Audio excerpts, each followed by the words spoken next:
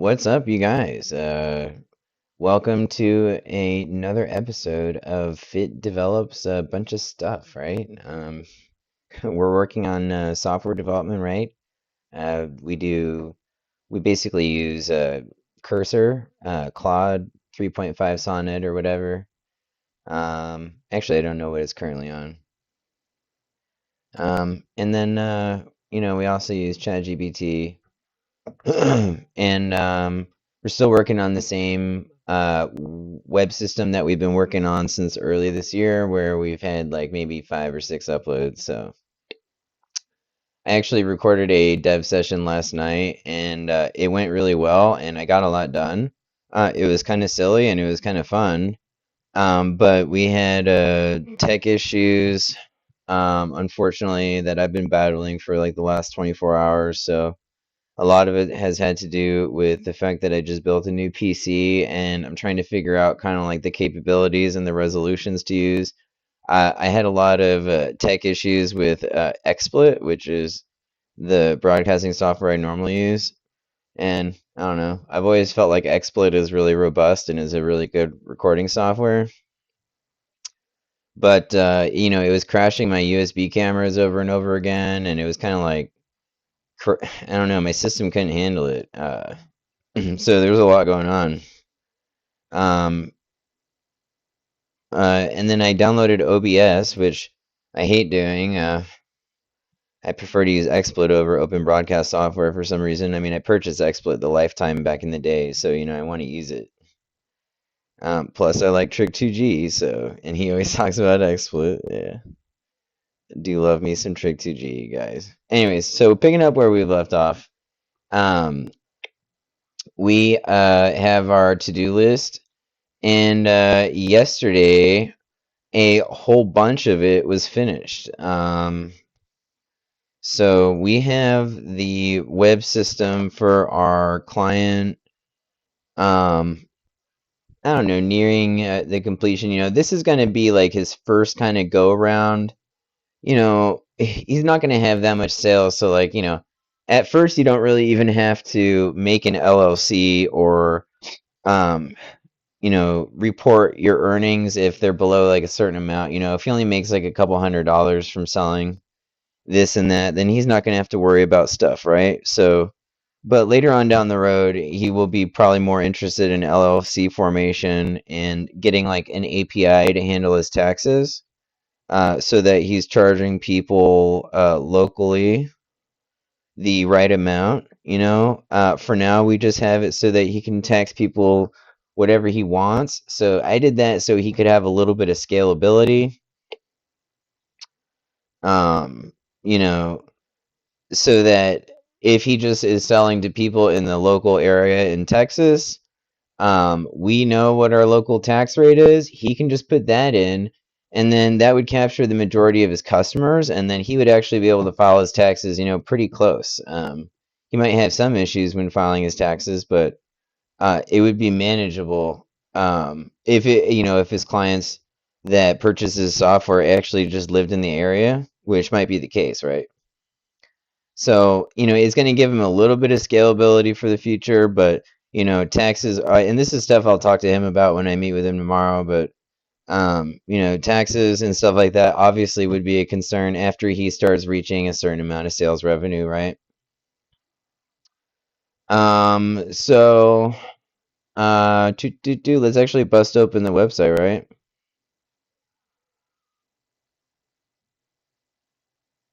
Let's see. So, I actually have done a lot of work on the UI.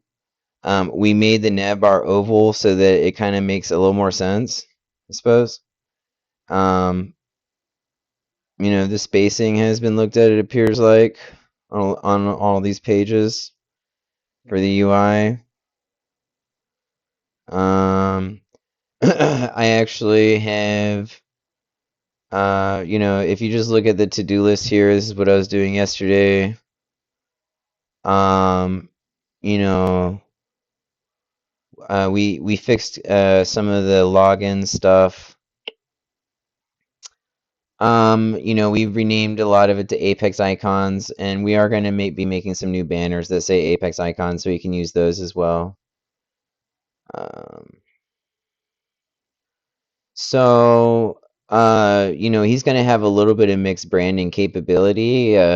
You know, he is going to be called Apex Icons, but he does have a lot of banners that say Apex Holdings. So, and then actually, let me show you guys just kind of what we got done yesterday.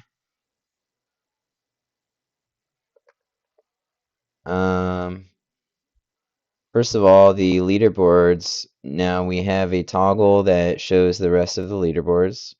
And, you know, obviously behind my camera here, we have one more down there. So um,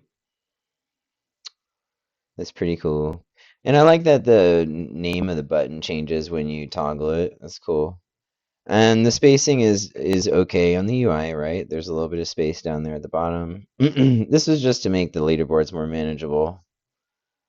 Um, you know, I could always just actually get rid of my this is what it looks like, right? Yeah. Let me just actually demo the, you know, here's the ebooks. You can read his ebooks that he updates or whatever. You can like them. Let's see. And one thing I like that I coded about his I'll bring back my one thing that I like that I coded about his site is I made it so you can just like his stuff over and over again, just forever. You know what I mean? And so you can just sit there and press like. I love it. And it just adds up, you know. Um, yeah, pretty cool, man. Pretty cool. And I did the same thing for his videos here. You know, we did a little bit of work on the UI on the Media Hub here. A little bit of spacing on the featured video. Uh, just kind of. I'm not sure how to describe it. I don't know. This is actually interesting. You know, you hover over the info, it shows you how much stuff it has. I don't know. A lot of the stuff look at the UI, by the way. And if you look at the bottom left, see how the section is like inset with a box shadow, and it has a rounded corner here. On the edge, it's not rounded. I think it looks professional, you guys. And this section up here, also same thing, inset, rounded. Okay. And, you know, as the admin, you can configure all the thumbnails for the videos, right? So you just go to manage MP4 videos. Um, you click on the video, and then you can just upload your custom thumbnail, right? And I'm gonna make, oops, no, I'm gonna make him his own thumbnails, I think, you know, for the videos I've uploaded already. So, um, and then there's some centering issues here with the overlap on the ebooks and stuff. I'm gonna fix that. But yo, a lot, and I mean, we fixed a lot of stuff. Like, um, what else did we work on? Let's see. I mean, it's all pretty. I mean, and like the responsiveness of the video content is so nice. It loads from the server on Bluehost really What's well. good, y'all? This your boy Marco. Was good, y'all. Was good. This is my homie, and he's a lot of fun, man. Look at this. You can just sit here and like it. I love it, dude. I love it. It's so fun. All right, so and I like the controls here, right? You can what can you do? You can change the playback speed. You can I mean, it has all the controls of a normal media player. Um, can you download his vids? Right, you cannot download, can you? Oh, you can? Okay. Maybe I should remove that. I don't know. Might be wise. But you know, I suppose if somebody purchases access to his stuff, I mean, his videos are only a few minutes long in a lot of cases, so maybe it is good that they can download him. We'll talk to him about it. All right, yeah. The media hub is a little bit thinner than the dashboard. I do like that. So that's a lot of what is going on. You know, we updated the let's see, if you register and you don't know, I'm sorry, and the privacy policy has been updated. We filled in all the blanks. So it has the terms of service. And so, you know, it's just really kind of basic. But it works, you know, that's the already have an account. So yeah, forgot password. Reset password. See, it looks like the user interface and the reset password not too bad. I do dig. So, all right, let's evaluate here for just a moment. And you know, I think I did show you guys in the last vid, you know, the invoice creation. We fixed there was an issue when somebody was paying instead of the invoice generation was using the wrong price for the system. It was just automatically doing like $4,000. So we went into the code and fixed that. So just a million things done yesterday. So we have the links for X, Insta, and Facebook. I'm going to make perhaps a transfer document for him.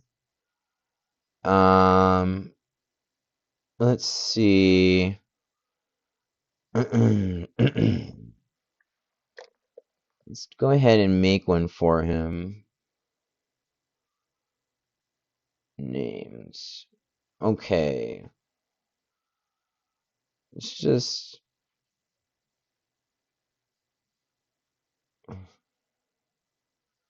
see. Transfer document. Okay. I need the link for Instagram. Oops. Let's do Instagram, X, and Facebook. Or we could just do Facebook, right? Um,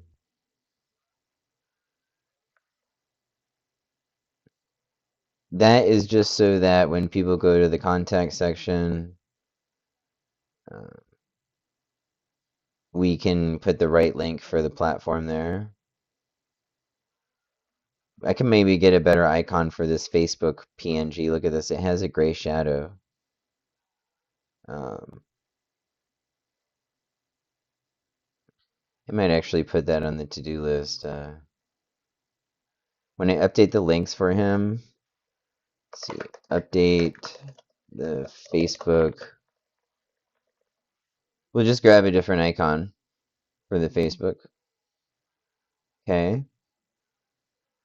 And let's see what else, guys. The admin dashboard users list needs to show the pay that if they're paid. All right, let's do that real quick. That should be fun. I can't imagine it will take that long in the code here, right, to do that. Let's see. All right. Well, let's navigate to that section in the website. Log in our admin account here.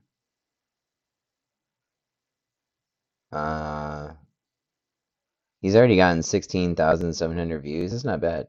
1,304 unique visitors. That's cool. Company. And his other website is actually kind of like more popular in a way. It has less overall views, but which his other website that I made him is just this one right here. Meh. Apex Holdings. Still says Apex Holdings. Maybe I should update that to say Apex Icons. I rolled out a lot of updates for him to already make everything say Apex Icons. So Apex Holdings Company.com. I can actually just update that website real quick in the code.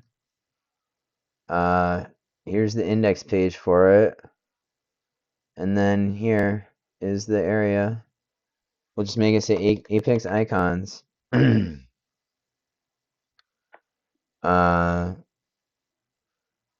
then let me just put a blurb here.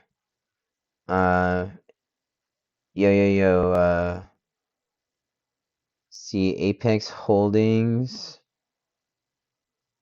Here it is right here, icons. And then where it says about us, Apex icons. Icons was designed with something in mind.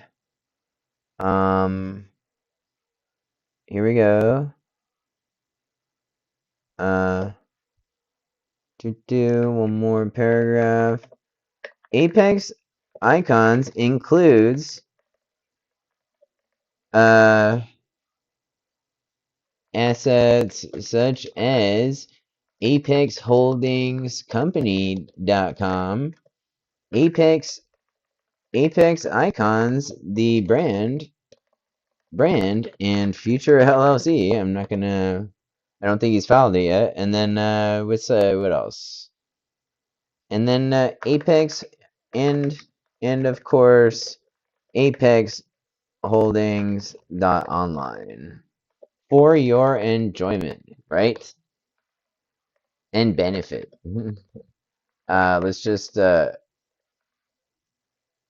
be useless here, right? Right. Actually, let's just update his. And then what else? Apex icons. Let me just update a bunch of times that it says Apex Holdings. Let's see. This is just little stuff, but it makes a big difference because I know he's switching. So let's see. We can just search Apex Holdings. Here we go at Apex Holdings. Icons. And then I'll just put Apex Holdings for lack of confusion, right? Actually, let me just put a link here. Oops. Forgot that my hotkey was a control arrow. Let's see. HTTPS. Blah, blah, blah. Bam, bam. So that is a lot of them. Here we go. There's another one. Stay connected with Apex icons for the latest whatever. And then his Twitter handle and stuff like that. I don't know, man.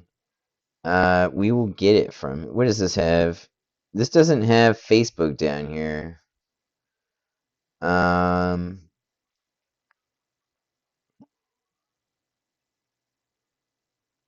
Images, Insta and Twitter, huh?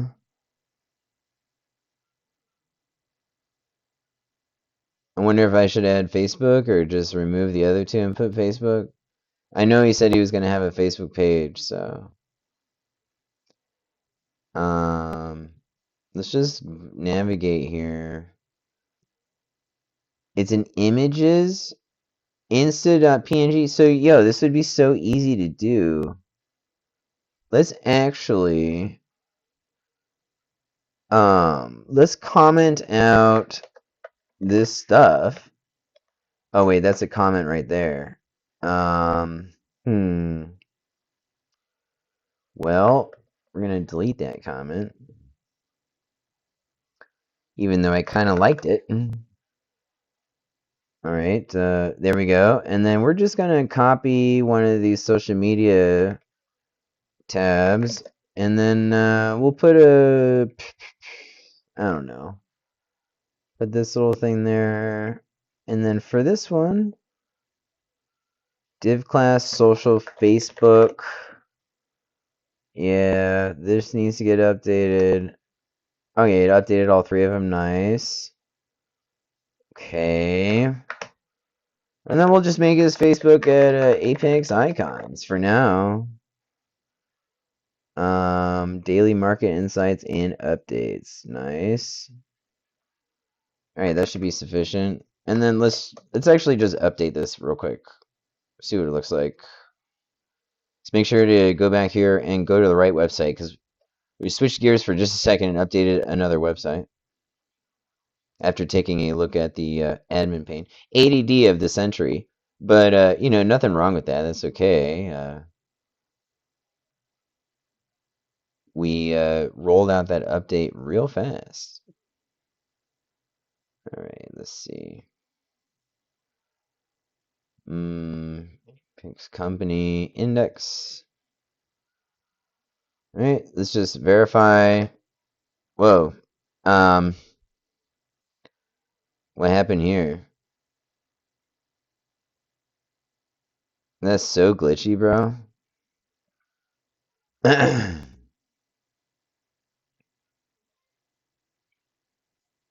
I'm missing a div, first of all.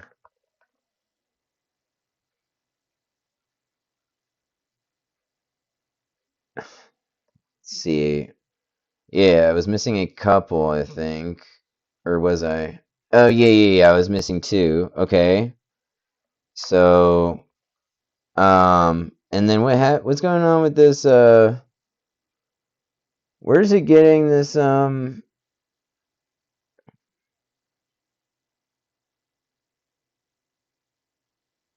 just confused, like,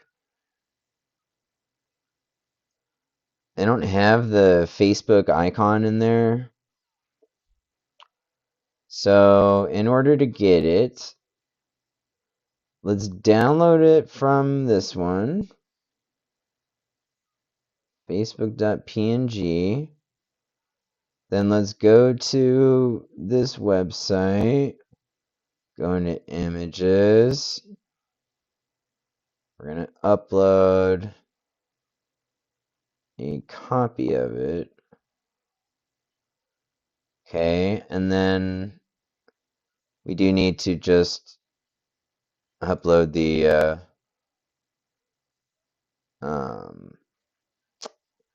updated index that we just did, and we can move on. Added in a couple divs there, and let's verify. Okay.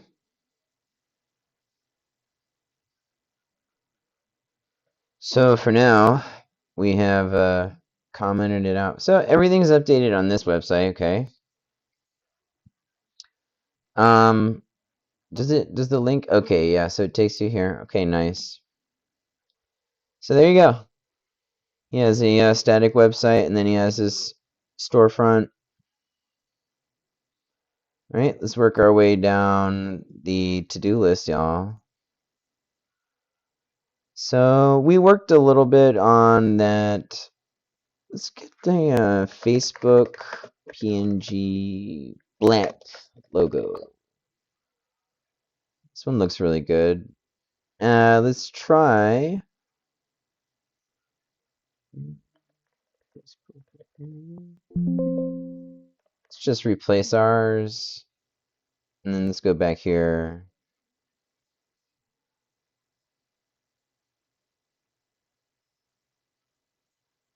Let's see. So we just want to verify the contact page now. Okay, good. Oh wait, no, the black grid is still there. Actually, let's clear our cache and cookies. Okay, there we go. That fixed it. And it is a little small though. But that's okay, right?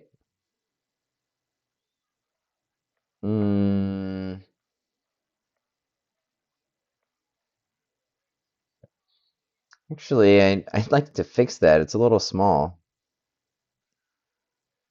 Let's see.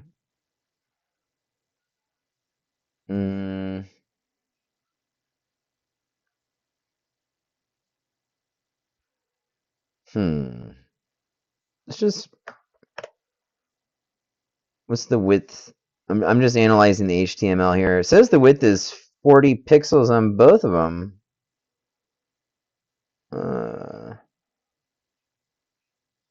Whoa. Okay. Let's make the width then on the Facebook one image. Let's go back here. Let's go to style equals width. Let's make it freaking 48 pixels. It's just no. We don't want to make any of the changes. Let's exit out of here.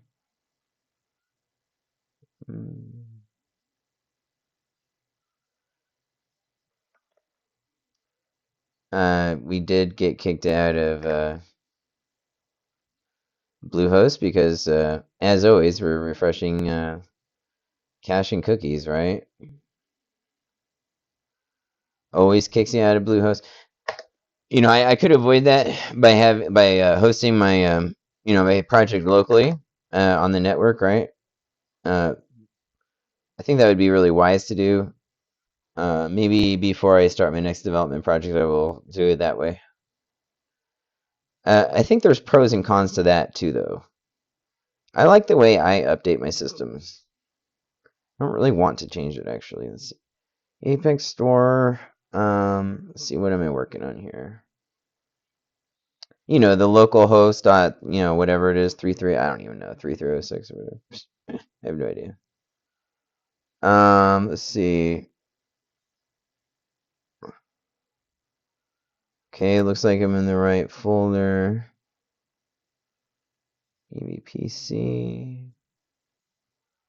Apex Store. This was contact that I updated. Okay. Let's verify. Okay. I mean, does it look like to you that the Facebook icon is any bigger?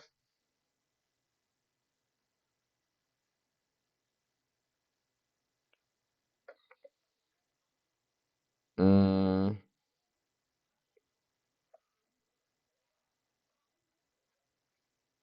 mm. Let's boost it a little bit. Let's go all the way up to 60 pixels. And let's see. Let's just.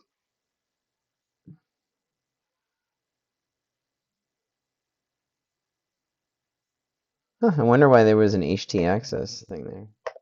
So that's not actually changing in size, right? Let's delete the browsing data. Maybe that was it. Okay, no. The cache and cookies didn't make a difference. Huh. So when you go in here and you go into the image. Well, let's see what is coming up in the HTML here. Yeah. I don't know. Yeah, it says the image is 54 by 40.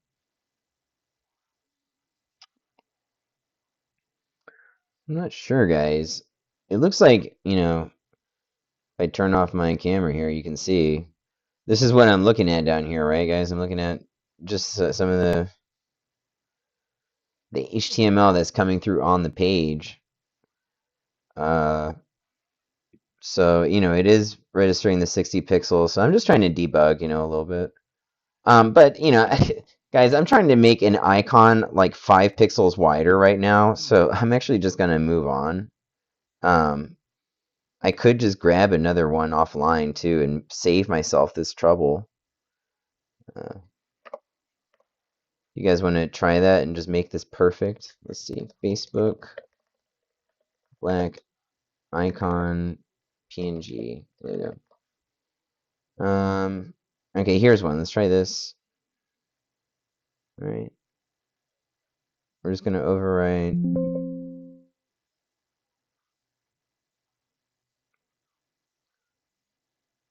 Oh, got kicked out of Bluehost because I refreshed caching cookies. Ba-ba.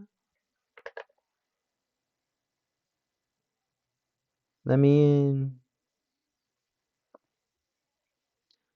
Oh, I turned off my camera. Let's see. Apex Store. Go in here and just try a different Facebook logo. How's that?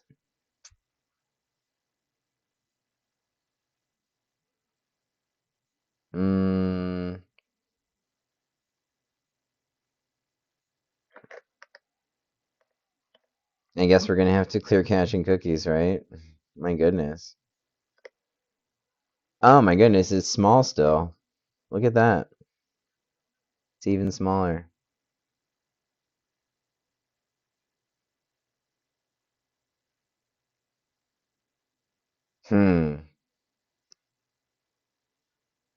It's annoying to me.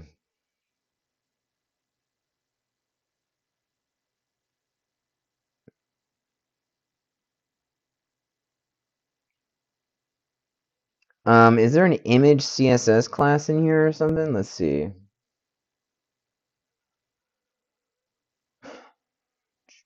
Oh yeah, here it is. Says width 40 pixels. Oh, that's why. Okay.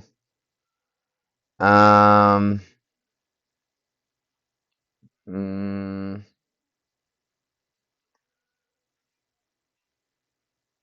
I thought putting it in line overwrote the CSS though at the top. Does it not?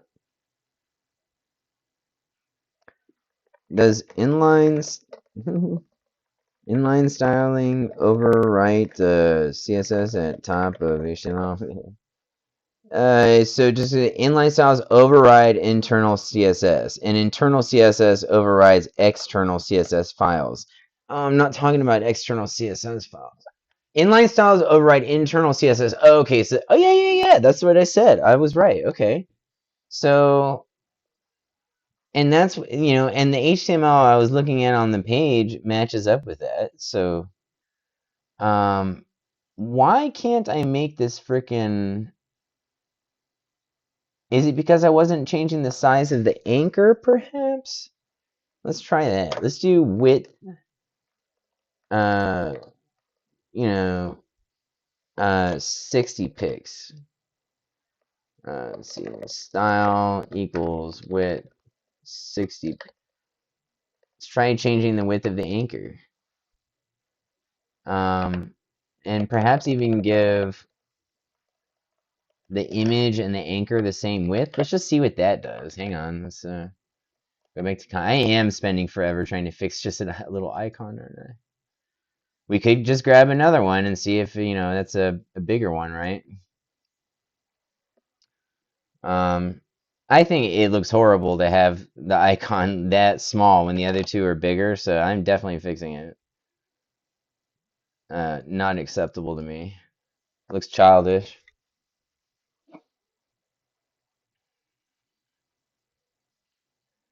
All right, let's see.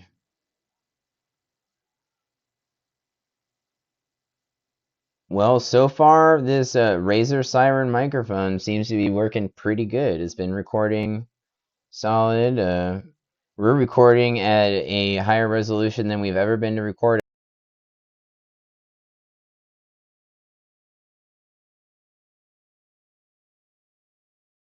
Okay, and then at 30 frames per second. The one in the top right is 1080p at 60 frames. So, um, you get a little bit of mixture.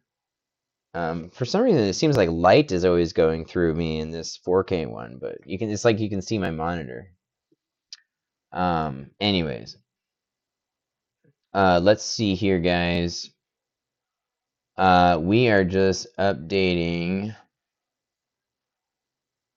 Goodness.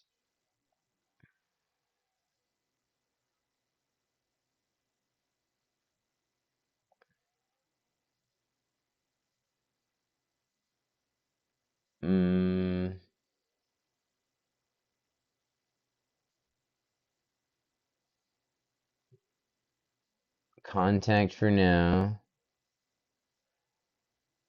Okay. All right, and let's get back into Notion.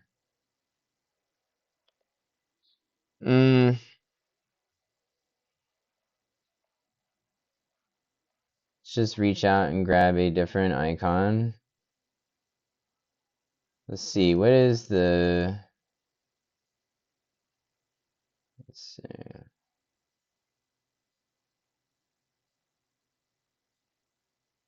Here's one.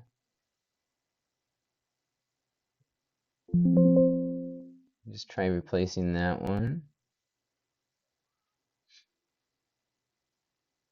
The other two seem like a pretty standard size, so imagine, let's see, might have to revert the changes we did on the contact page, but okay. That one has a background and still isn't big enough, okay. Yeah, and let's revert the changes that we did on contact.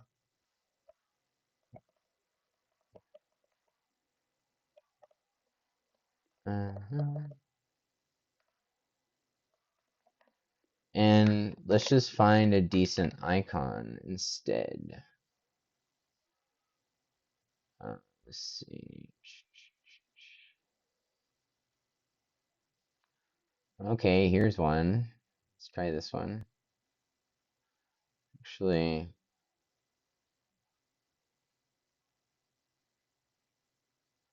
I like the look of this one.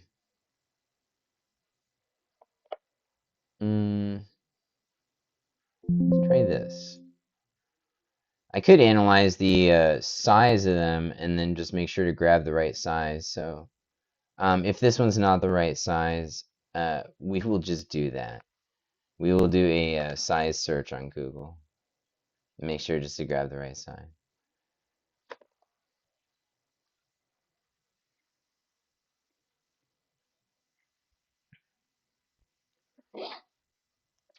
Let's see.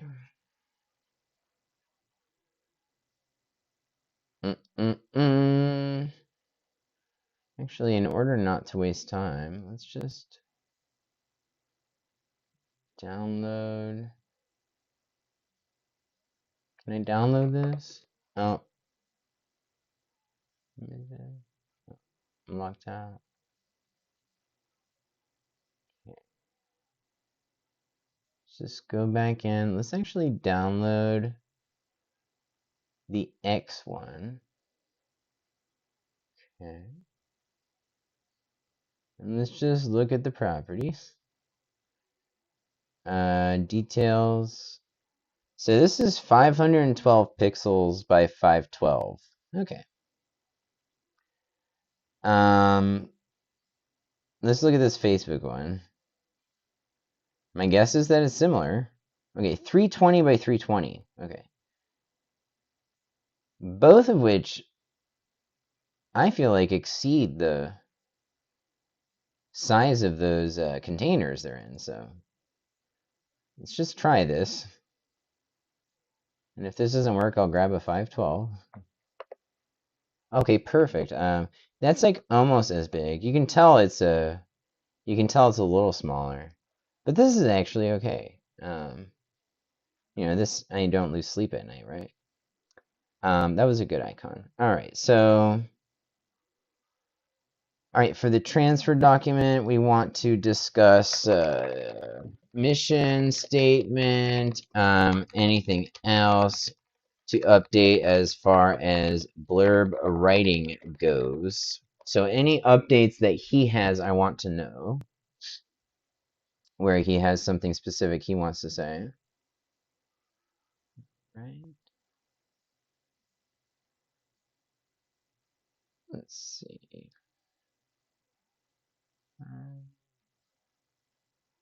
This is okay with me. All right, let's do the if paid column. Toggle users list. So it's as simple as this. Look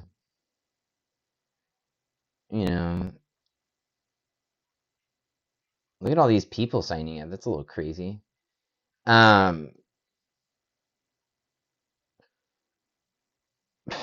Don't know how to stop that. And maybe I should make it so I can delete their account. Or just corrupt their password so they can't get in. That'd be funny. Oh wait, people can recover their password. Gosh, I want a smoothie. I do have ADD today. I want a white smoothie so bad, man. I have vanilla out there. Ugh, want it in my belly. Yo. Okay, so this is so easy here, I think, right?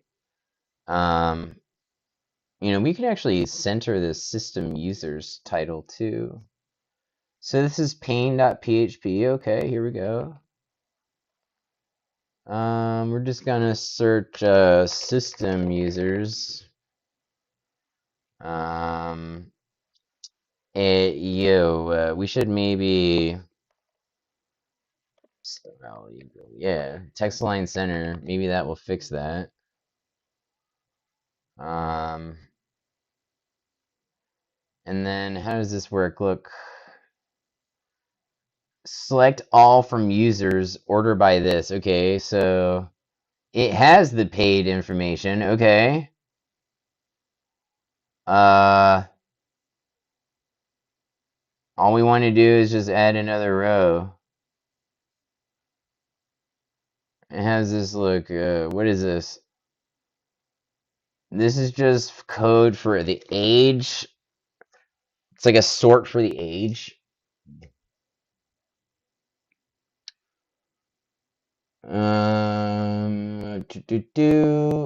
Oh, it's calculating. Oh, interesting. Okay, let's see. So all I want to do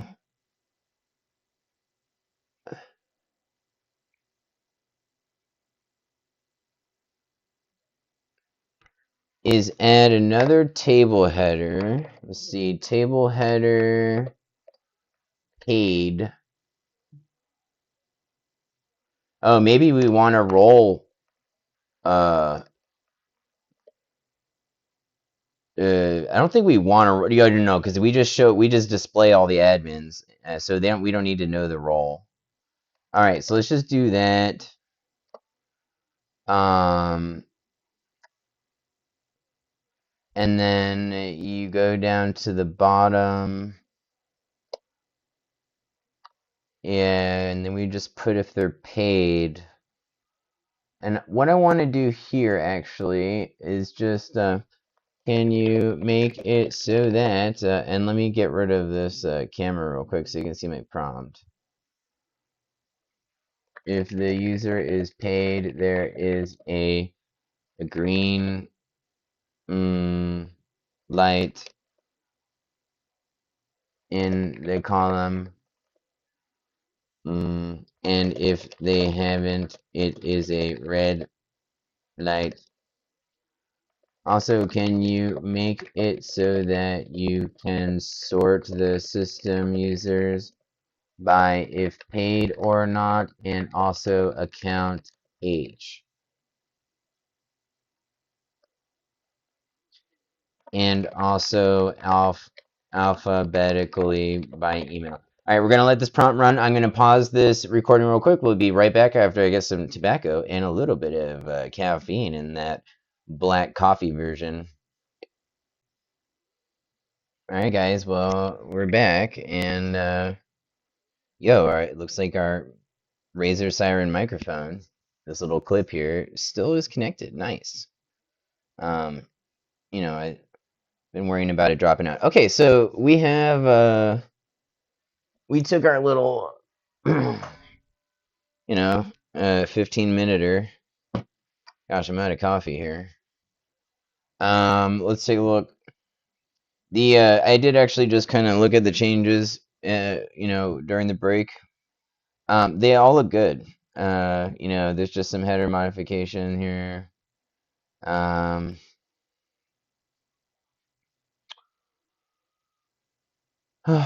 It modified the query here. I also noticed that during the break that the age, hang on, this one, the account age is wrong, right? And if you just look at this one, like this one was in 2024, and it says it's 3 days old. So let's actually just approve these changes over here, and I did some CSS for the status indicator. Also added a DOM content loaded event listener, which makes me a little worried, but I don't want it to affect any of the functionality on the rest of the page. And DOM appears to be a bit tricky sometimes. If you have multiple DOM loaders and stuff, it is a bad protocol to do that. And it can cause a lot of problems, and I know that because I've gone down that rabbit hole. And, there actually are some tricks that you can do with the whole DOM system where you can like cascade effects if you load them differently, even though you're not supposed to do that. It's pretty interesting. And we did do that in one of our systems. So,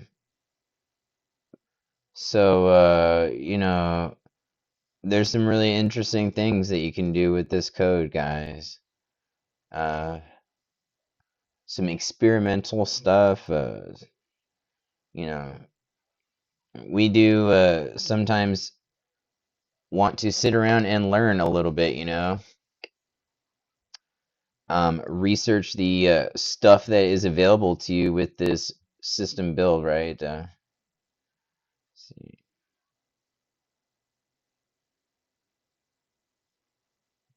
Okay. Okay.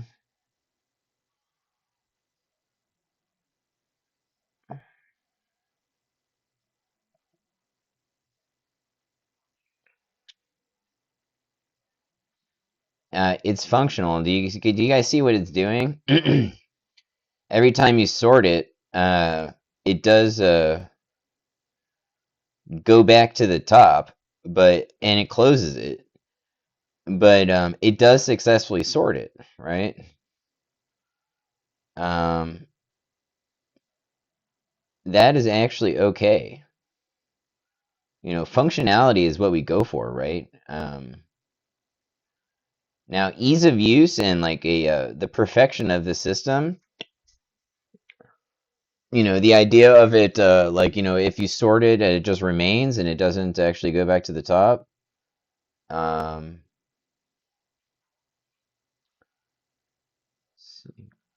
would take a little bit of debugging, and it doesn't seem like a priority. It's okay. Um, I just increased this functionality just now, so this is actually pretty nice. I'm sure it's accurate too, as far as who's paid and what's not. I do also kind of want to add a button for accessing their invoice and uh, deleting them from the system. It's another one. I just wonder,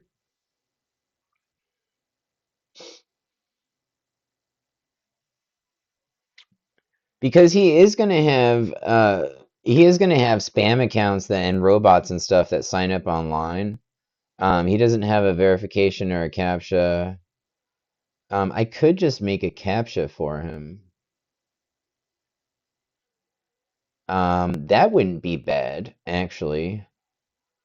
Instead of adding a delete feature here to just clear his accounts, I could always go in and delete accounts that he wants me to, I suppose.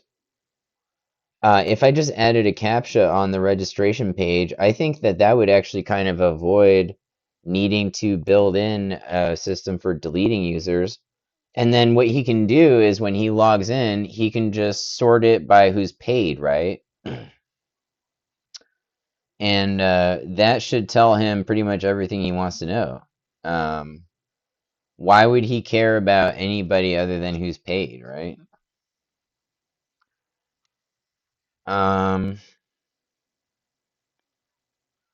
Well, of course, there's reasons, right? You might want to make an email list out of everybody that's signed up or whatever. So, in fact, I could even make a button to export all the emails as a CSV, so he could do that.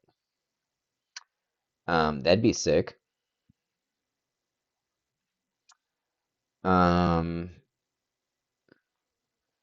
That's not hard to code either. That's pretty cool. So I'm thinking about the delete. I'm just kind of evaluating here, guys. If I do add a delete, I need to make sure he can't delete himself and also delete an admin.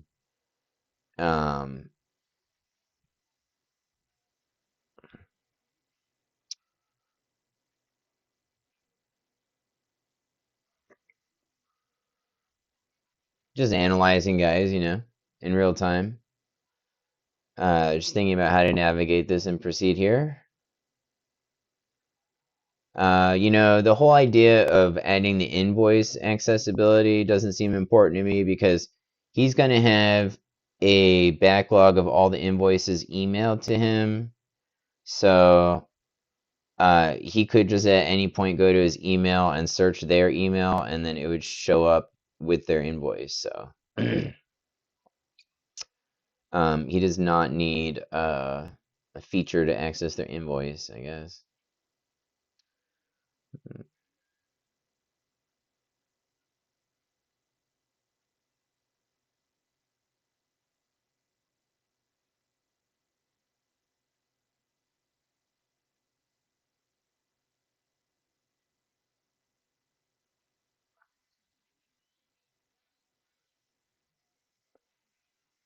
Well,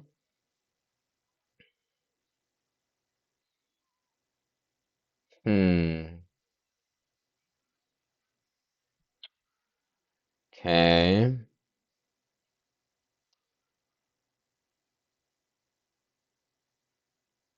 Uh, Another thing is if somebody has already paid, he wouldn't want to be able to delete them, right? Just think about it. If somebody's legit paid, I mean, I guess he could delete them if, like, he got hacked or something and, like, they're marked as paid and he knows he didn't receive a payment from them. And maybe he's having a payment issue. Maybe he would want to delete their account.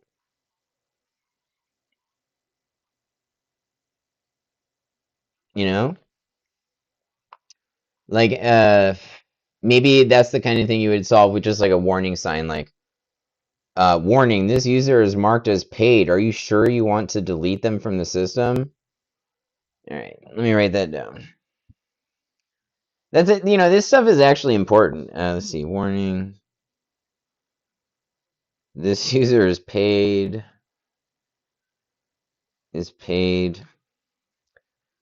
Oh my gosh, what would that do to their invoice? Are you going to delete their invoice too? I mean, oh no, if you delete them from the system, it's going to remove their invoice too. My goodness. You won't even have a record of it because it will remove the reference and the blob is stored as a column in the user's table. So it would actually delete the invoice. Yeah. Um, hmm. How to handle that? Do you want to delete the invoice? You could just put that in the warning. This will delete the invoice and all record of it. Except for the one that you received in the email. You would still have record of the one in the email. Okay, there you go. Boom. Okay, so let's see. Warning: this user is paid. Deleting this. I will put that in the warning message. Deleting this will remove the reference to. Hang on. Let's not say the reference. Let's say the invoice from our system.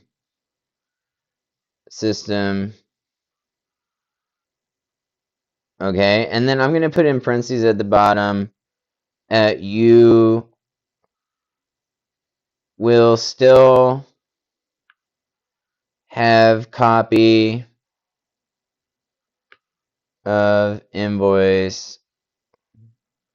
I like to write stuff down sometimes, guys. Sorry, it's just my work manner. You'll still have copy of invoice. It's kind of how I think, you know. I like writing. I mean, if you go to my Instagram, a lot of it is me kind of like I have like a, you know, I legit have a feather pen with like inkwells and stuff, and like I like to write, you know, and like write symbols and like you know, Egyptian symbols, all this stuff, man. Yeah, sometimes I actually, even though I have Notion right in front of me, you'll still have copy of invoice in your email. So here you go. uh, just you know, just part of my way. um, yeah. So hey, and on trying to bring you guys over to the there you go on the far right column. I'm giving it a prompt right now. You can't see it. Um, we want a small black delete button that will remove the user from the database completely. Very important. Uh, goodness. You cannot delete people whose role is. Let's take a look at what the role is in the database. I think it's just lowercase admin. Let's see. Um, users. Yeah, it's lowercase admin is admin. And also, if you try to remove a paid user, then it says this in a pop-up with a confirm or cancel button for deletion. Warning, and then I'm just going to put whatever I said. Oh, I actually typed warning correct. That's hard to do. Deleting this will remove the invoice from our system and the user. You will still have copy of invoice in your email. Bam. Okay, I didn't type email. Correct. Let's and yeah. So that should be a good prompt. I mean, this is not too difficult, right? There's only two edge cases. Along with it seems like a pop-up, a modal maybe. It'll give us a modal, hopefully. Um, Interesting. When I'm on this screen, you guys can actually see the AI running.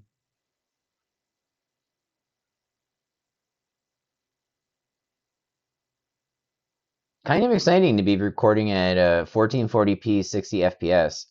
I wonder if I can do 4K 30 FPS vlogs because my webcam is that resolution. So I wonder if I can record my workspace on XSplit as that and upload some 4K vlog later, guys.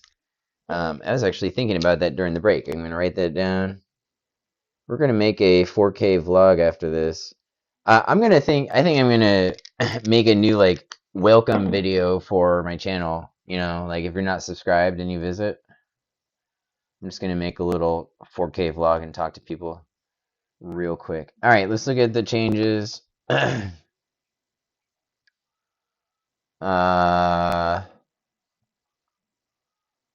um,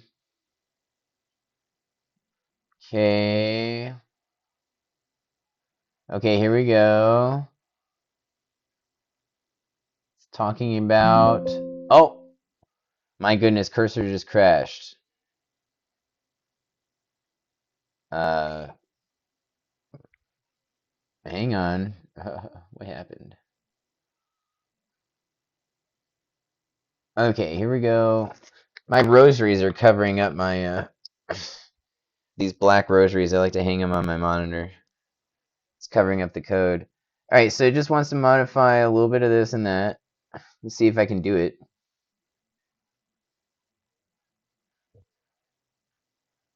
Looks like we have consolidated this page a lot.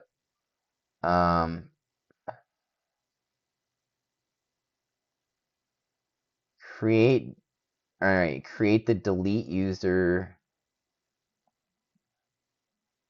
How do you grab all this? I know you guys can't see what I'm doing, but all I'm doing is just grabbing a block of code, and we are going to make a new PHP file here. Delete user .php. Oh, I already have one. Huh? Oh, is this the same file? It sure looks like it. Um, no, it is not. Wait, so I already have deleting user functionality? Um, hmm? When did I add that in, yo?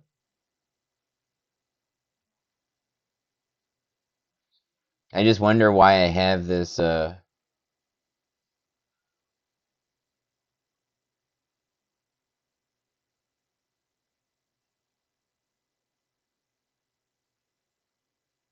delete users page visitors? What am I doing, guys? Are you looking at this? What? Delete the user? What am I doing here?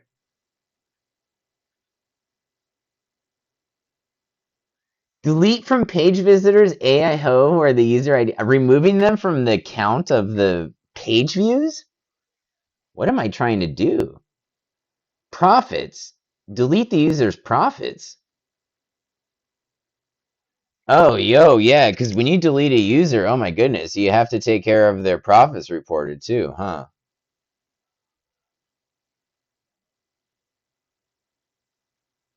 Okay. Uh, Wait, is this the file that it kind of actually does look like it? Yeah, yeah, this is the file that was recommended. Okay, hang on. um,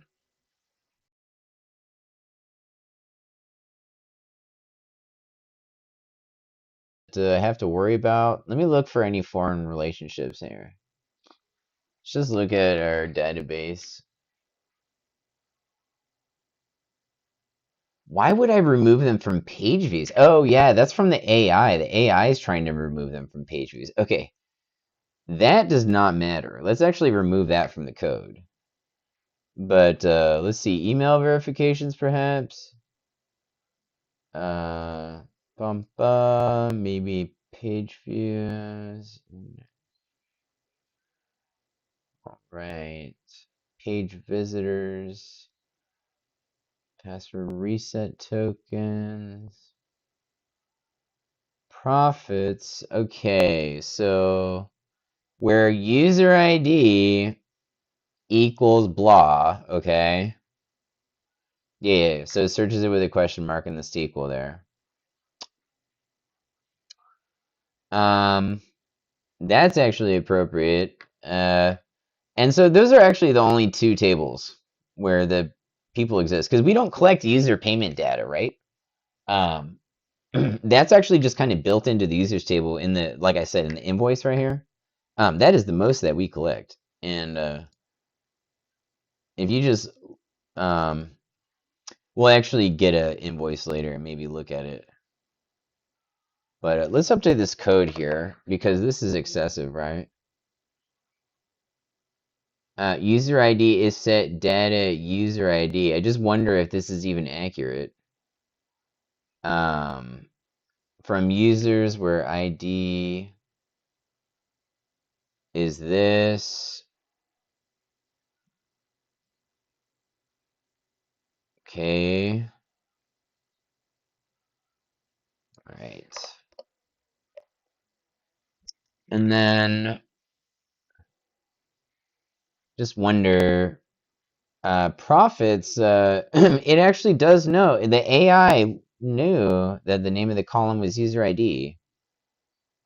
Because if you look here at the profits table, the ID column is just the primary key for the profit reported, and the user ID is the foreign key relationship. The reference column for cascading effects, right? So let's see this basic SQL stuff. Select role from users where ID is equal to blah. And then this is just a PHP variable.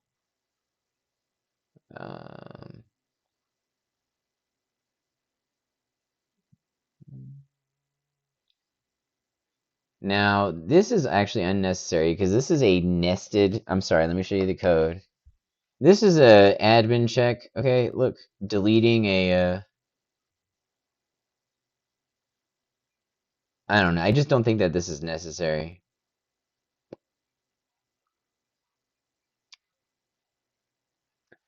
But because it already gets performed at the. Yeah, we're actually going to remove that. It gets performed at the top of the pane, so that's okay. All right, here's what I was looking for. Cannot delete admin users. Okay, so let's actually. Whoop. Delete user.php. Okay. Do I want to replace it? No. Hang on. Let's just save. There we go. That was a weird file operation. Wasn't used to that. It's trying to like overwrite it from file manager. Let's see. We're gonna upload. Delete user. We're gonna upload our newest pane, and hopefully the whole thing doesn't crash, right? Okay, okay. So the admins are missing the button. That's nice. Okay. Let's see. Let's delete somebody. Are you sure you want to delete the user fit? Let's not delete me. Let's delete this asfa. Actually, let's pull it up in the database first. Let's go here, users. Okay. Let's go back to the database.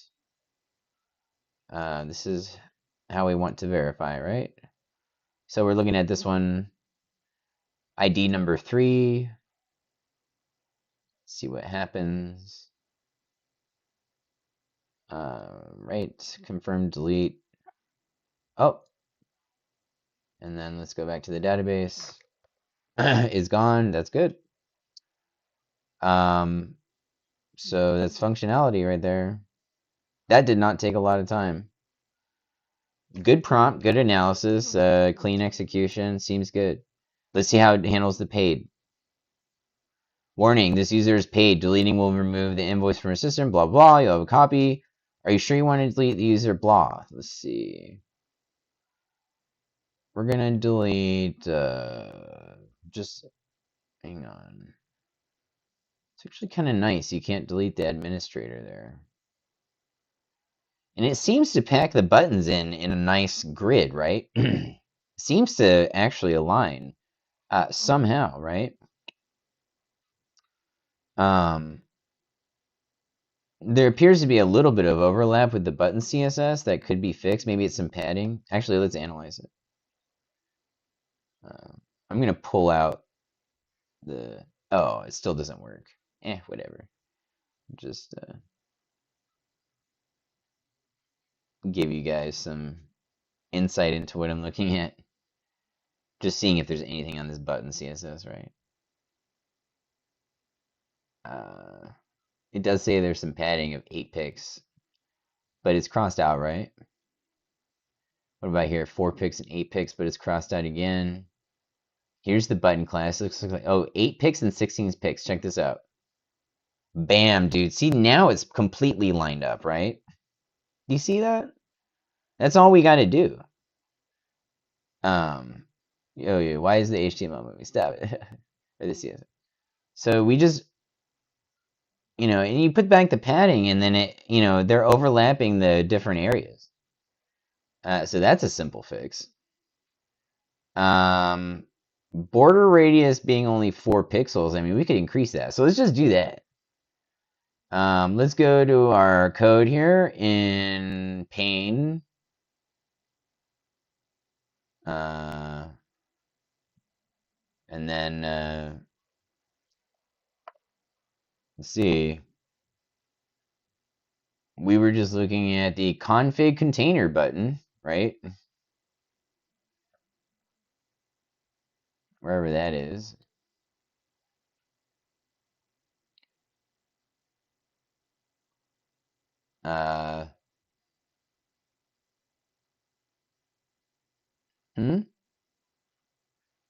Maybe it's a.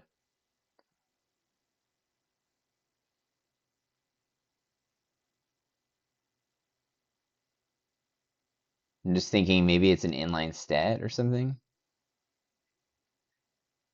Or inline CSS. I'm just scrubbing the code and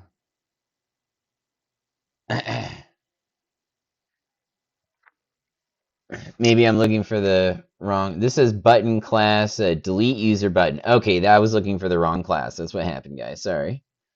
Here it is, padding 4 pix, 8 pix. So just remove that. And then increase the border radius definitely to like 12 pixels. Oops. And that should be fine. Actually, we could do a hover. Oh, it has a hover effect. Actually, the hover effect looks good. I like that. Okay, cool. We can even do like a cool transition where we change the font with a hover effect or something. That'd be sick. All right, so moving right along. That's an update for pane. Okay, now we added delete. And then, as discussed earlier, the invoice we're going to drop because just don't want to go down that rabbit hole, right? He has access to them on the emails. All right, and then also let's just make sure that the inverse works, that if we try to delete somebody and then change our mind, that it doesn't still delete them, right? So let's just test that.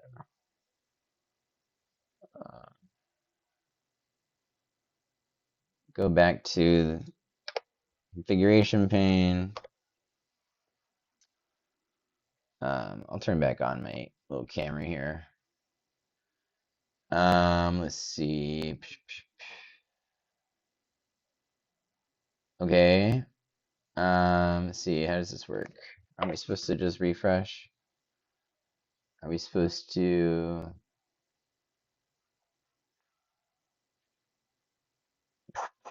Are we supposed to actually?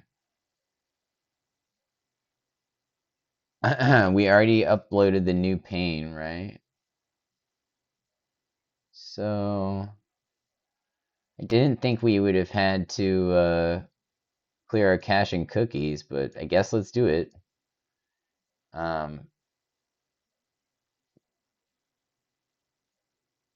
It's not a separate CSS file, so I thought I wouldn't have to.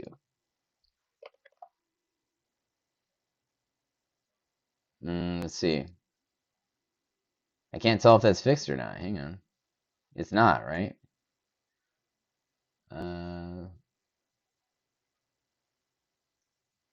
Okay, hang on. I'm doing something wrong. I just disabled it.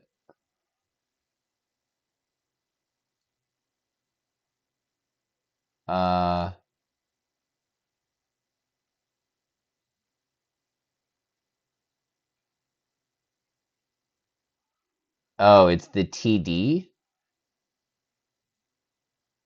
Huh? Confused here. So, actually show you guys what I'm trying to interact with.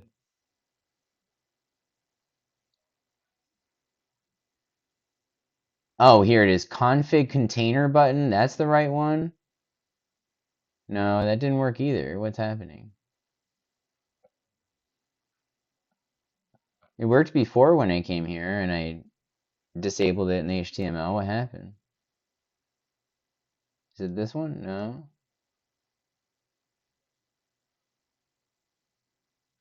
I thought for sure it'd be this one.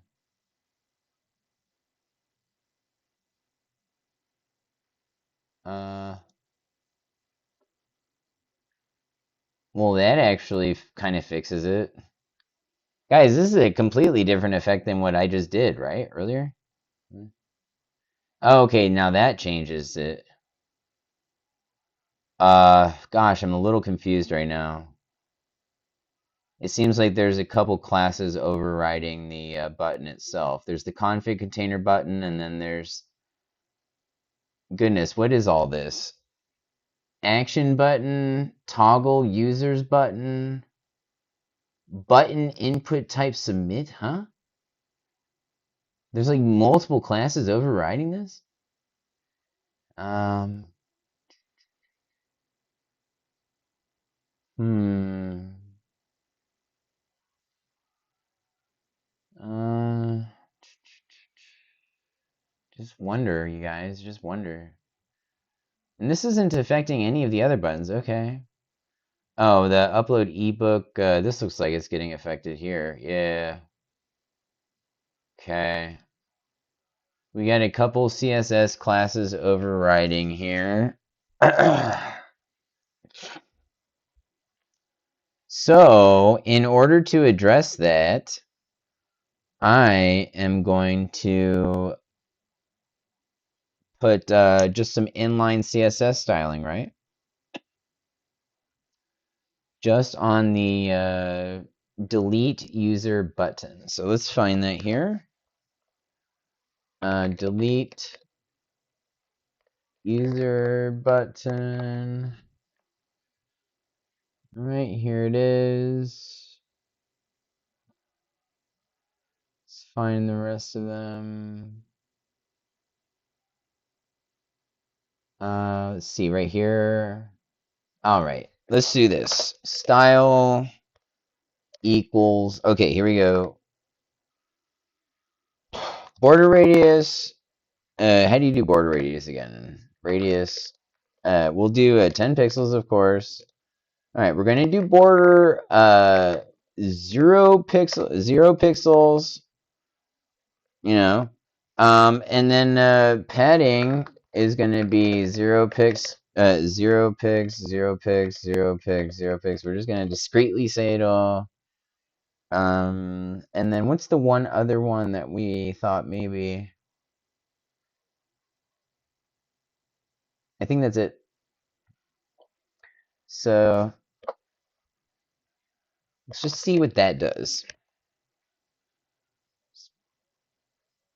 Putting a little bit of, let's actually drop our caching cookies here. Up, up, up,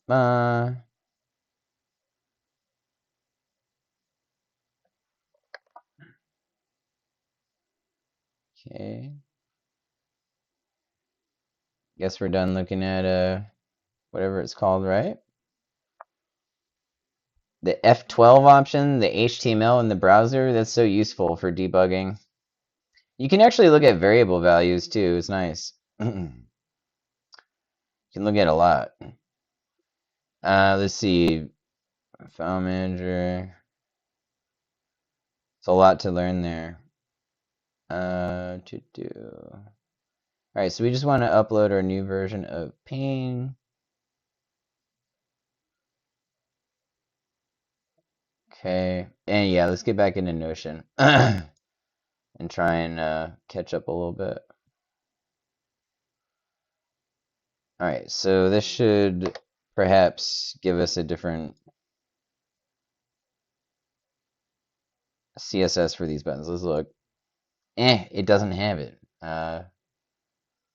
It still has the 8 and 16. Okay, I see that there's a error here. Let me show you. It looks like I made a typo. See, it says, oh, let me remove this too. See, it says delete user button style.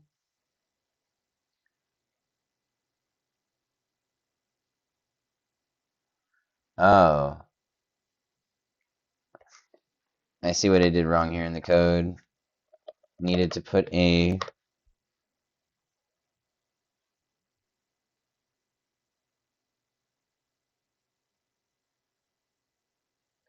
I didn't I didn't put this properly.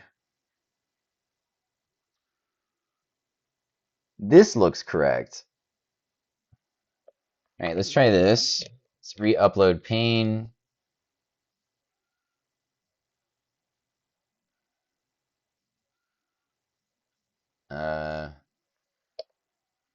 Hopefully, okay, that looks a little different, right? Obviously I made a mistake again.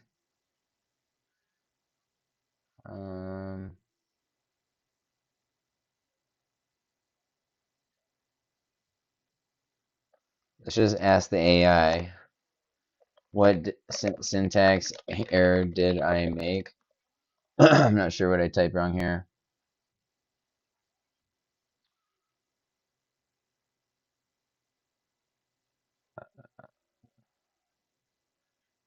Okay, it's just saying to remove the greater than symbol, right, that I put at the end there. Let's go back. Okay, now we got the CSS that we want. Okay, we learned something, right? Inline CSS styling saves you some time. You know, we have overlapping button stuff, and I don't want to change the other button here, right? I don't want to change any of that. So good stuff. Okay, so let's go back to our Notion. What did we do here? We made it so that if it's paid, you can sort it, you can look at it, you can delete them. You can't delete admins, and it only takes up the width of the column. Hooray. This is good. This is good. You can manage pretty much everything. Okay. So do we get to cross off something here? So I estimated that would take 10 to 20 minutes, but we went down rabbit holes beyond rabbit holes. How long is this video right now? It's only an hour and 22 minutes in. My goodness, guys. Okay, we're moving right along. Not tracking PDF ebooks properly in admin pane. Okay. Let's go to that. Yeah, this what I'm talking about here. Ebooks says 0 gigabytes, 0 PDF files, 0 EPUB files. Okay. What is this? It also says 0. Oh no, dude. I intersected with some functionality. Oh no. I really hope I can still upload and stuff, you guys.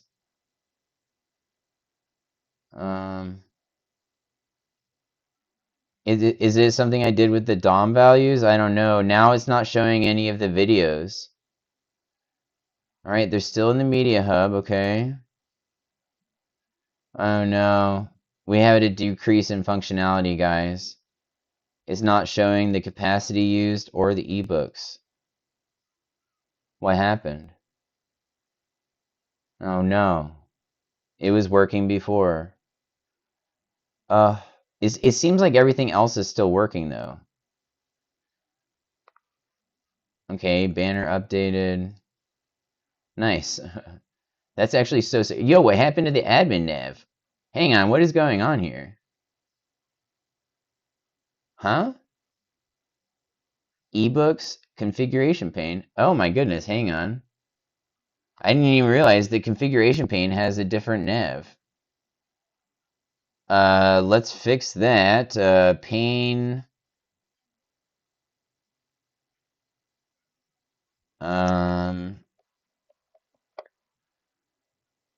Let's see. What happened to the nav here? Let's just search nav. User nav. What is user nav?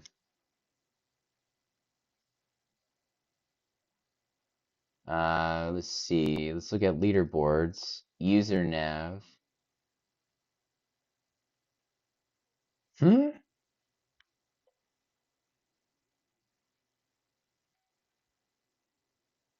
It appears to have the same nav. Ah, but it doesn't have the same style CSS sheet. Ah, I see. So we have the pane style. Aha. So I just need to update this. Aha. So we'll just update these 3 classes for pane style. Okay, bam. Just fixing the nav bar for the configuration pane since that is off as all heck. Let's get back in here, go to the CSS. We're going to upload pane style.css. Okay. All right, that'll fix that. Now we need to fix capacity, thumbnail counting, and ebooks. Goodness gracious.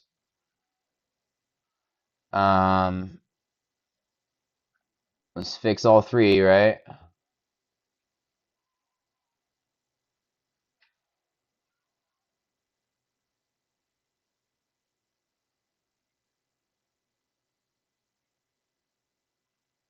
Just realized in our code we have some redundant code here.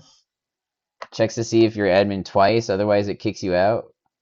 Oh wait, it checks to see if you're an admin, and if you're not, then it kicks you out.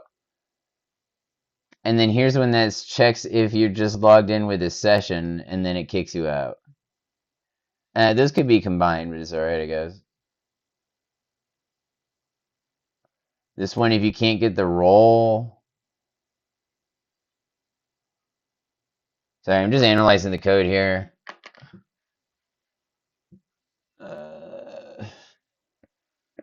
Okay, that's just to grab the role. Okay, that's fine. Okay. Let's keep going. Okay, let's look for the section that talks a little bit about the how many lines of code is this anyway? Let's just go down to the bottom. 1,000 exactly almost. All right, let's go to the content management.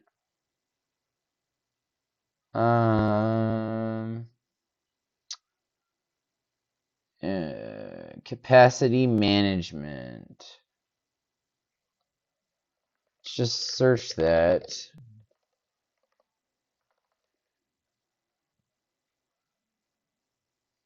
Cap query, select amount from db cap limit 1. Okay, so that's correct, 4 gigabytes.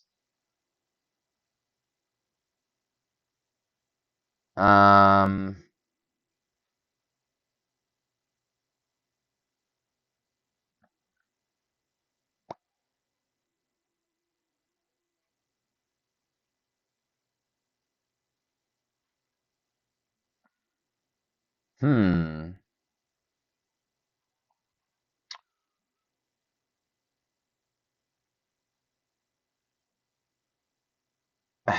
Where's he getting this thumbnail count and stuff? Let's see, thumbnail count.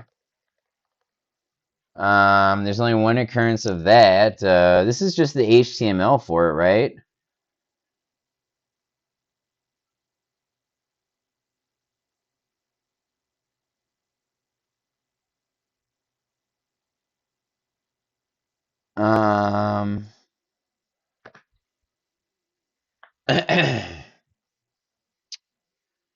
Hmm.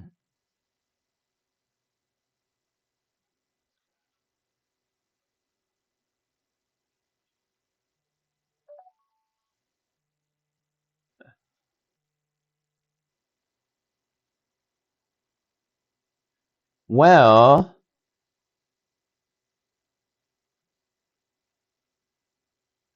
what I think is happening is it's calling a another PHP file, right? Get storage stats. Here it is. Yeah. Now what's happening here? Include config. Do I not have an admin config file? No, I do not. They just have one config file.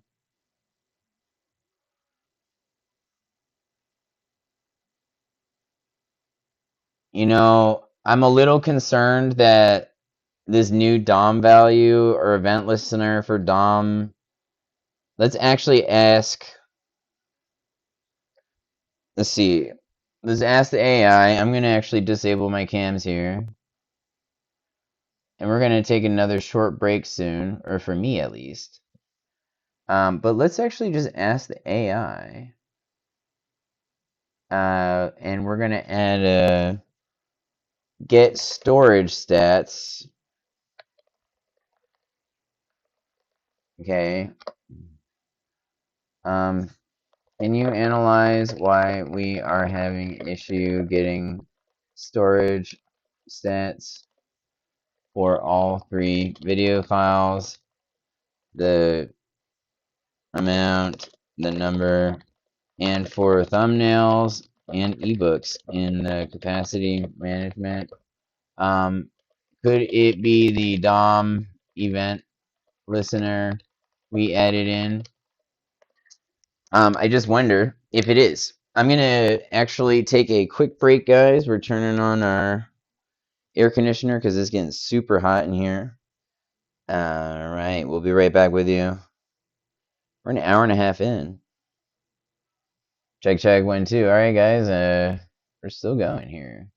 I just took a good 15-20 minutes. I had some coffee and some good old tobacco, you know. Yeah, kids don't smoke, but all right, it looks like I already let me add necessary JavaScript. So I was looking at some of this stuff during the break,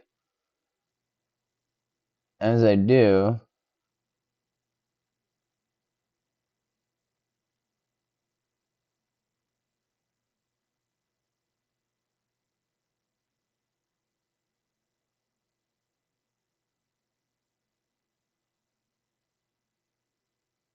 Uh, it says that it didn't have the JavaScript. So I was thinking that maybe I overwrote the code when I implemented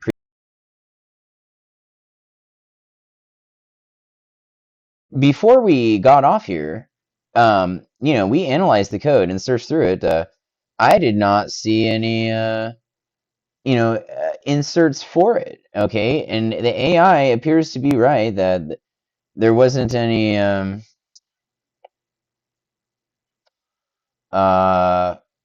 JavaScript for it. So let's just try this. I'm a little hesitant.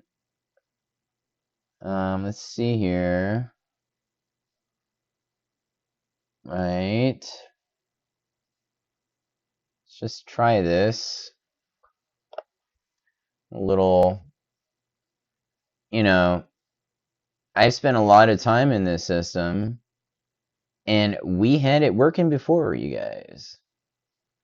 Uh, it was just working for me during my recording session last night. The video section was, as I mentioned, the ebooks wasn't okay. Let's see, did that fix anything? That was some JavaScript update. Maybe we have to clear cache and cookies. Let's just check. Isolate. Make sure we save this.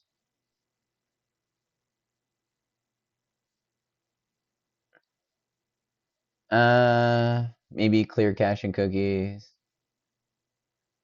And I'll turn on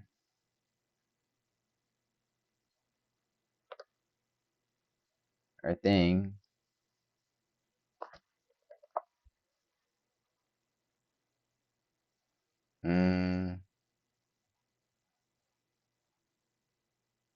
Well, it still doesn't show the stats.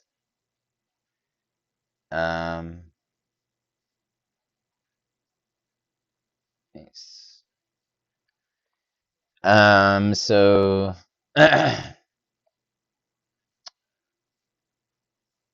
right.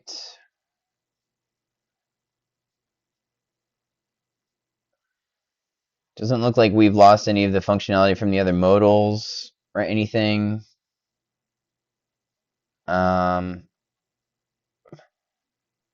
Just appears to be this. So let's focus on this.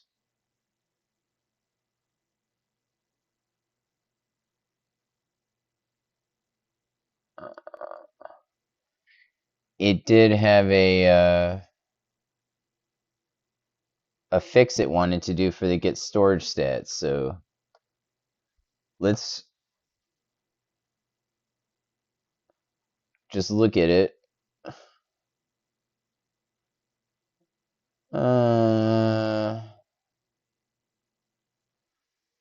me just look at the database real quick and make sure that the names of the tables match up. That's a common mistake that the AI will make, is that it just actually, when we were working earlier, one of the things the AI did right was that it knew the name of the column for the different table. I was like, yo, that's nice. It actually tracked it, so it referenced it somewhere else in the code before making that change. It's obvious they've updated Claude. I wonder what version I'm using right now. It just says Infinite Agent. I don't know. Does it say what AI I'm using? Whatever. A really good one. All right, guys, let's try and proceed here. We are just trying to analyze the table. eBooks PDF. Yeah, that's what it's called.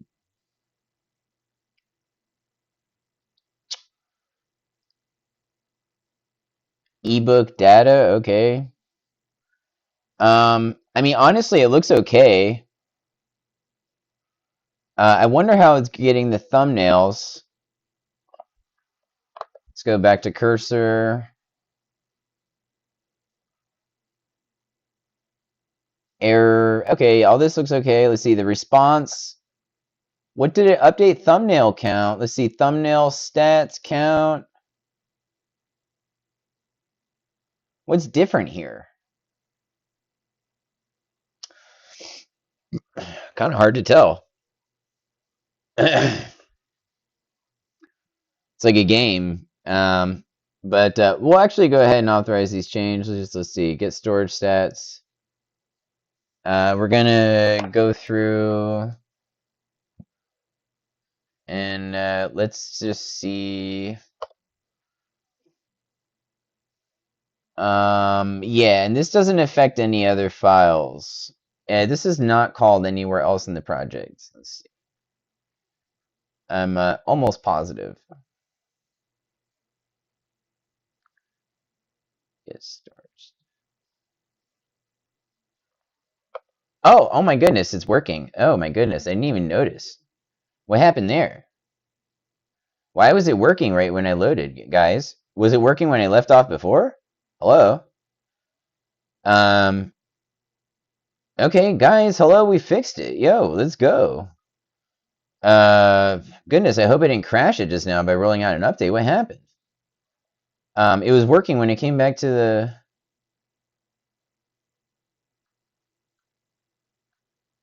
must be because I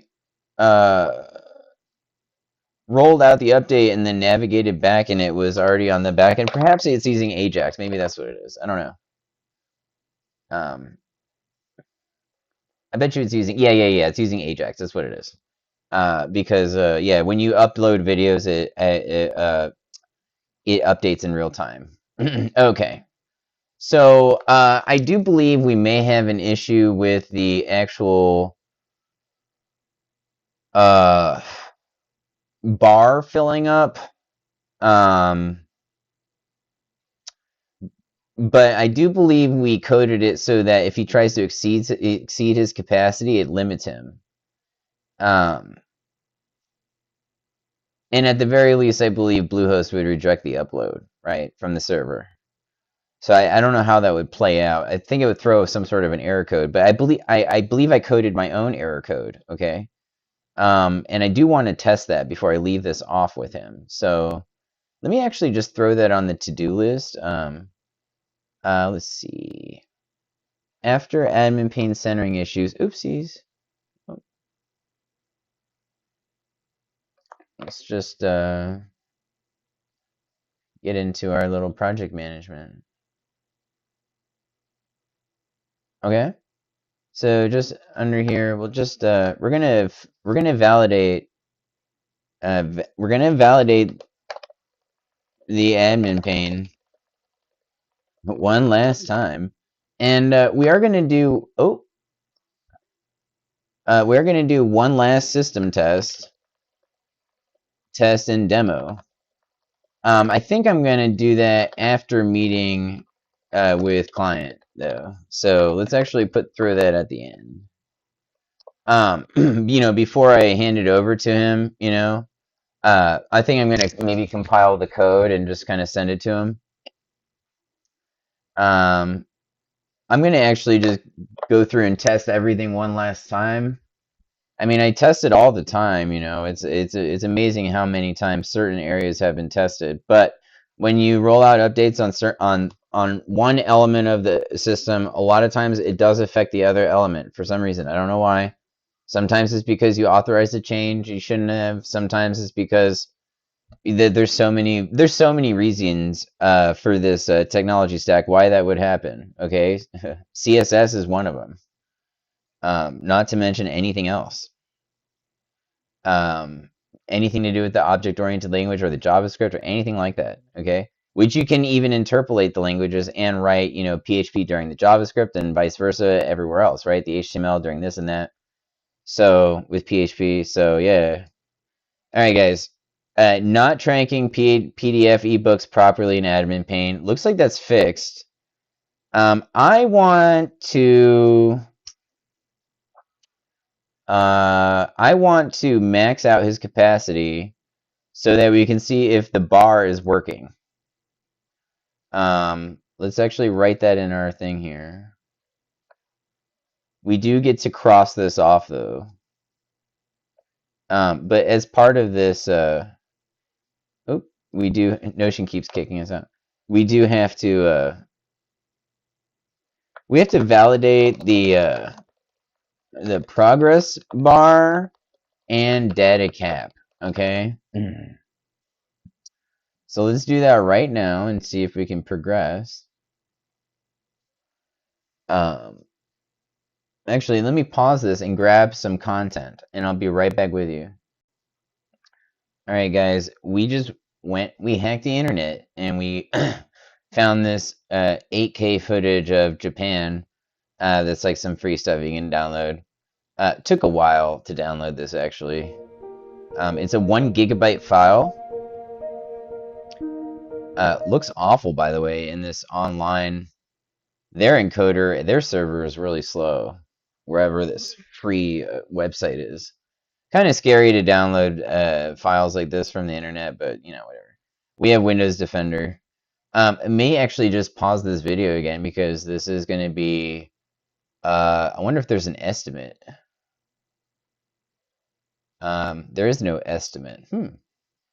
But I can estimate based off of the. Let me show you the glorious custom upload progress bar that we made. So I'm uploading the Japan 8K footage right now, and then the web system I built for my client. When you upload a file, it builds this. Is so cool. Let's look at this. I'll zoom in even. Let's take out my my existence here. Upload progress, network metrics, system resources, storage analysis, process details. All this data, you know, coming from my CPU. What is this? Some network stuff. CPU usage, I'm at 29% on a 9800 X3D, just chilling. Oh, I'm recording with XSplit, so CPU's clocking in it. Oh, that's a variable temperature there, going all the way between 58 and 48 C. Huh.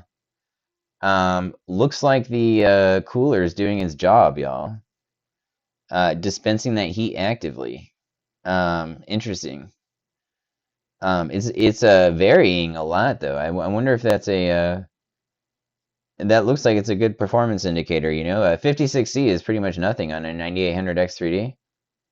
And we are, you know, we do have 3 monitors all at 165 hertz. You know, I think we are encoding using our CPU in the settings. GPU usage is, look, the GPU's at a good temp. It's only at 57C. Usage is similar to the processor, even less, you know, at 20% on average. During recording 1440p at 60 frames per second, I'd like to point out, while supporting triple monitors, all at 1440p at 165 hertz. This is a good setup, you guys. You can actually kind of tell. Look at the CPU usage getting all the way up to 45%. You can actually tell that this rig is efficient as all heck, dude. Good temperatures with 50% CPU utilization on an 8-core rig. This is all with fan-based cooling too. No liquid cooling, you guys. That is sick. Just analyzing my new PC that we built for the, you know. So that's actually pretty decent, you guys. I like that. There's a mismatch between what. This is interesting, you guys. Oh, the GPU that it is registering here is actually the onboard Radeon graphics, not the graphics card. Interesting. I can tell because XSplit is registering the GPU, the 6800 XT that we have, our discrete graphics card, as 60%. Okay, that is interesting, you guys. Interesting, interesting, interesting. We have some good tech here over at our... And it looks like we have a stable recording this whole time at 1440p, 60 frames per second. Kind of excited to review and validate this recording before we upload it to YouTube, you know what I mean? One of the issues that... And I understand I am just vlogging at this point while files uploading, right? But one of the issues that we had... you know, while I was uploading yesterday, was that I built a new computer, and then I hooked up all my tech to make a recording, you know, and I tried to do a higher resolution recording like I was doing today. Encountered many issues like I previously discussed, but after generating video content, when I was reviewing it and validating it before uploading it to YouTube, the built-in media player on Windows 11, the new one that came built in, I don't even know what it's called, couldn't handle the video file that was encoded. So it was corrupted when I was playing it back. So everything was just, when I was moving my hands and my arms, it would just, oh no, a server error occurred? Hang on, that's not good.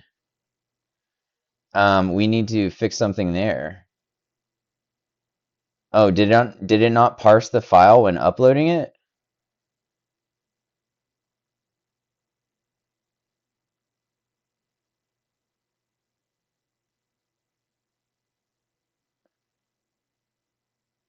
Oh no, we had a good thing I was reviewing this and I didn't step away while it was uploading. I wouldn't have seen that. It just encountered an error when uploading a large file. Okay, let's go to the error log. But yeah, the built-in media player could not review the videos that I was recording, whether it was an XSplit or an OBS. And it's such a crappy built-in media player. I downloaded a third-party one, and I used Photos, the built-in one from the old Windows version, and those both work for verifying and validating my YouTube videos. Crazy, crazy, man. That the new Windows 11, the built-in media player, the default recommended one, doesn't handle the basic encoded videos for OBS or XSplit. Nuts. Wasted a lot of time because of that. I was like, why aren't my video files coming through? This rig is brand new. All right, let's go to the error log. Let's see what happened here. All right.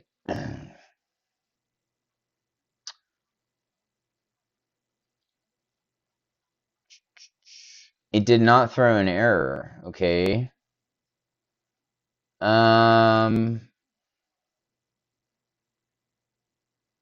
Interesting. Now, I do know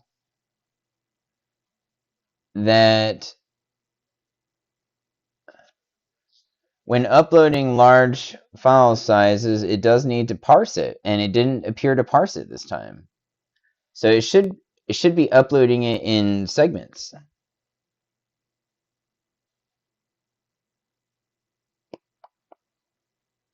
let's review our code real quick. I thought,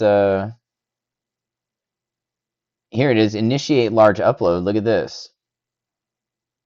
Here's chunks.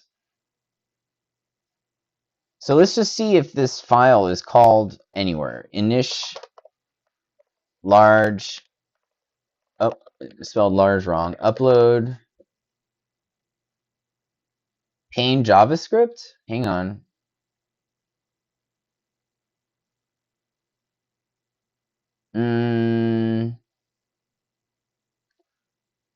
Okay. Initiate, so it occurs twice here? Hang on, let's analyze. Wait, hang on. Init large upload. Let's check.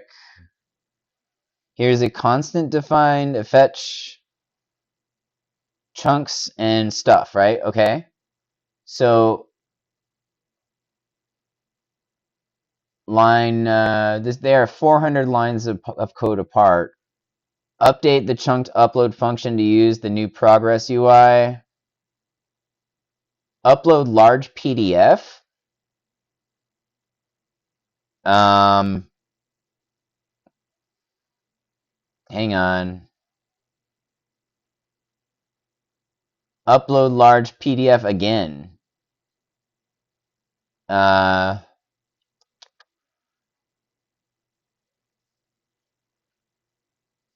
So these are both inside of PDF functions. Hang on, let's see. Let's go back to the PHP.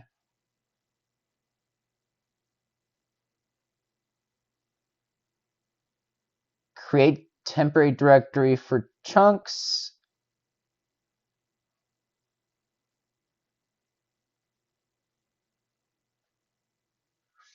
Okay, so I think at this point, let's just let me remove my camera here so I can show you guys my prompt. I think it's nice for you guys to be able to see my prompt and stuff, right? Let's see. So what we're gonna do, just start a new chat, initiate our large upload pane and pane JS, right?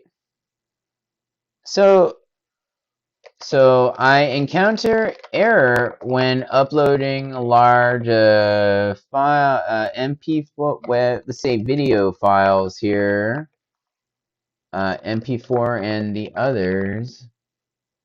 Can you utilize the chunking technique here? Is it called in the PHP already for video uploads? I want to know. Oops, let's actually, oh, did I reference pane? Yes, I did. Let's go back to pane. Chunked upload for videos is not even implemented anymore. I guess I removed it when I created the new... Wow, I can't believe I didn't validate large video size uploads already. I thought I crossed that bridge before, dude. Kind of sucks to recapture functionality I've already built, you know, guys. I've had this system set up before so that the progress bar was live. You know, the green progress bar would fill up as you were uploading the video, and it would chunk the videos. Okay, so let's just... It wants to update the JavaScript. It wants to update the large upload PHP. It wants to create a new file to assemble the chunks, okay? Oh, I have an upload chunk file? My goodness. I didn't even see that reference. Yo, this AI is on top of it. What on earth? Handle video.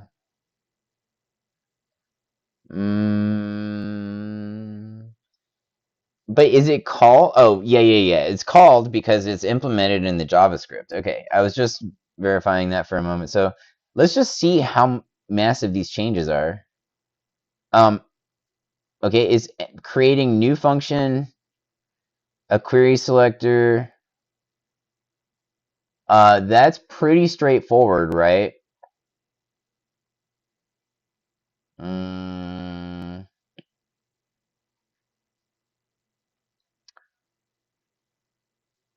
JavaScript, initiate large upload. This is not a large update, right, for this file. What's this? Complete video upload.php, okay. If I click accept, oh, it already created it? My goodness, it just my AI is just creating files on its own? Somebody put a stop to this thing. I'm sorry, complete video upload? What does this mean? Oh, this is the assembly file. Okay, fine. Let's let it do what it's doing, okay? Insert into database. Hang on. I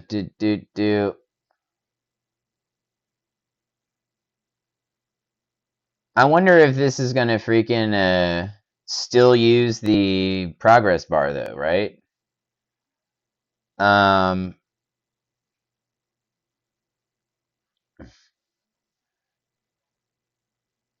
Is now let's modify the upload chunk PHP. Let's see. Upload chunk. Okay, slight modification here. Okay, and just to make sure, is this still going to use the progress bar we have? Can you add in section for chunk analysis in progress and or assembly? I just wonder. It will still use the progress bar. That's good that it considered that. All right, let's just upload all the PHP. Yes, the system. Let me modify the JavaScript to add this functionality. Well, before we do that, let's roll out these changes, right? And test them. And then maybe upgrade it with that. Okay. We are just updating our PHP. Let's see, PHP. I'm just gonna. Oh, it's trying to do a mass upload, but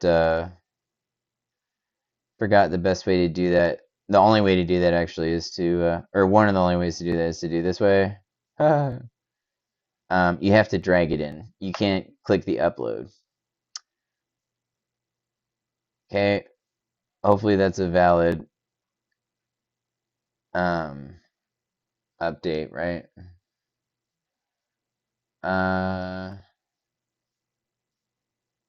See. Okay. What were we trying to do there again? What did we just do? We're trying to accommodate large uploads, okay. Well, this is going to take forever to test. I mean, and I have to monitor it. And I don't feel like talking on a gigantic monologue, right? Because I have it in my head. I am fit, though. I can do that anytime. Oh, it does have chunk analysis here. There's a section for it. And it does have a progress bar now, too. Does this progress bar work?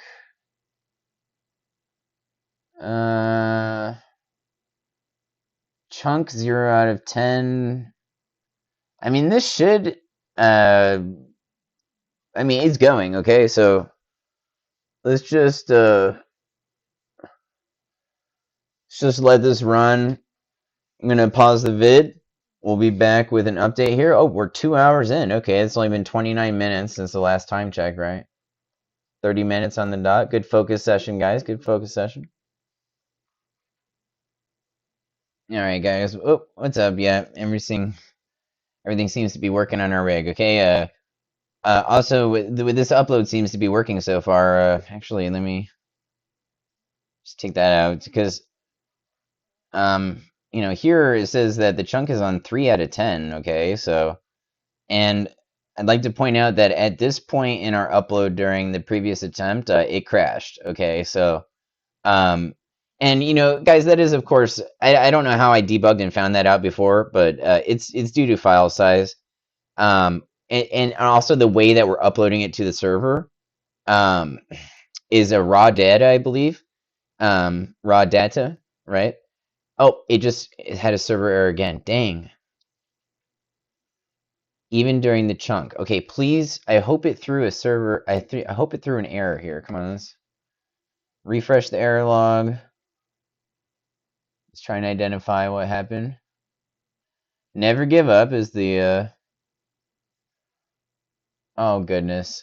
Well, if we can't get an error, that is going to be hard to debug. My goodness. Um, it's actually just. Let's look at the file real quick. Let's see properties. It is an MP4 and is 1 gig, so there's no issue with it.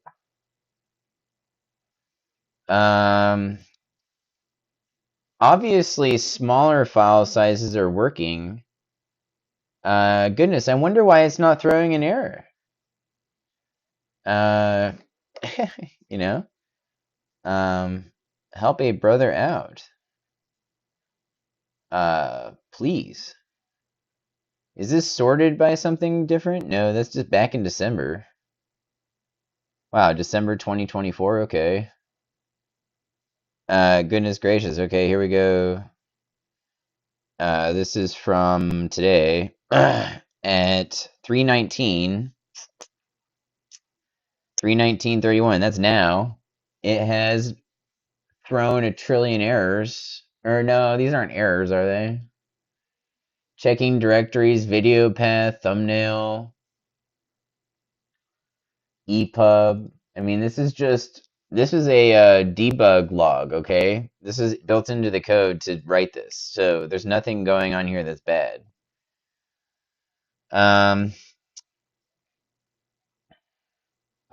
We're gonna have to deep dive into the code to fix this.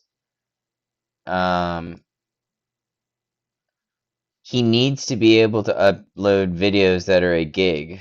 I know it. And these, yeah. Okay, so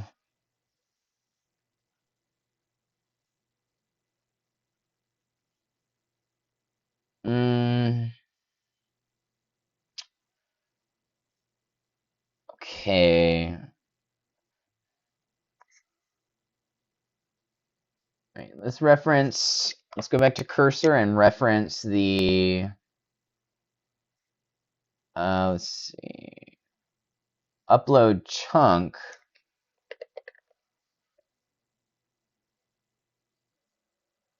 Maybe even upload video.php. Let's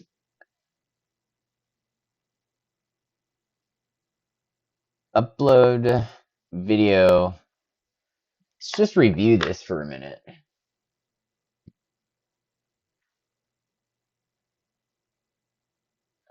Okay.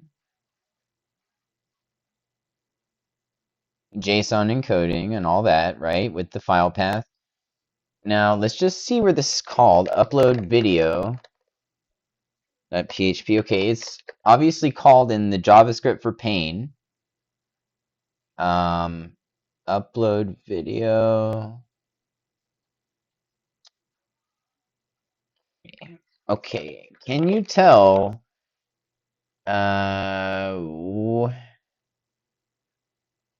the progress bar is detecting the chunks and updating, but it's still crashing once it reaches a certain file size of the upload, a certain progress amount. Believe we may not be chunking in the server properly, or it is not called in the right place. What was I going to tell the AI just now? I had something that crossed my mind. Bum bum ba, what bum ba, chunking. It was something specific, yo. Ugh, I want to think about it. Hang on. We'll bring it back, yo. Oh, I'm out of coffee. Need to grab some more. Um,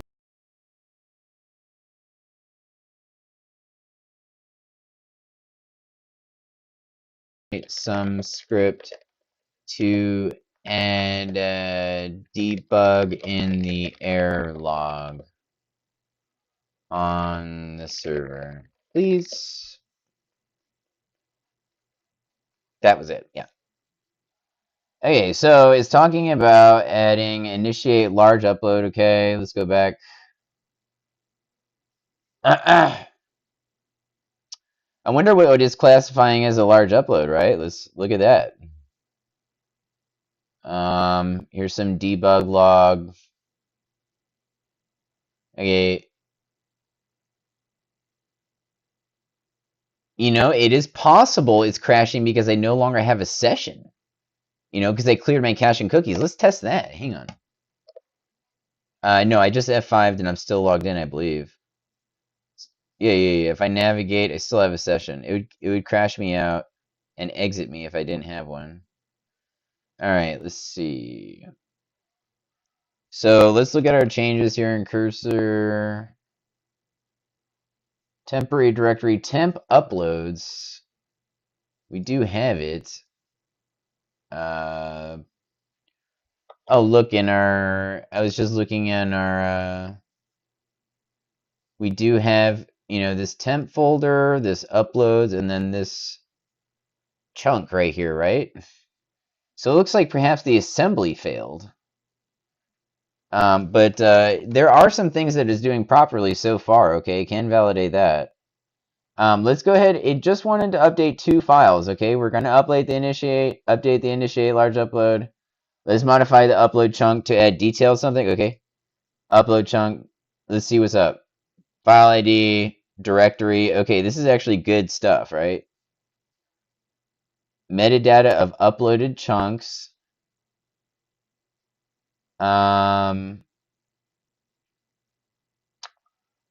Goodness gracious, this looks good. Let's just see what this looks like. All right, let's go back here. I'm kind of excited about seeing these changes.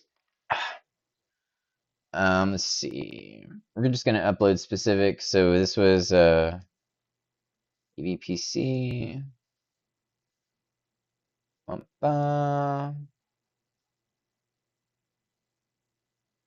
Upload chunk. Maybe I should keep a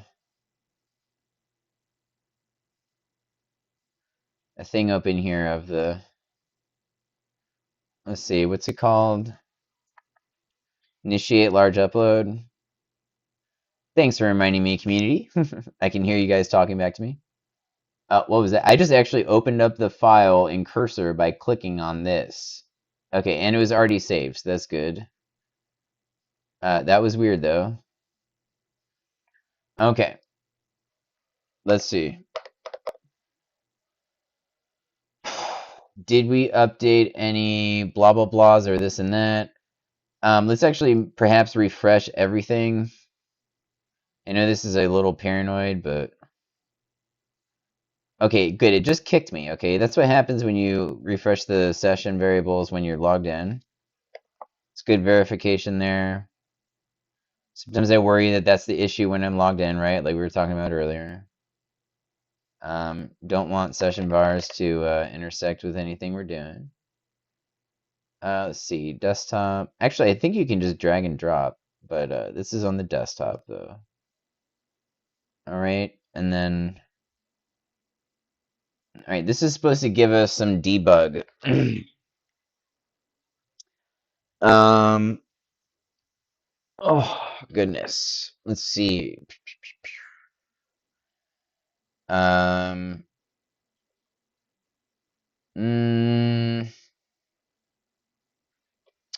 well, we're gonna pause the recording. I'm gonna plug in my siren because she's only at 30% right now.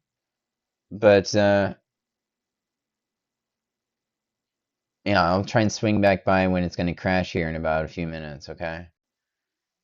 Okay, guys, it should crash here in a second, so let's see what happens. It's at 25%, right? So it's 250 megabytes, and I think that's the cap. I think that's the basically the server limit where it's like, oh, raw data, I can't handle it. I also noticed it automatically says chunk 10, right? Um, that's a little weird to me. Does it mean it's automatically chunking it into 10 chunks every time? Um,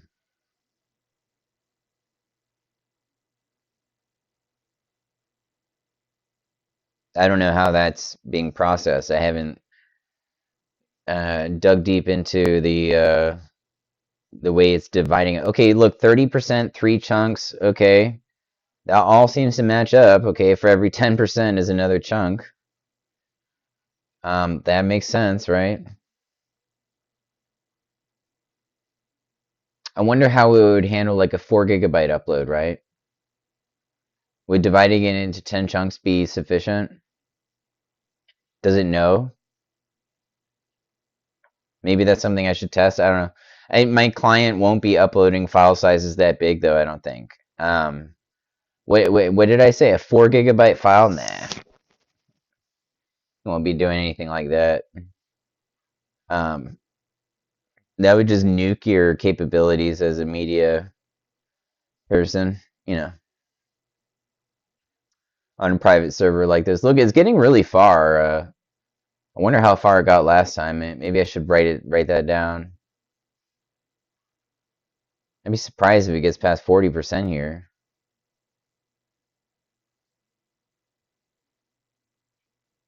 Okay. See how far it gets.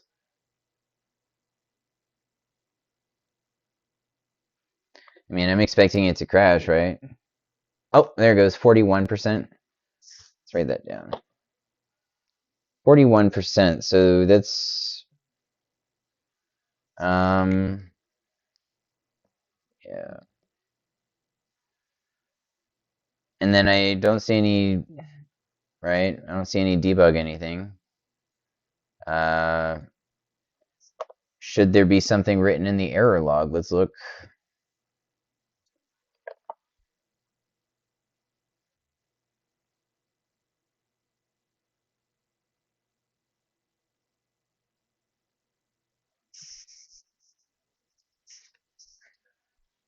Bum, bum. Let's keep a positive attitude. And we'll fix it for sure. Still no error. Let's see. Perhaps the let's go ahead and get rid of this. Perhaps our little debug went here, right, guys? To the console. Let's see. Upload failed status 503. Can we get anything more detailed? Understand this error. Hang on.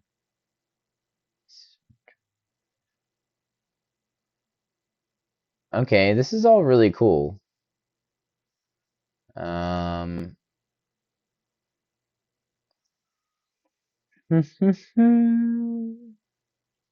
Uploading object as div Japan, blah, blah, blah. Just looking at this here. This is all interesting to me. Has own property, prototype, blah, blah, blah. Okay, so we have the status code here. Pain JavaScript line 1060, huh? XHR on load at this. Hang on, let's go here. Pain JavaScript. Just reference that line for a minute. 1060, what is that, the end here? Confirm banner set as active. Not really related, right? Oh, the JavaScript file, my bad. Is that Paint JavaScript? Yeah. All right, let's go to 1060. Oh, hang on. There's a bunch of updates for Paint JavaScript. Oops.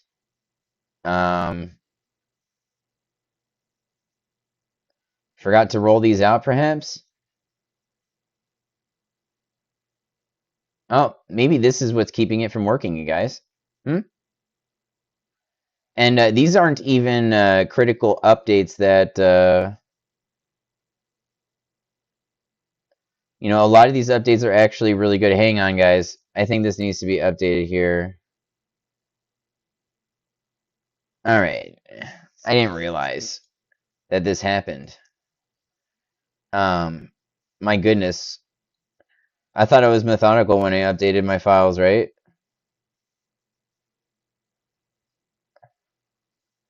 Just looking at these, you know, a lot of these updates, yeah. This is what was happening, man. A lot of these updates are actually not completely rewriting the code, right? It's a reiteration of it, just a little bit cleaner. And then obviously some significant updates. So we're going to just go back here.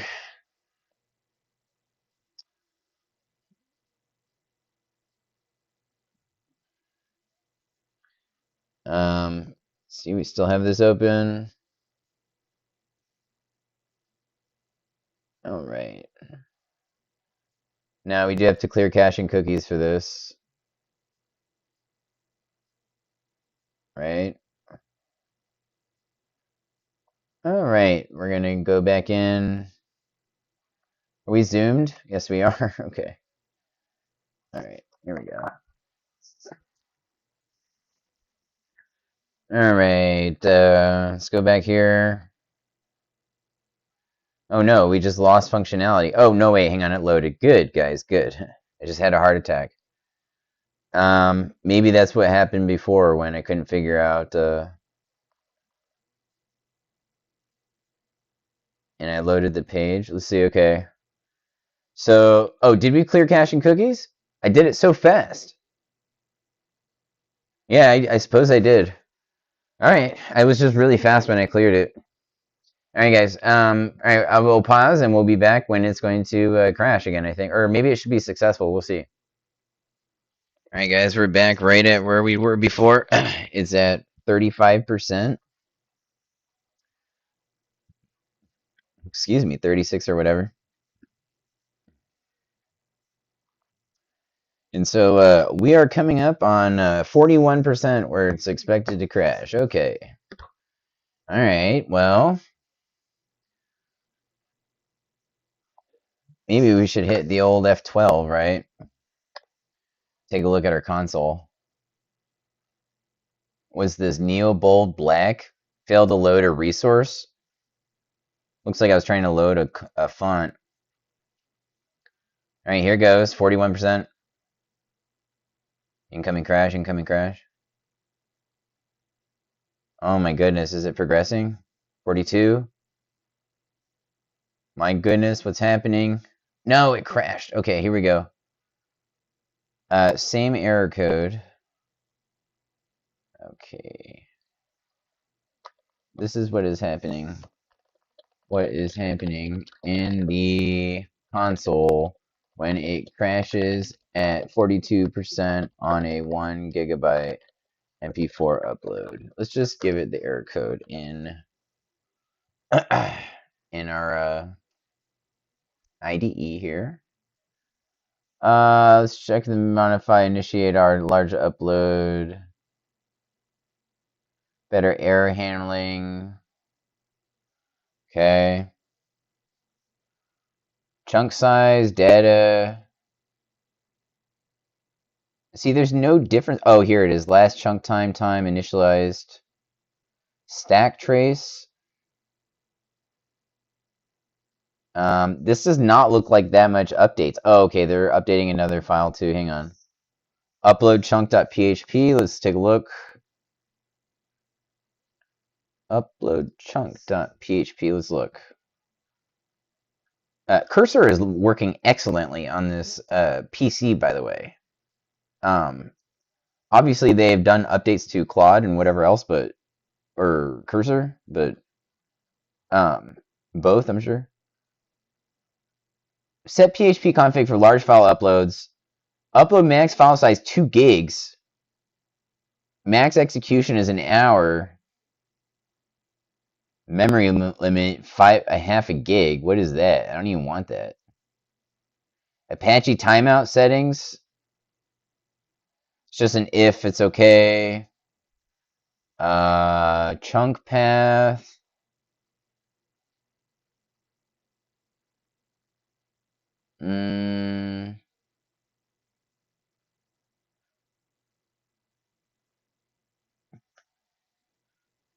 How do you collect the metadata that it's talking about? Let's ask. Okay.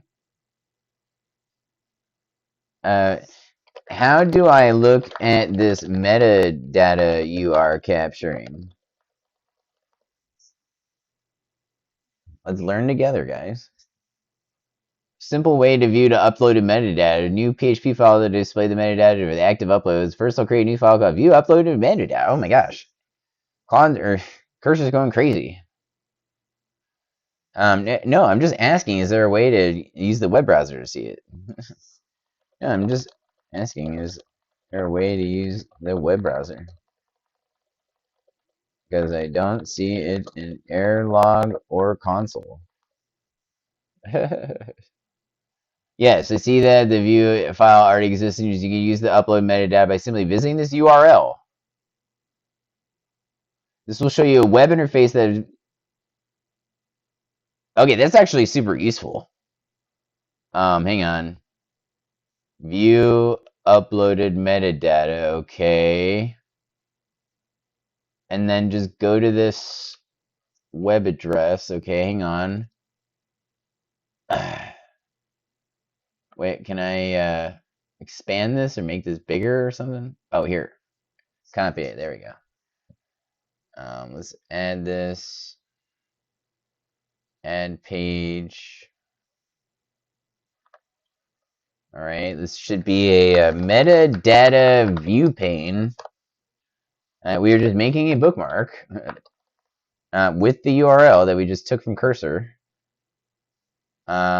I wonder how well this works, right? So let's...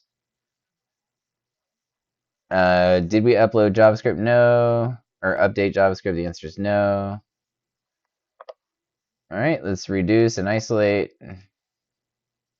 Maybe get back into Notion and just get a bearing. I have a lot more I want to do tonight, so full steam ahead, guys. Let's see here. We're just trying to update PHP. Upload. All right.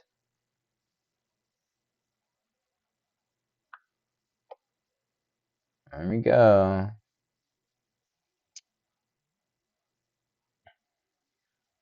Okay. Now we only updated PHP, so don't have to do refreshing cookies. What's this? Okay, this is just a font error, so that's okay to disregard, right? And then what are we trying to test? We do want to update this, let's see, Apex metadata. What does this look like? Huh? Your domain. Oh my goodness. How about... I didn't realize I had this Apex Holdings .online. Is this gonna work? Let's see. Oh my goodness, that is... Oh, but we're not logged in. Okay. Let's edit this. Apex Holdings .online. Okay.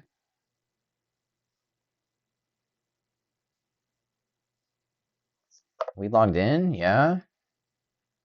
Hey, this link isn't working. It's kicking me. Let's see.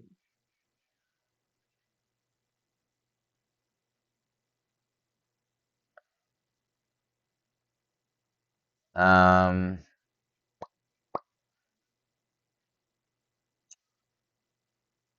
let's see. What if we just...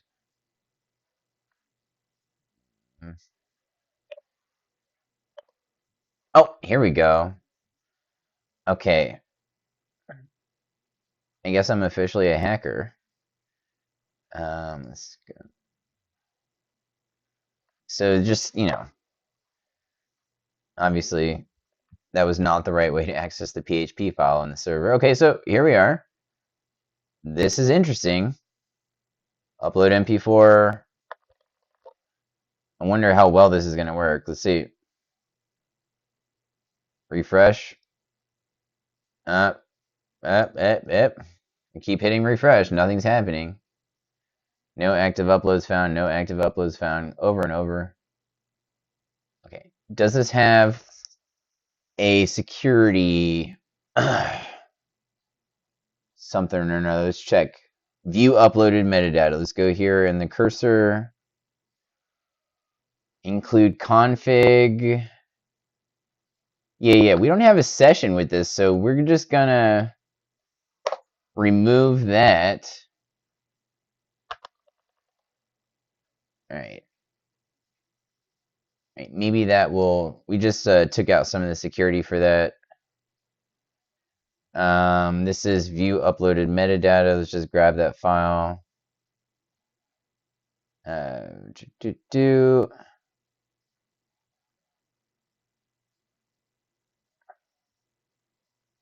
All right, here we go. Still not loading anything.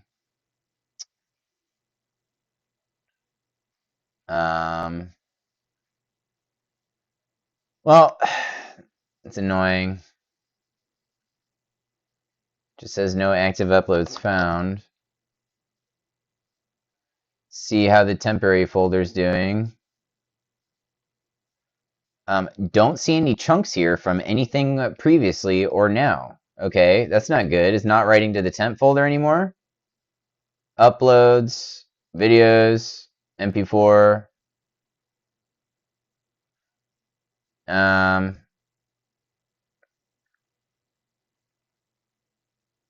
Let's look at the error log real quick. Oh, I'm sure the error log says nothing, right? But let's just verify.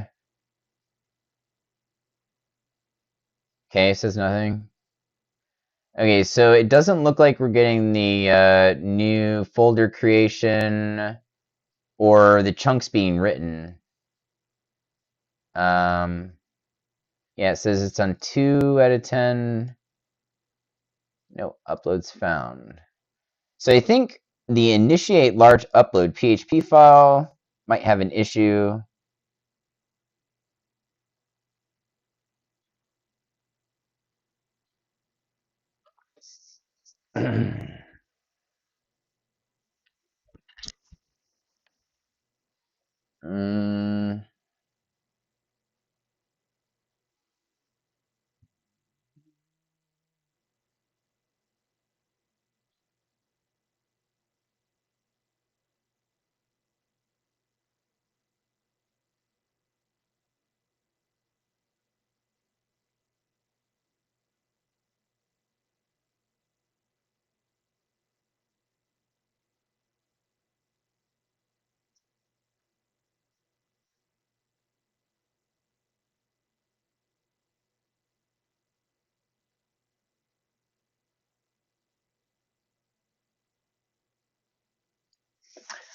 Hey guys, do you think it's possible that it's not chunking it because it's 2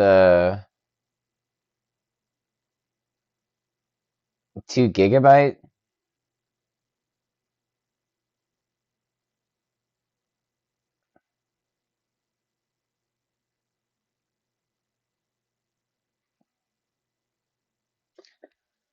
What's the At what size are you determining to create chunks? Is it 350 megabytes or what? I wonder what's happening. Is it doing 2 gigabytes?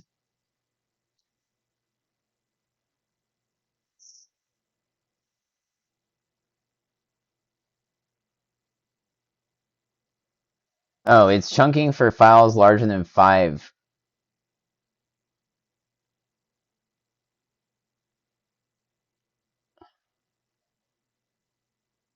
Uh,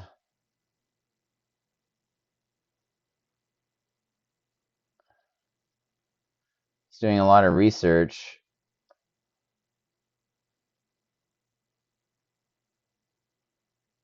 Okay.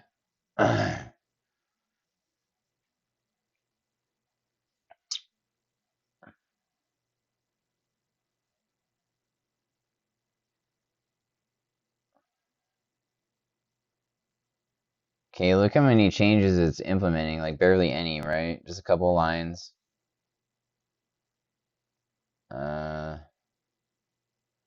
If file is larger than 5 megabytes, yeah, we don't need to chunk it, right? It's right, and then,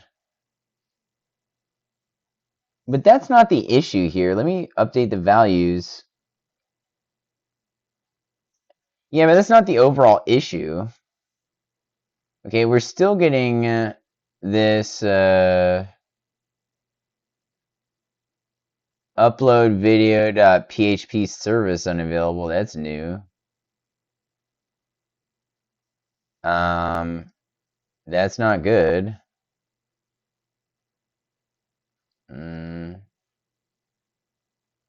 Pain JavaScript 1076. Okay.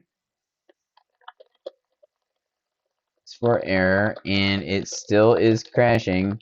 And I can verify that the chunks do not appear to be written in the temporary folder anymore with the new folder name generation successfully any longer. Can you help debug? It's funny that you can see that my coffee is like vibrating in the camera here. I have coffee finally. Temporary. Yeah, initiate large upload like I thought. Let's analyze. Yeah, look how short this file is now. Oh no. Claude crashed. Now it's recovering though. I like that. Demons, bugs, flying demons. All right. Um. Do. Temp uploads. Blah blah blah. All right. Detailed logging to upload chunk. Okay. All right. Let's do this.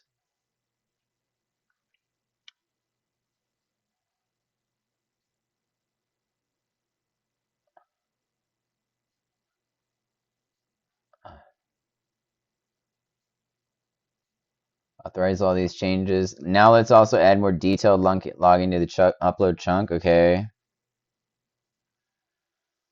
Something tells me that the JavaScript maybe needs to be looked at. Um,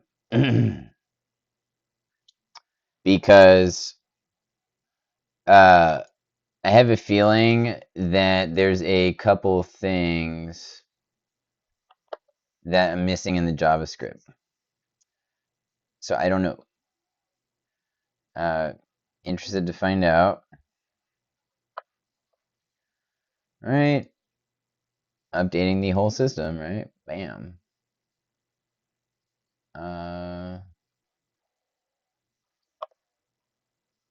This thing never works. Maybe with the chunks being written to the temporary folder, it will actually show it here, right? All right, let's get access. for the millionth time, and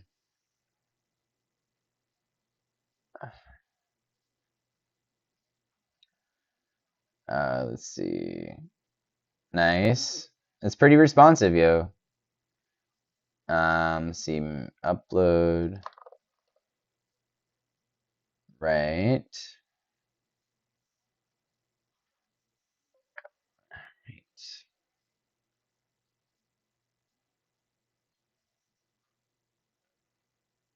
Okay, now it's just got the font issue. And you don't see the other error. Right, let's see if our metadata viewer works. Gosh. Stupid. Does not. Let's see if the chunks are being written. Let's go temp, uploads. Still see the same folder. Don't see any chunks. But let's go back. Oops. Actually. Alright, temp. Let's just see. After it gets to 1 out of 10 and it says it's uploaded a chunk, let's see if there is one, right? So right here in 1% or something, right? Okay, here we go. It says it's written one. So let's refresh temp, uploads. Nope, don't see a folder. And there's no new upload. Okay, and these are old chunks. Look at this. Is it going into the right directory? Let's see. It should be just temp uploads. Let's see. Look at this document root. Temp uploads. There it is. File ID. Temp uploads. Yeah, it's not doing it.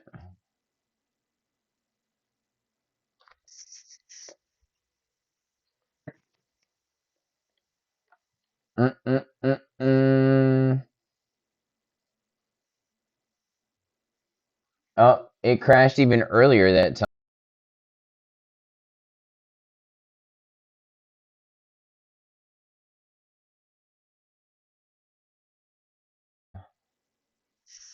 And then there was, of course, no chunk written. Yep. Look, these are from December of last year. I thought these were from earlier tonight. Okay. Um.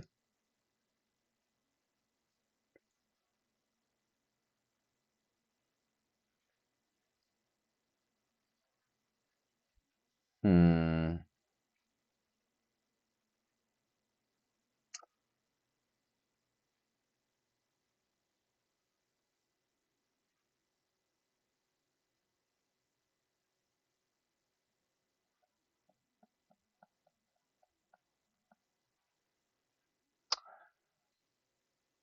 Okay, let us actually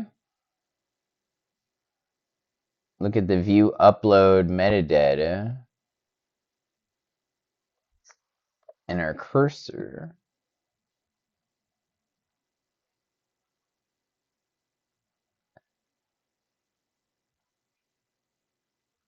Right.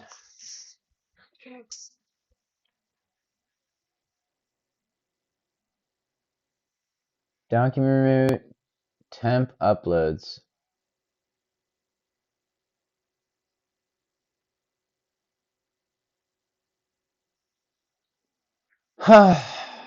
Gosh, guys, I don't know why this isn't working here.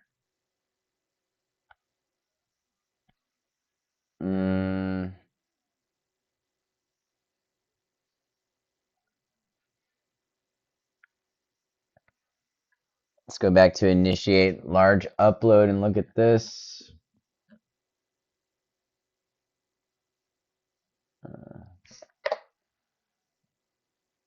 Log server.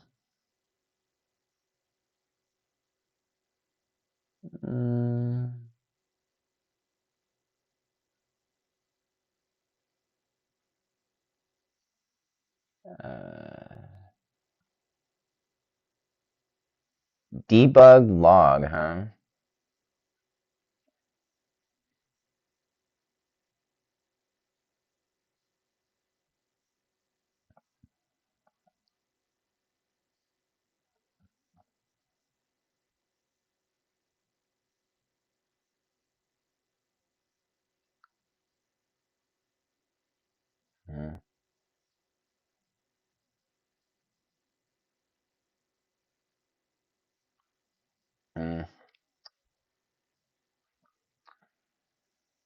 Uh,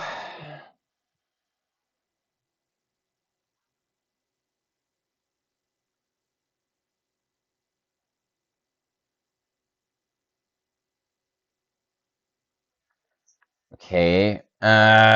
Maybe this error logging is happening in cPanel, right? Let's go here. Is that possible? Let's just look.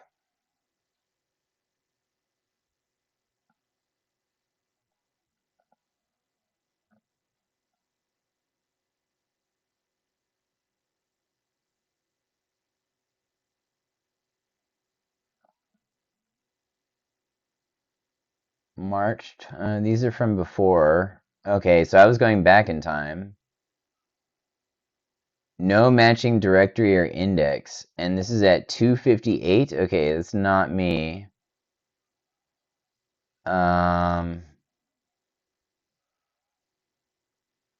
Well, how about the log here? Let's look at just the server log. I'm not sure if this error log is that good. Um,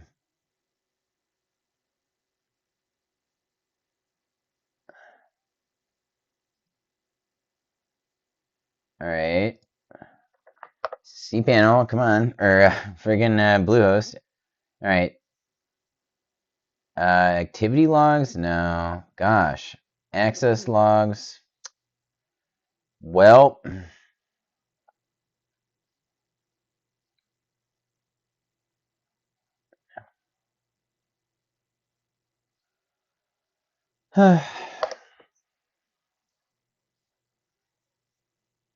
okay, here we go.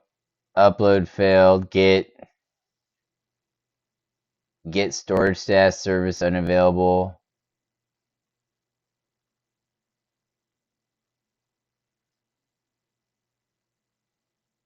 Okay.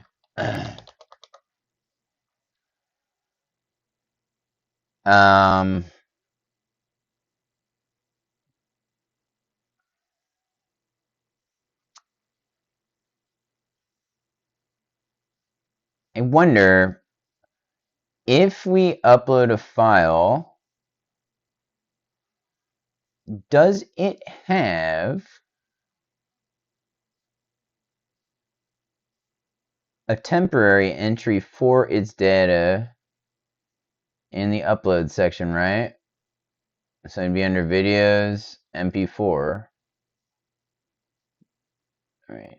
None from today, right? I don't see any temporary data. It should be writing it in chunks. Okay.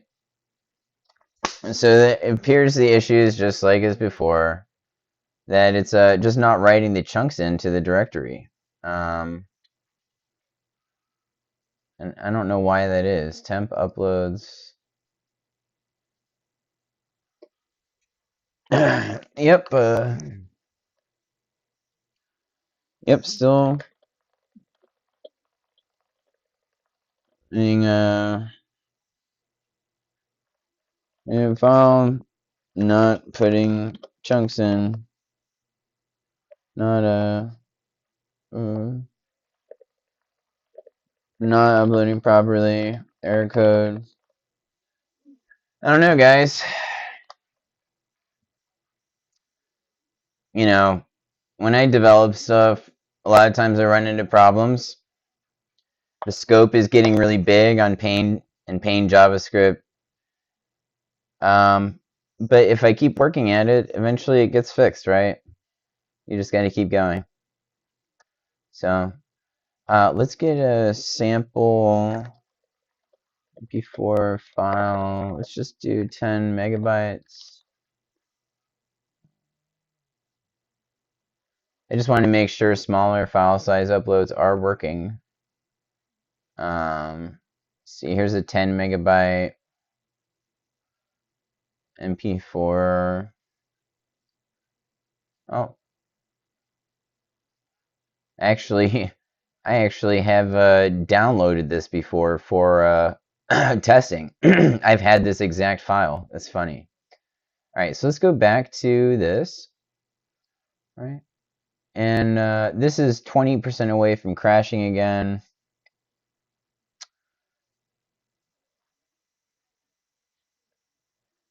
I haven't done any updates, so I don't even want to watch it crash. Okay, let's just upload a small one. Let's make sure it works here.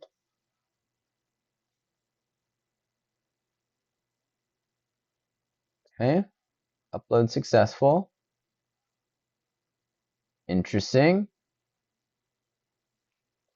Wow, it's funny. It's just the problem is that we're not handling the large file uploads.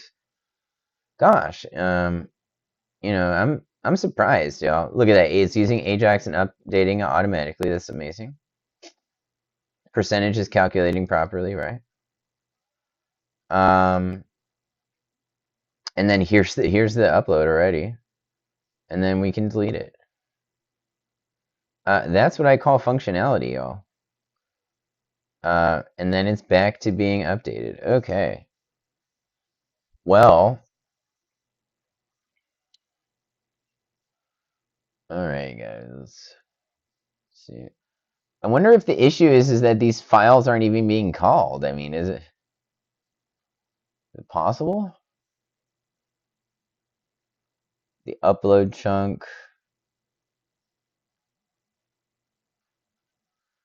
All right, initiate file upload. Gosh, guys. Just rolled out 2 updates using AI, of course, and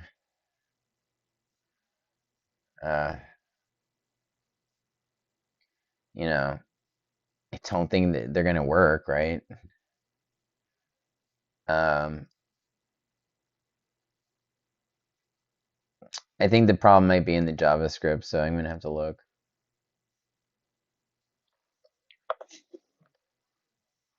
Okay. All right, guys. So we're doing a test run, large file upload.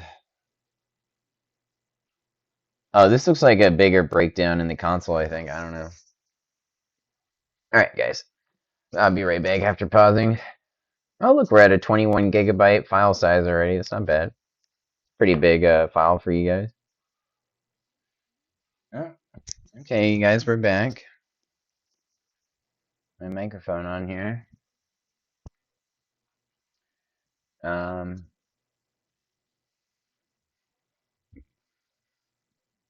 Excuse me. We're not far from it crashing if it does, right? Cross your fingers it doesn't. I don't mind this font error, okay? I'm happy that that's the only error. Let's take a look.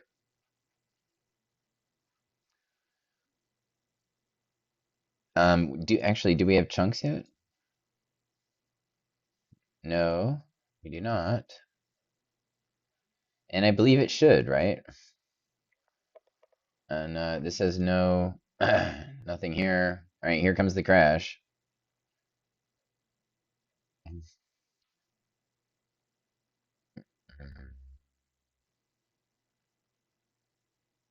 It's all the way at 44%. Okay, here it goes. Server error occurred.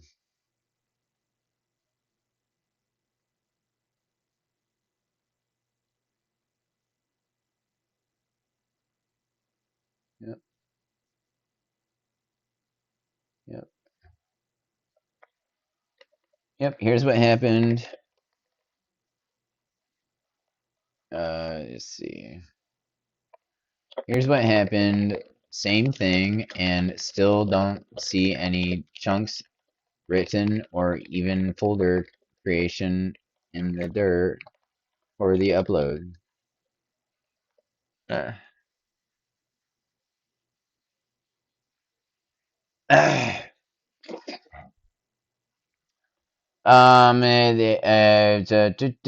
let's check.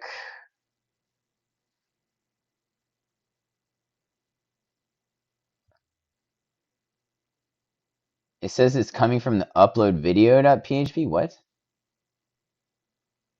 It's updating the JavaScript on Earth, bro. Let's see. What are you updating? Huh?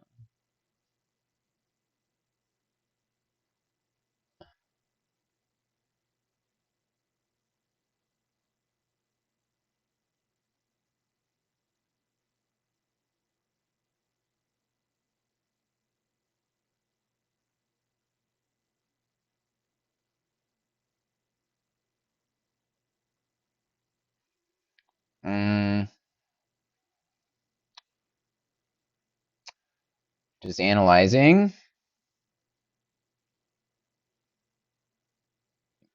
This is so much. Okay, it's just 2 sections. All right. Now let's check upload large video function. Is missing the file size. Okay. I do think there are errors in the JavaScript. It's such a big file. My goodness, the JavaScript for Paint is 3,000 lines of code. That's a lot, isn't it? Okay, guys.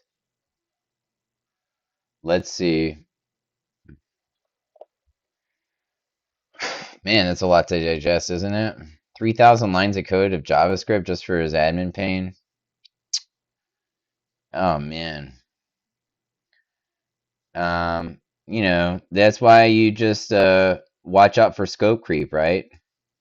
You don't want to just throw in a bunch of functionality just because you know you can make it better for the client. I suppose actually I could break up the JavaScript into separate JavaScript files and then reference. Oh man, I should. Gosh, I should do that. This file's like 3,000 lines of code. I should make them all separate. What am I doing? I should make like 10 JavaScript files for this page. I might do that, dude. I might do that. I wonder why I haven't. Oh gosh. All right. So we uploaded the new JavaScript. Let's we already cleared our cache and cookies, but I'm an addict apparently, so let's do it again. All right.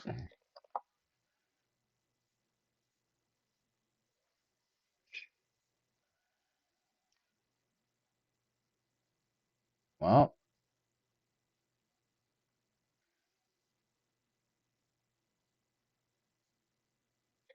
just make sure we don't have any errors yet. Okay.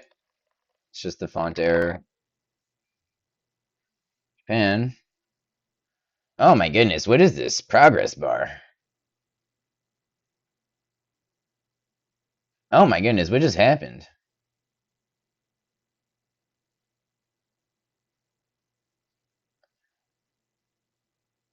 Um,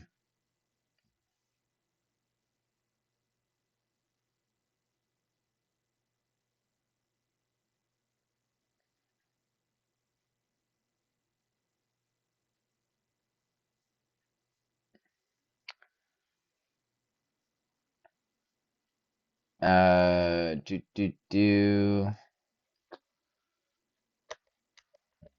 you guys think we should actually just break up this JavaScript right now?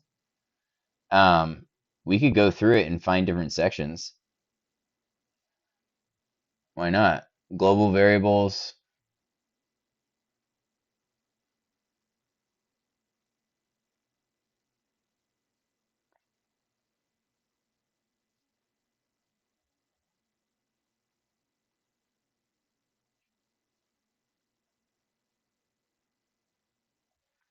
That seems a little distracting. Let's not go down that rabbit hole right now and break this up, okay?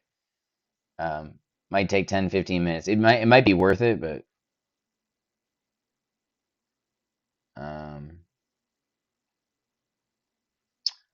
can you well, I think there error I just tried uploading and got weird error. Let's make sure that this error, that this new progress bar isn't showing up with an even, even a small file. Hang on. Okay, no, the good one is remaining. Okay. And it says it's uploading in chunks. Invalid server response. And now it's not even uploading regular files. Yeah.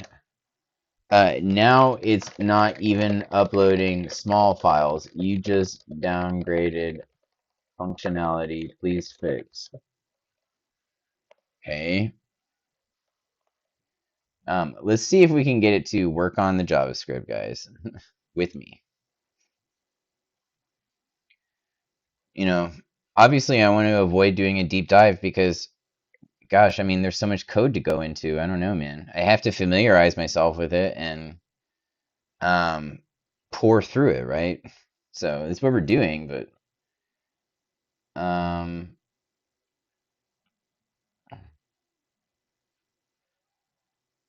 I might actually break up this code though, guys.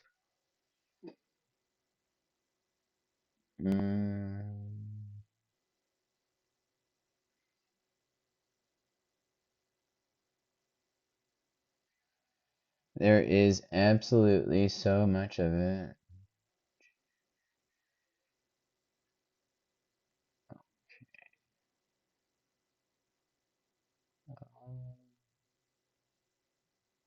Now it wants to delete my entire JavaScript file. That's not good. Oh.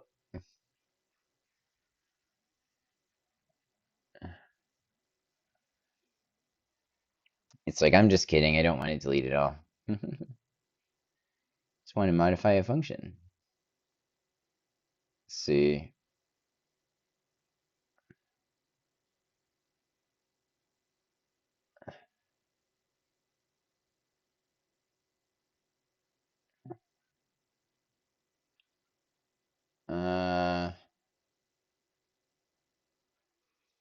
Oh, let's see here. Just looking through it. Is it still applying? Yes, it's still applying changes. Okay. It's just skipping the rest of the file. Okay. All right, so here's all the changes. It just wants to clear this out. Use regular upload for small files.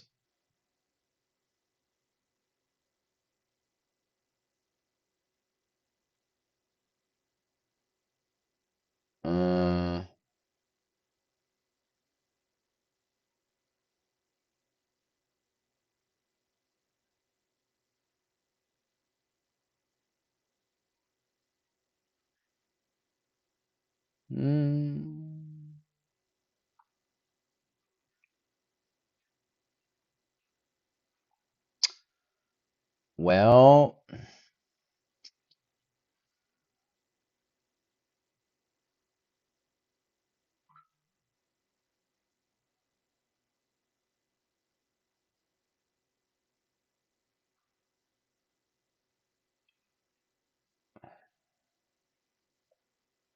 let's do it. Right.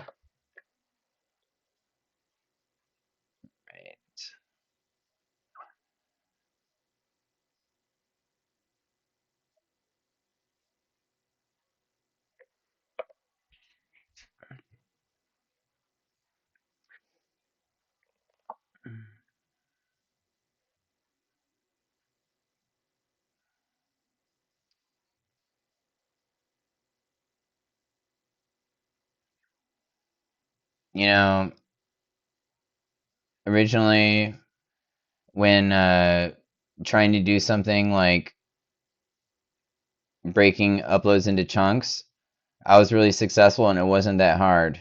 It was really easy. There, I believe, is just something wrong in the JavaScript here. Like I've said. Oh my goodness. Active uploads metadata. Now it's working? My goodness, what happened? Gosh darn it. Why don't I notice things like that? That's a good thing, but... Okay, hang on. Let's clear cache and cookies. Our metadata thing is working now. That's increased functionality. I like to see that. All right, hang on. It's gonna kick us out. Let's go back. Whoa, look at all those errors, dude. Look at this. Oh, FinHub is just dying.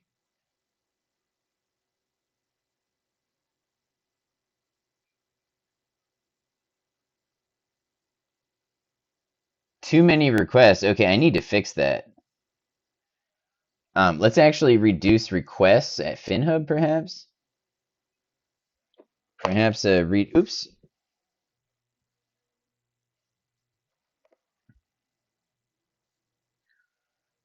All right, let's get into the system. All right. All right. We have new JavaScript. Okay. Let's just upload a small file. Oh my gosh. Storage limits reached? What? It's triggering the capacity? On Earth, bro, on Earth.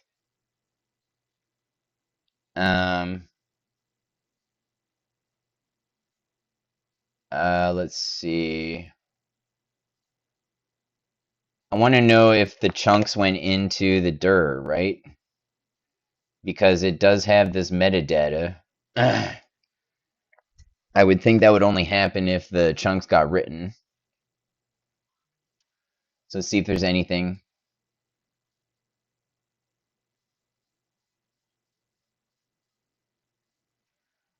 Temp, uploads. Yeah, dude, finally. Nice. Okay, finally it's getting written. Finally it's getting written. The chunks are with the temp folder, but it appears that it's triggering that it's crossing capacity even when that's not the case. Like right now, there's at least 3 GB available, and I'm just uploading a 10 MB file. So can you please identify what is triggering the warning message for exceeding capacity is popping up? There's something. So this is a increase. This is good. But it still crashed, didn't it? When it was writing to the chunk? Um,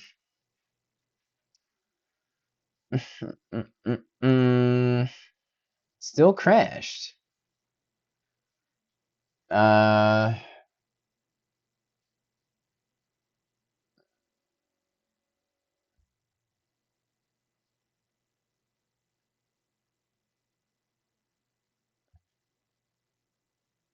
Storage limit function.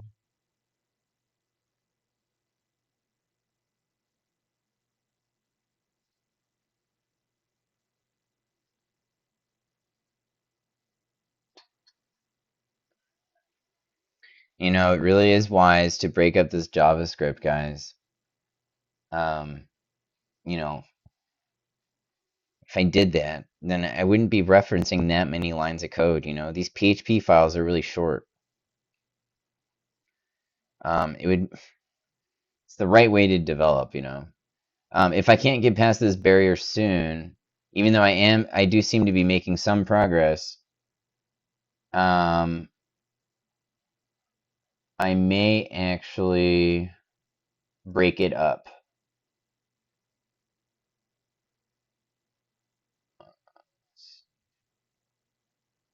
Okay, this is not that many changes. This is good. Look at this. Just analyzes it, gets storage stats. All right, perhaps this is exactly what we need. Let's take a look. Let's see, up one level, JavaScript, upload.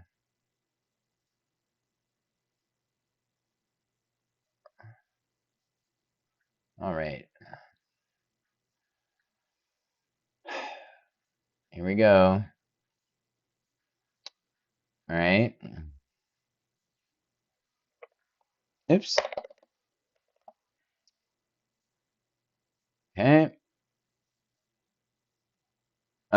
is not even loading the configuration pane. Okay, there it goes. Okay, here it goes. Upload MP4.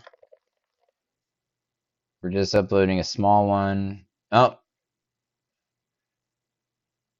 oh, it's calculating it wrong. File size calculating. What is this?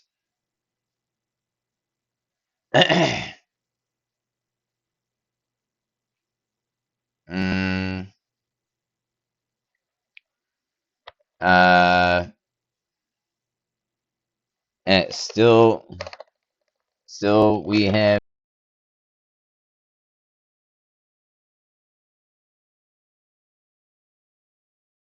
upload.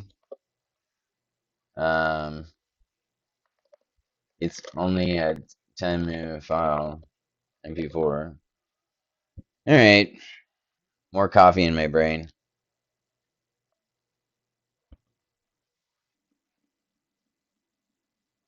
I have a feeling we can fix this without breaking up the JavaScript and save ourselves some time. I don't know.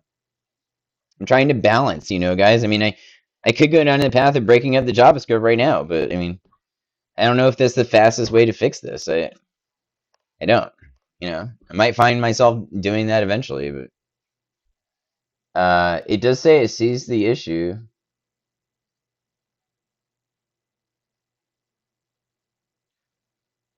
Looks like maybe it was a basic logic issue right here. I don't know.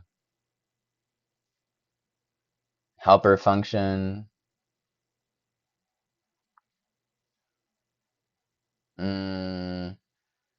Part of breaking up the JavaScript would be correlating different sections of it to make sure we break it up. Also, then we would just have to reference the JavaScript in the PHP, which isn't a big deal. That would take 2 seconds. It's easy. Tempting, guys, tempting. All right. All right, let's do this one more time. Let's see.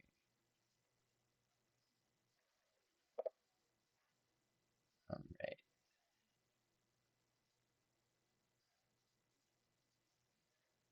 Oh, and we didn't even look at our metadata viewer the last time we uploaded, didn't we?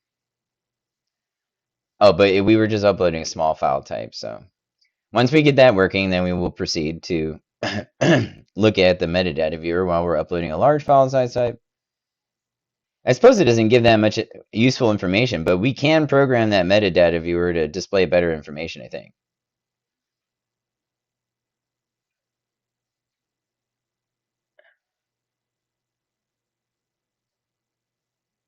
Now that it appears to be working.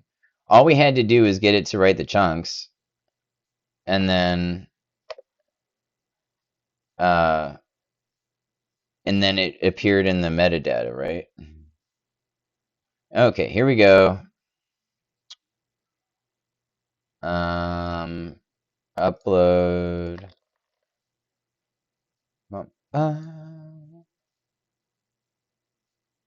Okay, now it's just not doing anything.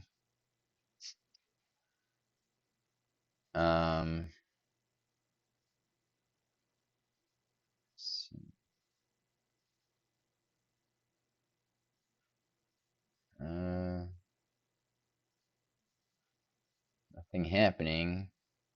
Is there anything in the error log? This is all a downgrade, by the way. Oh, here's the debug log. Gosh, should view that.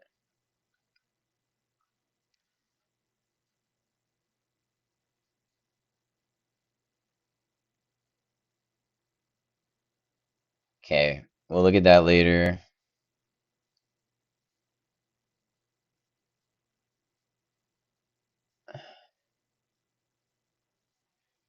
Okay, nothing in the error log. Let's look at our favorite console, right? See what we find.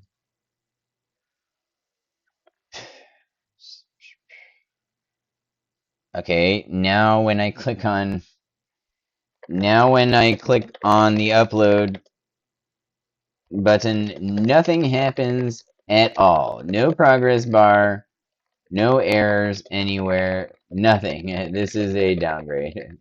Please analyze. All right, guys, might have to break it up, you know. But sometimes begging with the AI to look at it actually does fix things here. Let me help you fix the issue.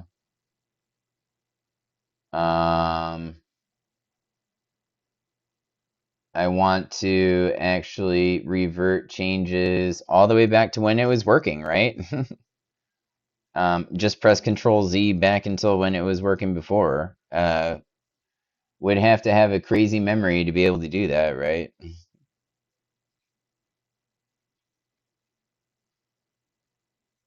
Yeah, I should have made a backup of my JavaScript before I went down this road.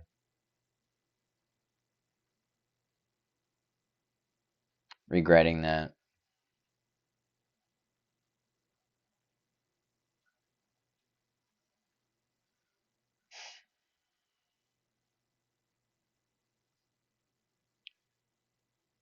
Unauthorized access.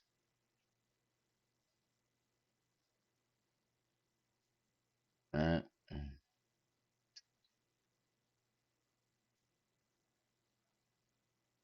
just testing functionality. Okay. I'm just making sure that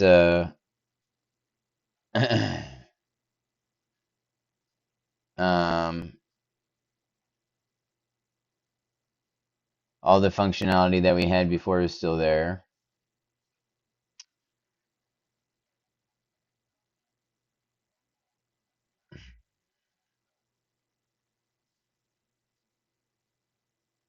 All right. Let's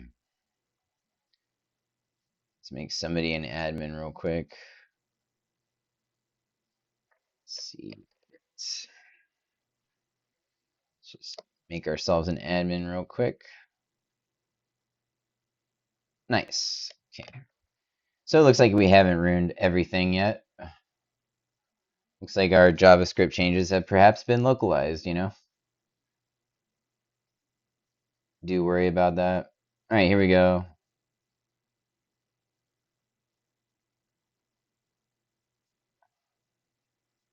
See what this does, guys. Right. Upload. Let's see.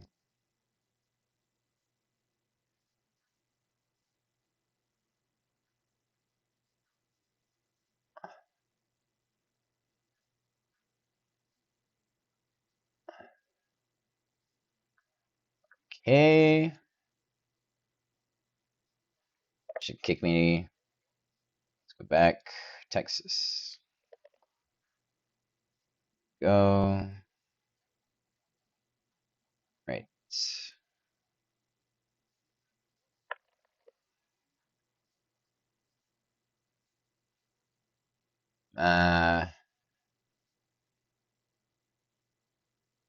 What happened here?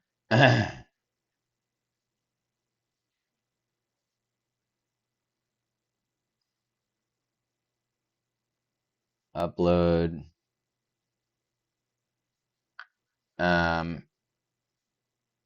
Hang on.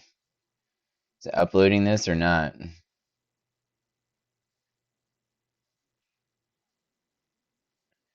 Okay.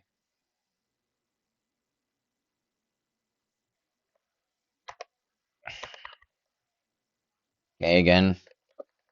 Nothing is happening after clicking upload. Just this. No progress bar anymore. Something fundamentally wrong. Oh my goodness. We are going to have to break up the JavaScript, aren't we? I mean, for me to pour through the code, I have to break it up anyways. I mean, I can't have all these different functions, you know. Like, I might have redundant functions. I might have, you know, functions that are defined that aren't called, you know, in the AI. I have no idea because the code is so large. So, It does say that it sees the issue again in the AI, so. And honestly, guys, you know, that does happen. I mean, sometimes when we work with it, we don't have to go through the code. I don't want to.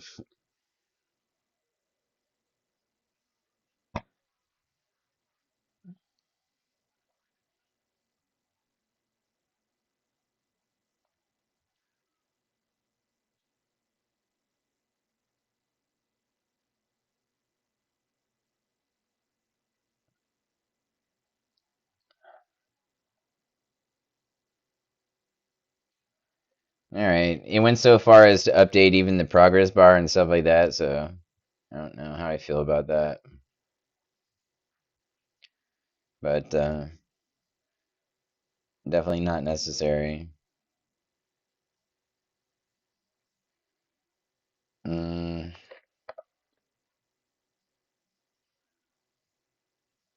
uh, hang on. All right, guys.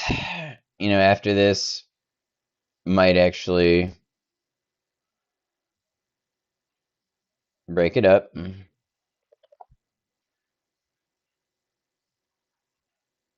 JavaScript is just too much of a beast. And I'm sure some systems have enormous JavaScript files, you know. I'm aware. Some systems have endless JavaScript files, right? All right. Let's get back into it.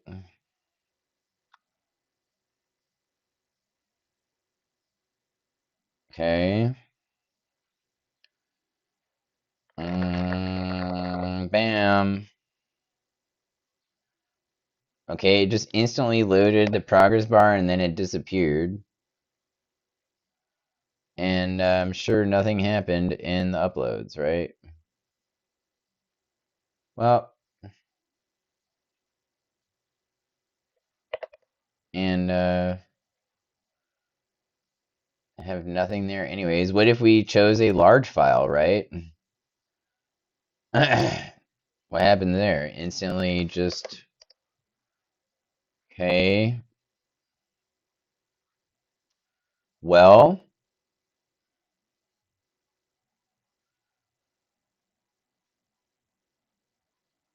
Mm,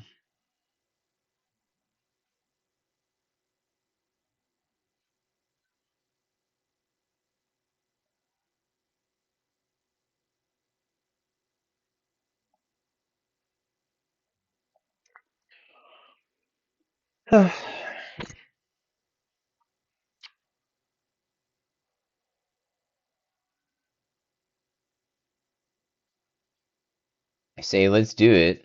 Let's break up the...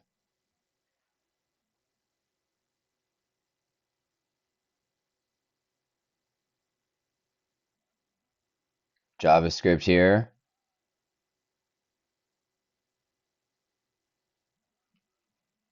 Just looking at cursor.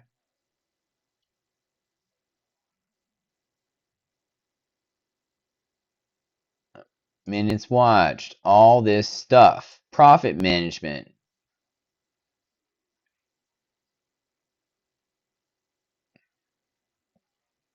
You know. Formatting file size. This is all upload stuff. Okay, here we go.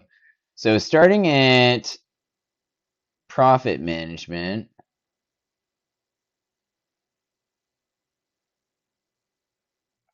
Here we go.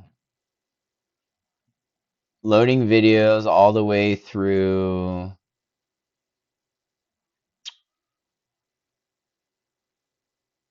Get video status enabled. Okay, this is all for the modal. Get video status again. Confirm delete. Deleting videos is all. Rerolling thumbnail. Open video edit modal. Save video changes. Closing the modal. Okay. All this code. All right. right? New file, pain.js2.js. Okay, there we go. That's 500 lines of code.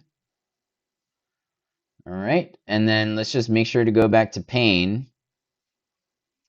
And then let's go to where the JS file is called. Here we go. And then let's make sure to add a line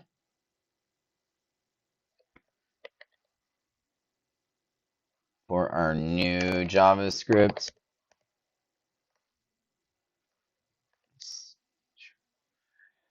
Okay, and make sure not to forget to upload that. All right, so that's one. Let's see. Paint JavaScript. Now, did that actually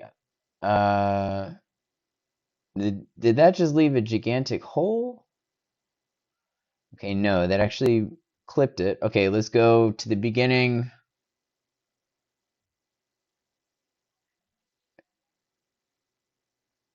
All right, what is all this?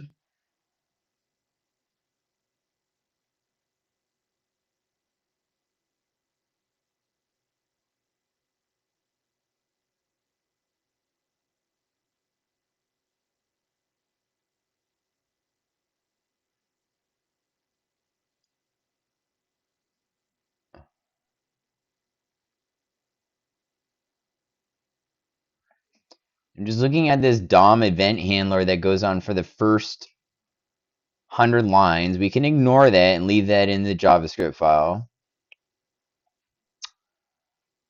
This async function for checking the storage limit. This might be what's throwing off our stuff. Show storage limit modal. Okay, this is where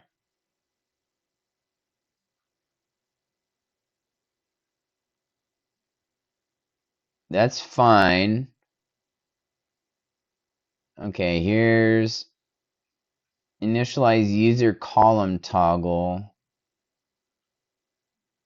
Okay, all this role management, the user column toggle. Let's go.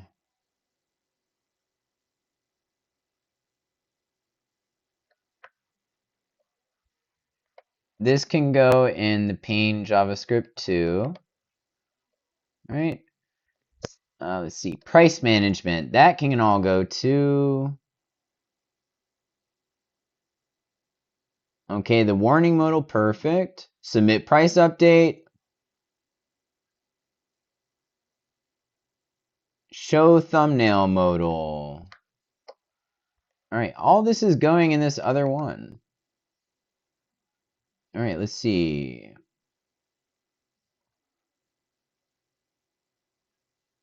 Thumbnail management.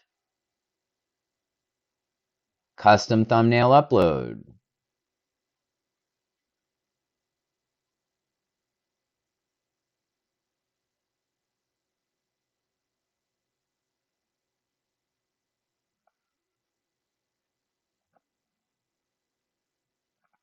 Thumbnail reroll. Okay, here we go. All that can go in Paint JavaScript 2. All right, here's the Neo style notification, right? What even is this?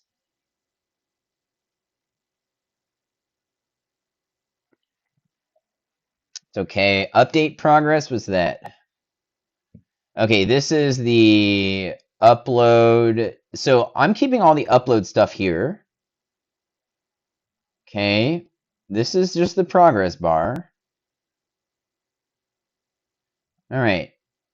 Handle thumbnail confirm. What's that?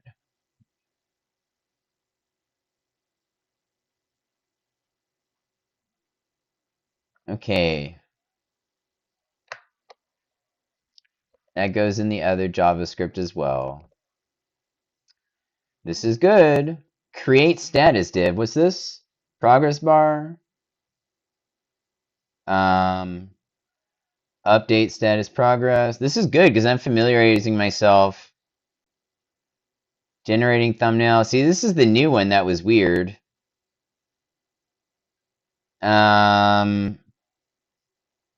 Status success, status error. Okay, this is weird because it's like it made a new progress bar. Oh my gosh, was I not in cursor this whole time? I'm so sorry, guys. I did not realize that. I've been working in cursor for like 5 minutes and I didn't have you there. I'm so sorry. I was thinking about peanut butter the whole time. Or maybe even 10 minutes I've been here. I'm so sorry, guys. All right, function update thumbnail preview.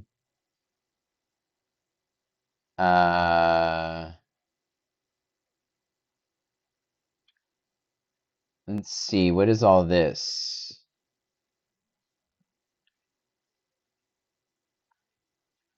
Input validation for the price, validating the tax. Perfect. Initialize video upload forms. Okay, so this is all. That's going over there. Video upload management. Handle form submission. Okay, checking the storage limit again. Helper function to create progress bar. Okay, look at this. Another progress bar. What's this for, though?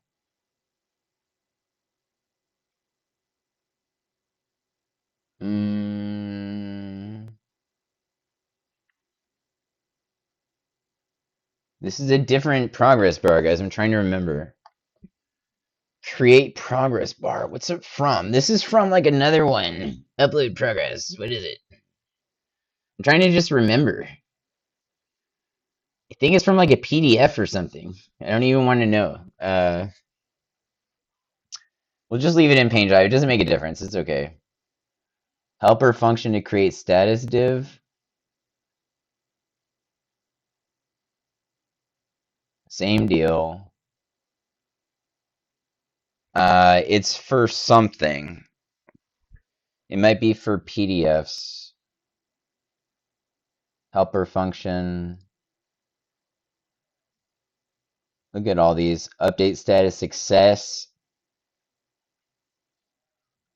Here's large videos.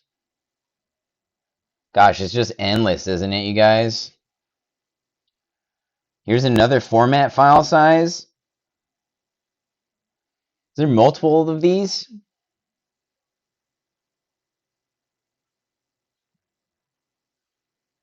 Display videos? How does that work?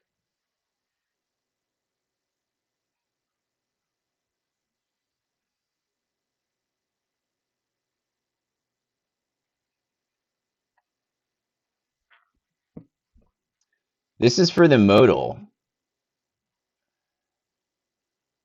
Deleting. This is for managing. Okay, and then so these are all.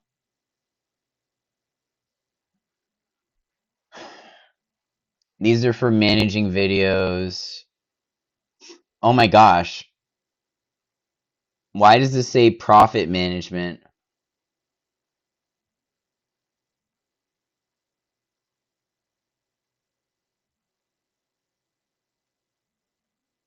This is not correct.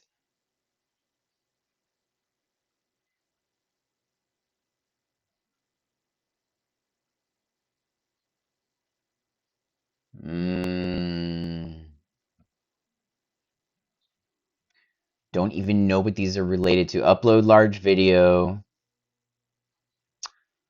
Okay, and then completion status. Gosh, what is this for? Upload failed.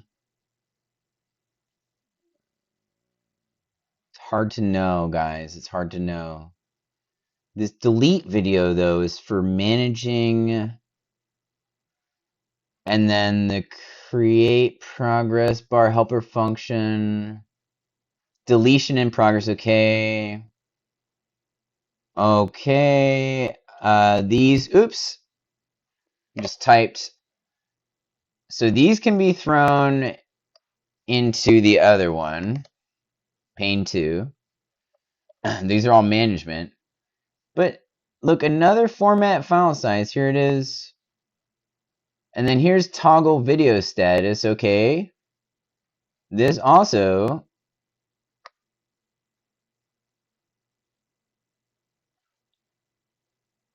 Okay, these also can be thrown into pane 2. Yeah. And then let's look. Add this CSS if not already present. Okay, what's this? Constant style, create element style, blah, blah, blah. Neo notification. And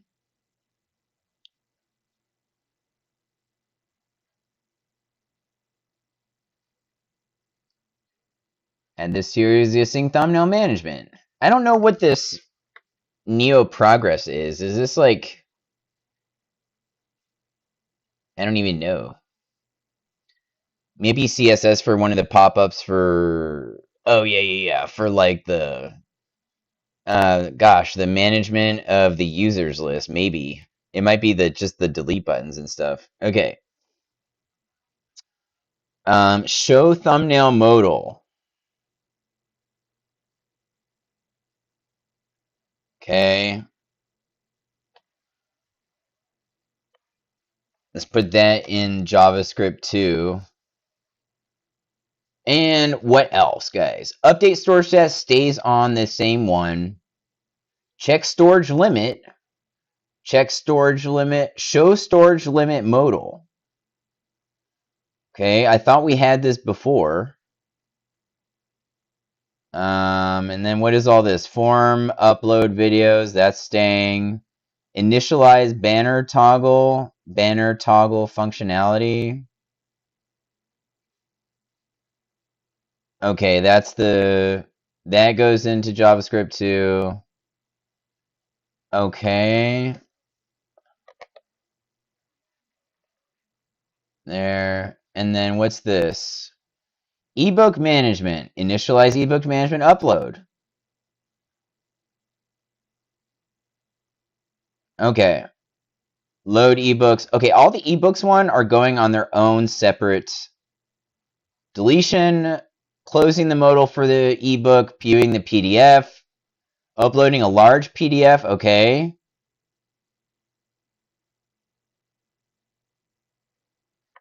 Yeah, we're going to test that later. Let's throw all this into its own JavaScript. This is going into new file. This is pane JavaScript 3.js. All right, slapping all the ebook stuff in there. Let's save our changes. All right, let's go back. Is this more ebook stuff? I can't tell. Uploading file, blah, blah, blah. I bet you 100% it is.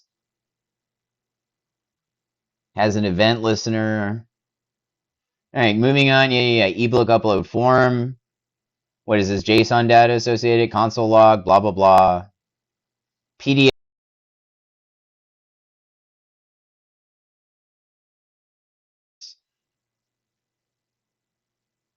Update progress. If it has chunks, completion and status and all this, okay. All this is ebooks, okay. Upload large PDF again. Update the chunk upload function to use the new progress UI. Upload large PDF. My goodness, guys. I wonder if that's redundant.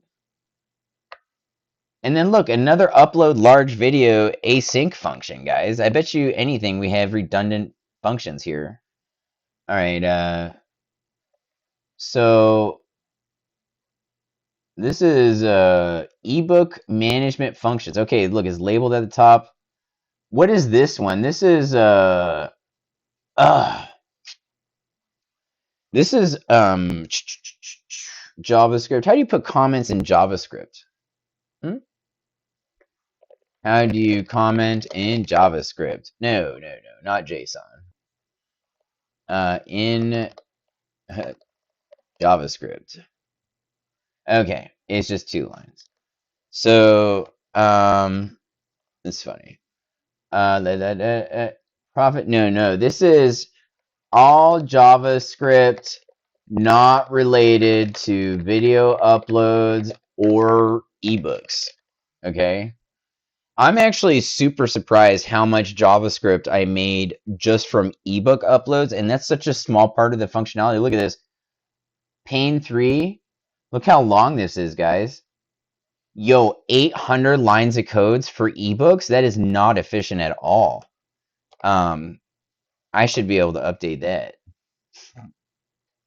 All right, so we're making a lot of progress. Let's go back here to cursor and take a look. Apex Store. Bump, bump. Let's look at what we have going on. Back on Paint JavaScript. We're all the way down here. Large video upload, okay. Helper function to format file sizes. Again, yo, how many times do we have a format file size function? Okay, guys. So we have taken the time to break up our JavaScript. The initial JavaScript is still 1,300 lines of code, though, but that the AI can actually handle that, I think. And I think I can too, you know, just by scanning it. I can actually digest it.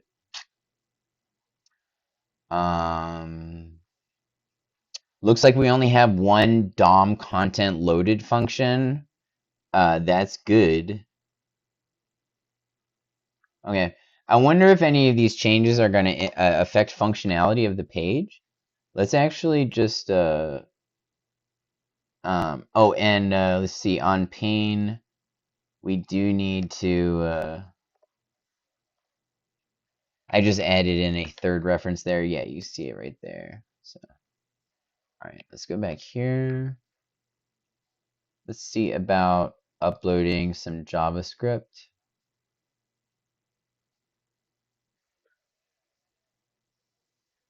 Let's see, pane 2 and 3. Okay, and then let's update pane.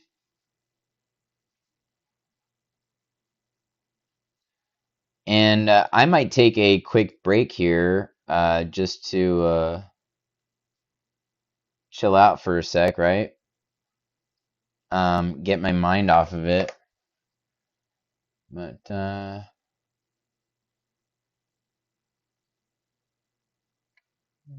okay, it's just the font.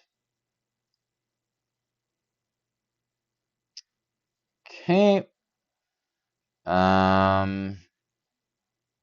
Okay, oh, and we didn't clear our caching cookies. Whoops. Okay, hang on. We do have to do that.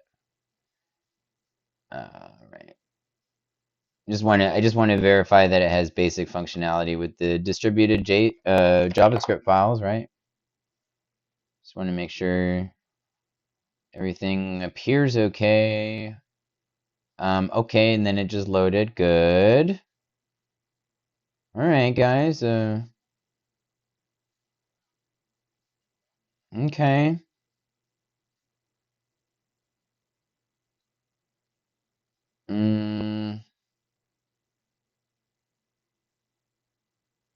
Delete this guy. Okay. Let's see. Got demotion. Nice. Just testing basic functionality just to confirm. Okay, that works. And then self demotion. Let's see. Admin. Let's see.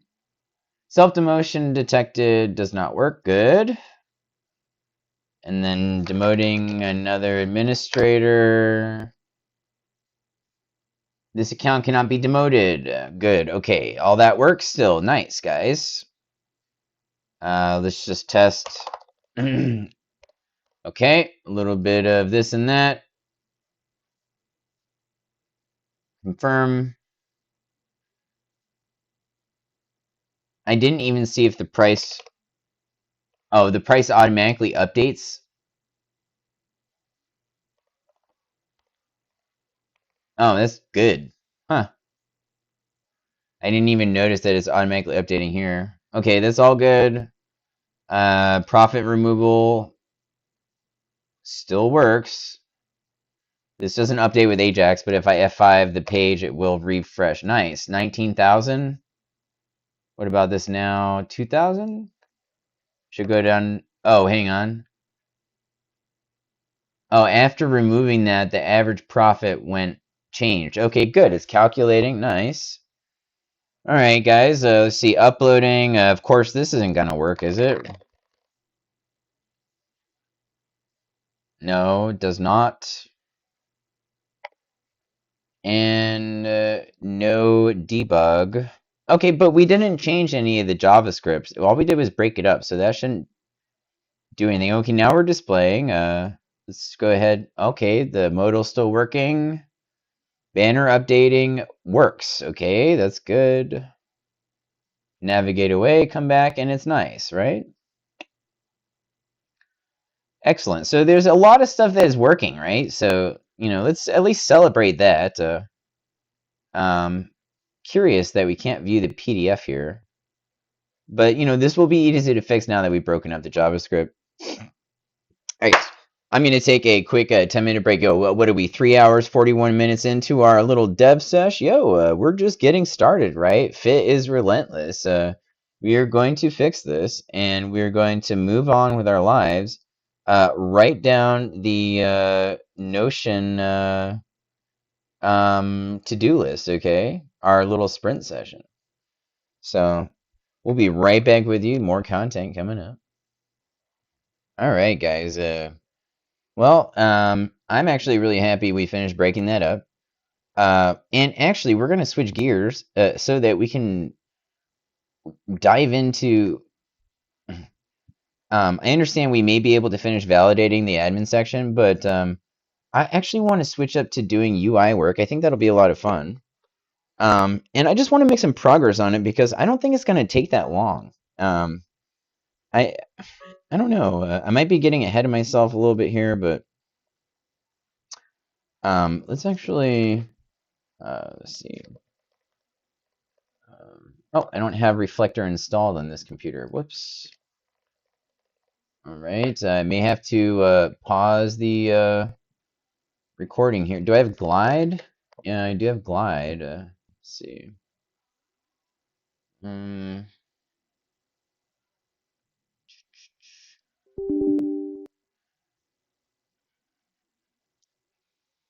see how fast this is. um,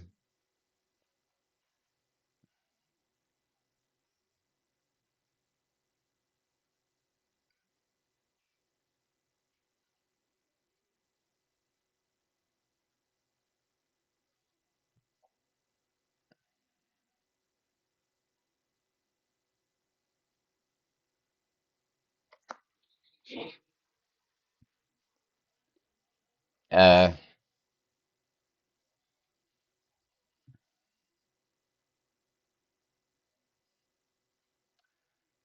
um,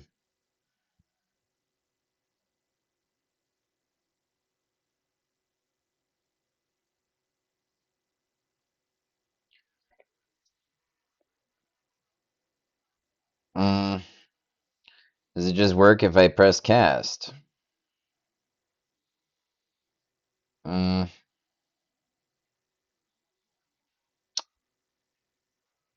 I guess I have to download the app, perhaps. Maybe I should just install Reflector.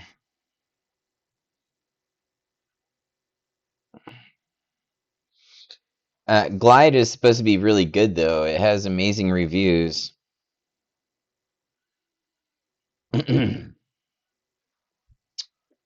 Actually, uh, let's do both, right? Since I own Reflector, um, I would say we would want to do both here, right? Reflector is pretty good, and I haven't tried it on this PC yet. I bet the network is great.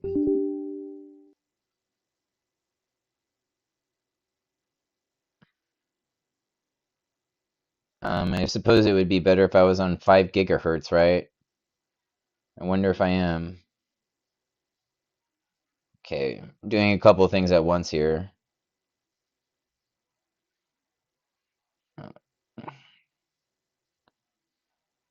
All right.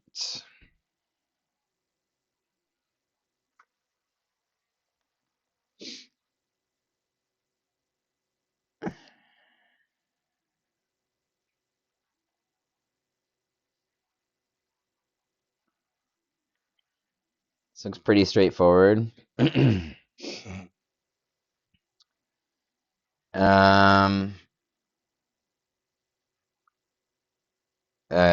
on, what?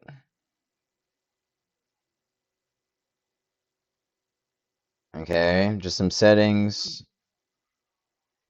Oh, and we're online. Nice, guys. Oh, and it's responsive too. Look at that, dude. It's literally like real time with my fingers.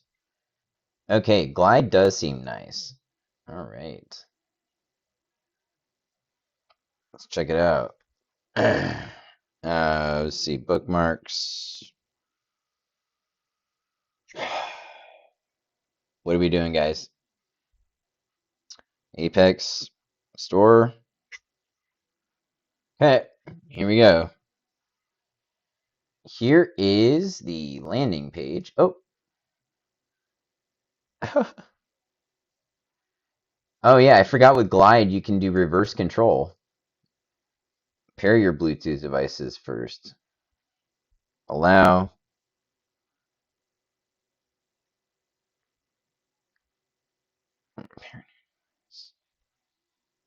Oh, Bluetooth pairing failed. um,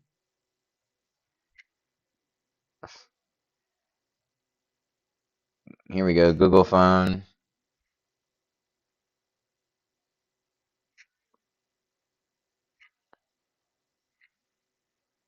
Yeah, there goes. Pair.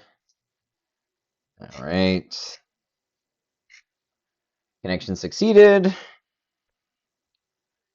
Right. That appears to have ruined the connection in a way. It's all laggy now. All right. Uh,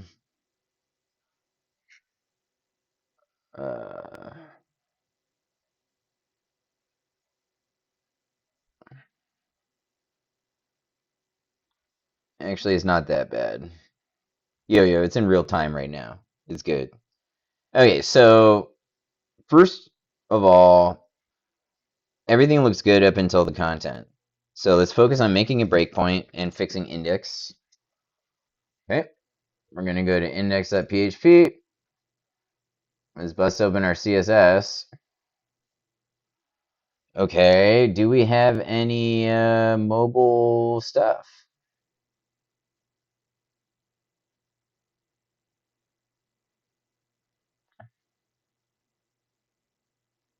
Nope. Just the very bottom. Some weak attempt at mobile display, I suppose. Okay, let's do this. New chat. Index. We're going to reference a file here, index.php. Okay, so, we need to make a single breakpoint for mobile device. Make sure it can handle the size of new iPhone and Razer Phone 2, and applies to that and anything less. Right? Thanks. And then also let's go back here. All right. Can we move this thing? How do we it is paired. Allow. I pressed allow. And we are paired on Bluetooth, right? Oh, it says it failed. All right, I don't want PC control. I just want to full HD frame rate 60. There you go. Nice. Yo, look how responsive that is. Oh my gosh, I could play video games with Glide. Heroes of Order and Chaos 2, we'll be using Glide for sure, guys. This is a nice app. Alright, how does this work? Let me just grab it and move it around on my screen, right? How come I can't? Settings.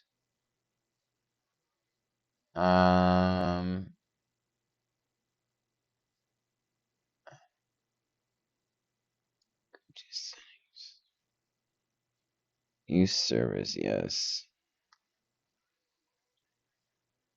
It's asking me to enter my PIN on my device. Okay, guys, if you ever steal my phone, you can hack my phone. Let's see.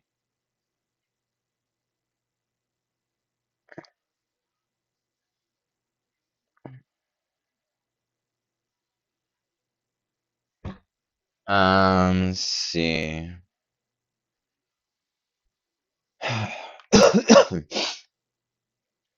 I just want to move it on my screen, right? Okay, hang on.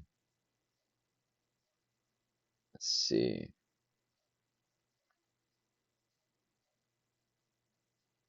It's letting me resize it.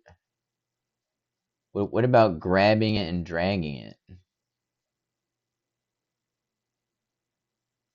In-game HUD available? I don't want to see that. What do you guys think? Just trying to grab, glide, and move it. I'm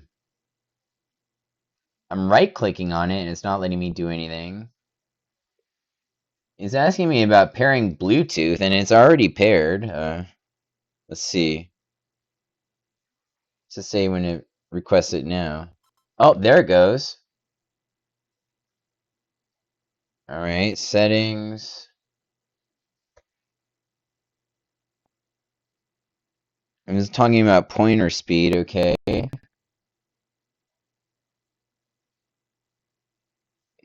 Oh my gosh, I see a mouse on my phone. That is cool. Let's see. How do we? Okay. Now can I move this around? Oh, I have a mouse back on the phone. Interesting. This is interesting. Okay, so you press escape to cancel it. Okay. All right. Keyboard and mouse. PC control. All right. Audio. Your PC speakers output to your mobile device's audio. That's so cool. This is interesting software, Asus. Interesting software. Just kind of wish I could move the the freaking display around on my computer, right? All right, let's actually nuke this, right? And then we'll just cast to it one more time.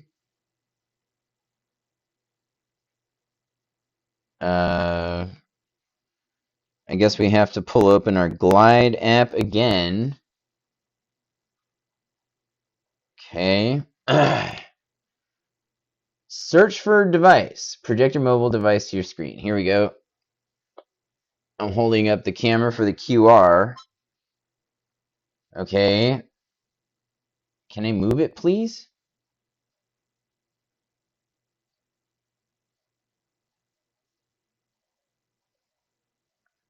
Huh. Why won't it let me move it around on the screen?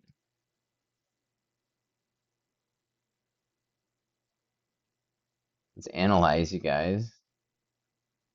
Do you have to grab it from the bottom? Do you have to grab it from the white thing? Oh my gosh, you have to grab it from this control on the left. Okay. I'm sorry, guys. It took me like 5 minutes to debug and figure out. Alright. It's silly sometimes, huh? Alright, and we have Reflector downloaded. Let's and it's installed, okay? Alright, now we're breaking up the UI. Let's go back here. See how responsive it is. Let's just test. It's pretty good. Yeah, there's some lag here, but let's change the settings again. Right? Now let's test. Whoa. Wow. That is super responsive, you guys. I mean, man, that's like almost good enough to stream Heroes of Order and Chaos, yo. And look, we can actually I'm interested. I'm just looking at this. Um, let's see here. Let's go to settings on my phone. All right. Display. All right, the refresh is at 120. We could actually match the refresh of the I wonder if that improves it. That seems to be pretty good. If I match the refresh with the casting, it's not bad. Looks really good. Okay. I'm sorry, I'm just excited about this. You know, I'm really into the whole mobile video game platform, right? And this software seems perfect for playing video games on your PC. Super cool, guys. Super cool. I mean, just look how responsive that is in real time, you know?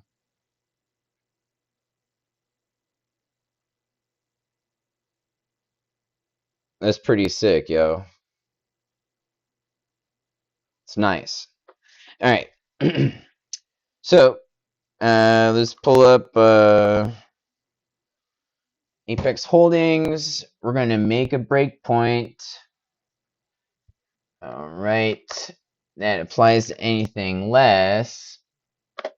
And then also, we want to modify a certain element, right? So, we're going to just go back to, we just want to know, right? This is just the container, and then there is this. Let's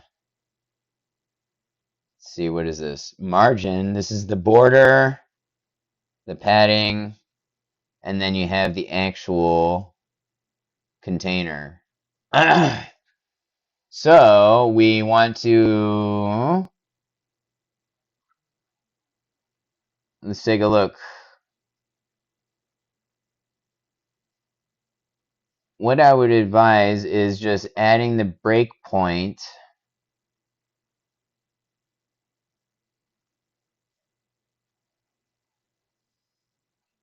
Okay.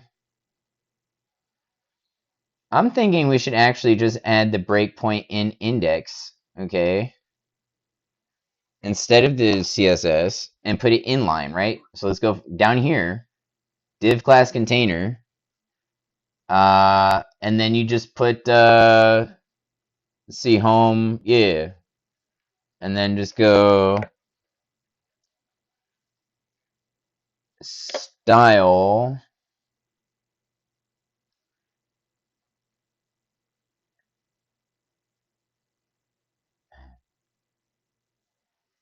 and apply it to the inline CSS style of div class container on line 540 and make the width of it 80% of the screen. And that's it. Let's see, we don't need to reference the style, that's CSS. There you go. Bam. We're just outfitting for mobile formatting. Okay, here we go. Here we go. Here we go. All right. Let's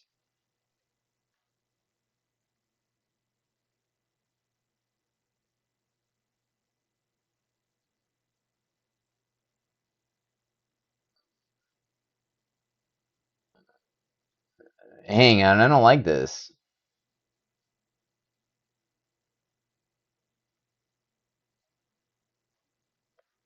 You put a whole bunch of CSS in for regular. Okay. All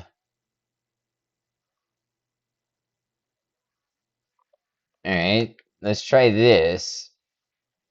Let's do index. It was gonna change the way it looked for the regular one. I was like, what? All right.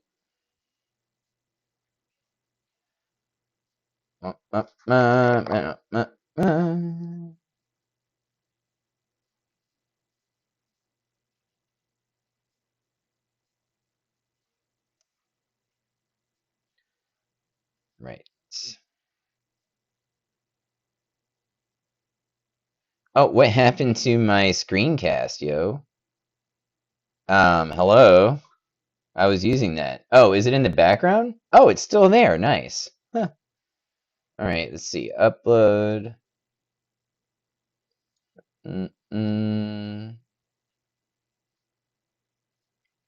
Here's index right here. All right. And let's just refresh. Do we have to clear cache and cookies? It's just inline CSS, right? Um,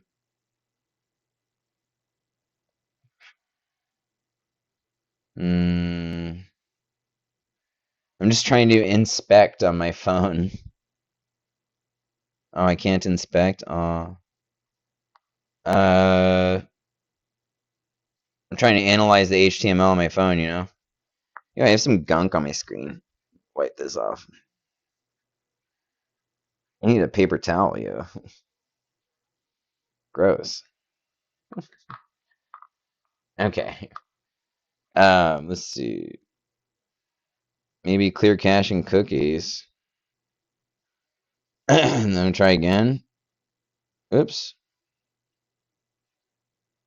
Let's try here. No. Let's see. Epic Store. It's still not at 80%. Let's go into here and see if it's in the HTML. Here it is. Media screen and max width.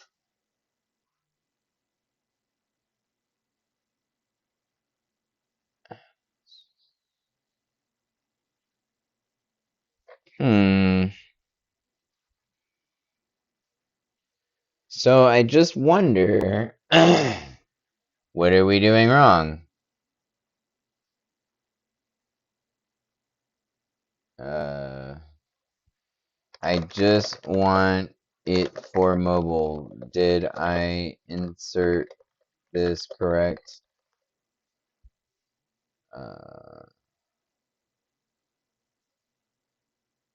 Let's just. Oh, I made a mistake.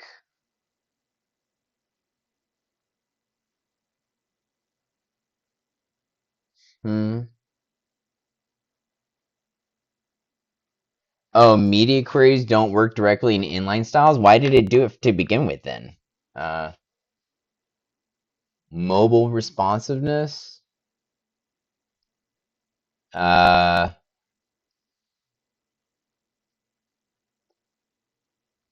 Okay, so to do mobile formatting, you have to use the CSS styling. You can't do inline? Okay, I thought you could. Shoot.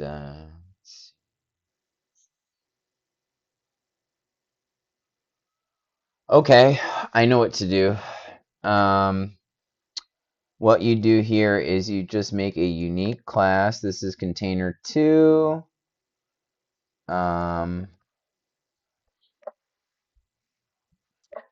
Nope.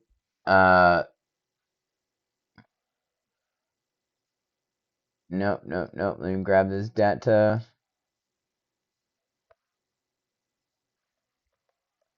I'm like arguing with the AI. Hang on. I'm grabbing this.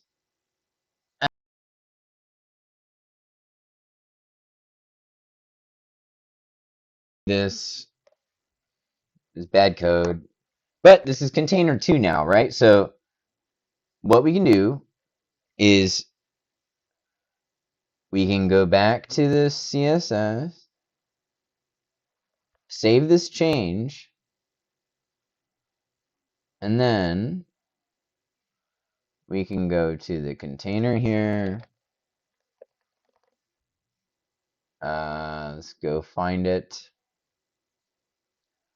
That word is used a lot. Oh my goodness, look at this. Media screen max width 768 pixels. Container width is 95%. Nav has special stuff.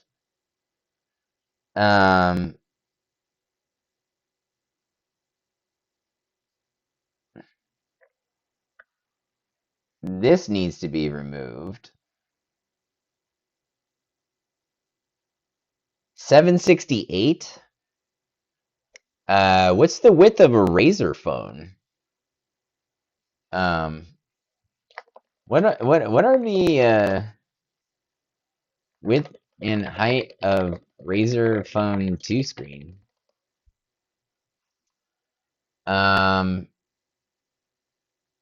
1440 by 2560. What? So it's a 1440p screen, but wow,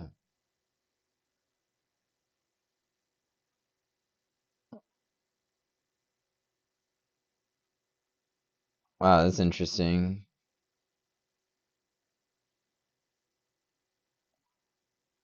Uh, mm,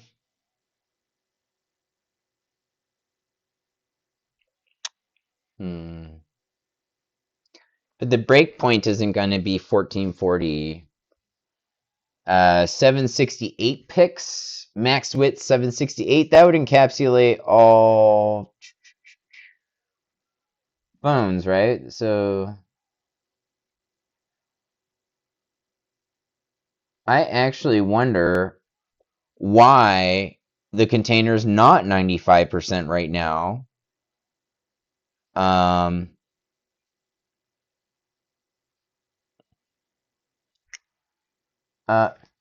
if the Razer Phone 2 has a resolution of 1440 by 2560 LCD screen, what is the breakpoint? I'm just curious. How does this work? Um, it needs to have a breakpoint of 1440 pixels since that's the width of the device.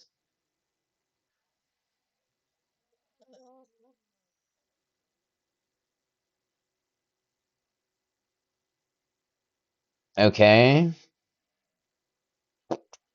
But that's the width of my monitor on my computer. That doesn't seem correct.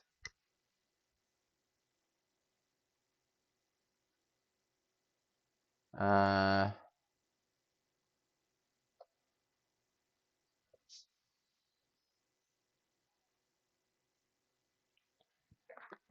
are you sure? Are you sure? Because my monitor is 1440, and it should be different for phones. With a breakpoint. I don't know if that's exactly how it works. Is it really the res? Breakpoint should be different for mobile phones. For mobile device, 428 pics.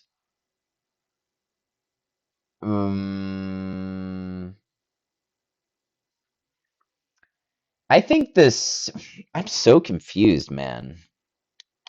Is it really because my Razer is clocking in at 1440? Because you know, I can show you. It's still just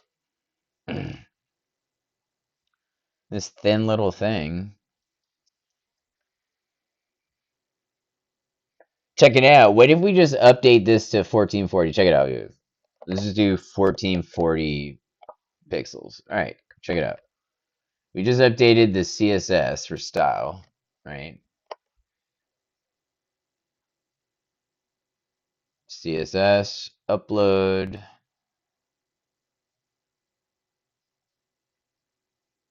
All right. Do we have to clear cache and cookies?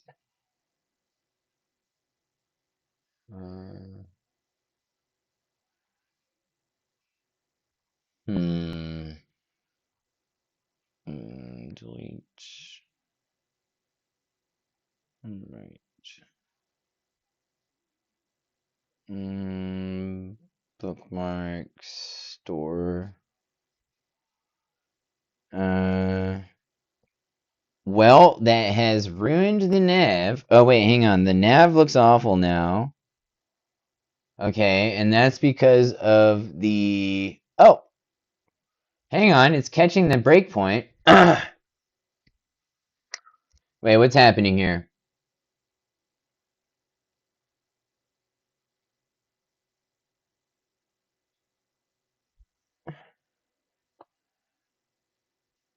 Yep, it appears the breakpoint is working. Uh-huh. I bet you there's a max width value in the container that is preventing this. Look. Width, margin, blah. I bet you there's another container class. Yeah, here it is. Width 30%. It's getting overridden. So what's happening here?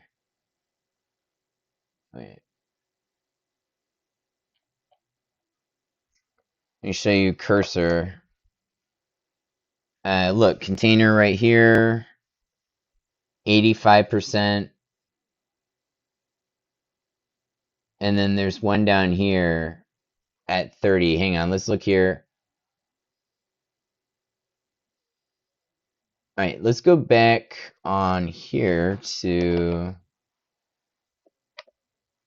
let's just look.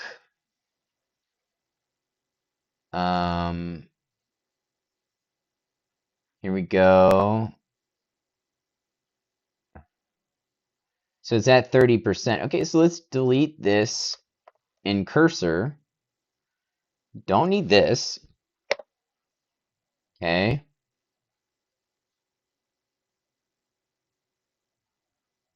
Let's see where else container appears. Here's another one. Bunch of other container. This is a overly used word, right? But and then we even had multiple. Okay, so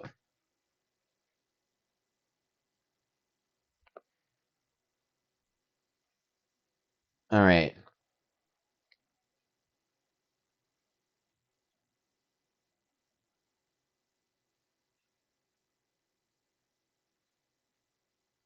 Is there a max width value here? No.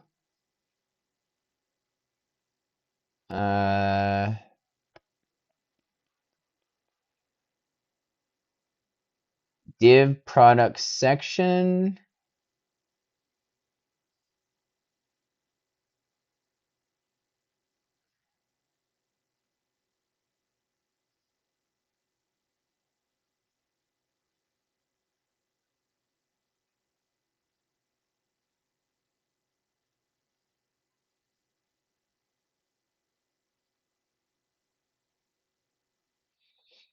Do you guys think it's possible?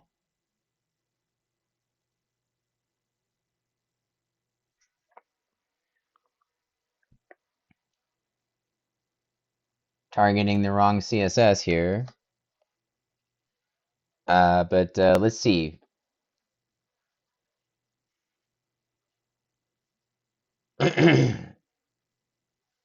I can tell that this 1440 media screen max with 1440 pixels is actually only working on the phone and not the computer. So that's the desired behavior. I just want to understand. Let's see. Width 80%. Let's do max width 80%.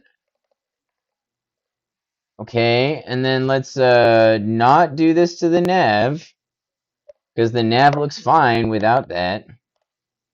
Right now it looks awful on the phone. Let me show you. Actually that looks kind of cool, doesn't it? You guys like that? The text isn't centered though. I can tell. So I'm not going to do that. I don't want that. But let's see, the banner container. The banner actually looks okay, so I'm going to leave that, I think. All right, let's update this. And then let's look in index under container. Oh, and this is container 2.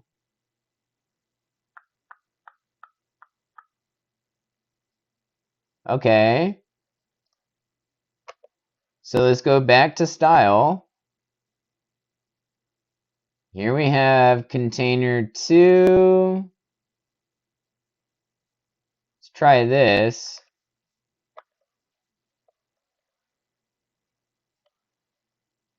And then let's grab our container. Actually, let's consolidate this, right? Let's throw our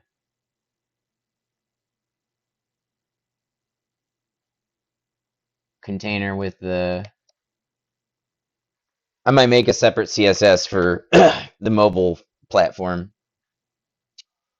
I don't know how I want to handle it. Actually, I want to keep it in the same one, I think. Okay.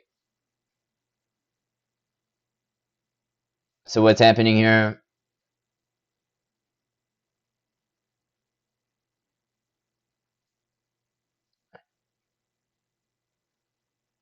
We want to just make the new one and then remove the width. And that's it. All right, so let's see how this works. Let's move this. I'm going to put this on another monitor for now. Let's see. This is just style.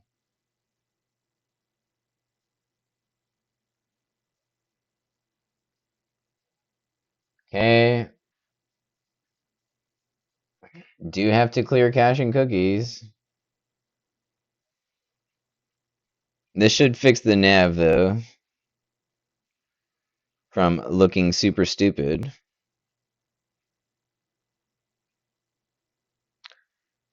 Let's see. Bookmarks. Oh my goodness, that fixed it, guys. Okay. Well, that's what we wanted. Okay, and then let's just verify on computer, right?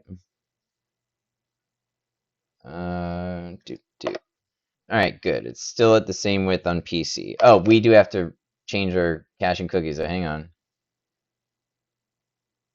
Let's see. Get out of there.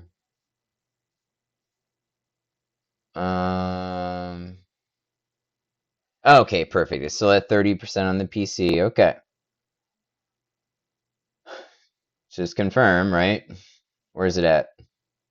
Right here. 30%. But we did not update the index file. Hang on. Let's get back into our Bluehost. I see that code there that doesn't belong.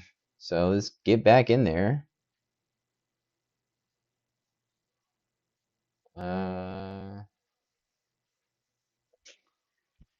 And that looks good for mobile, by the way. Let's pull that up again. Look at that.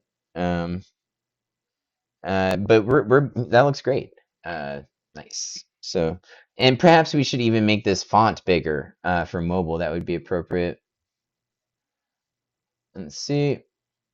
Font manager. Upload our index. Oops.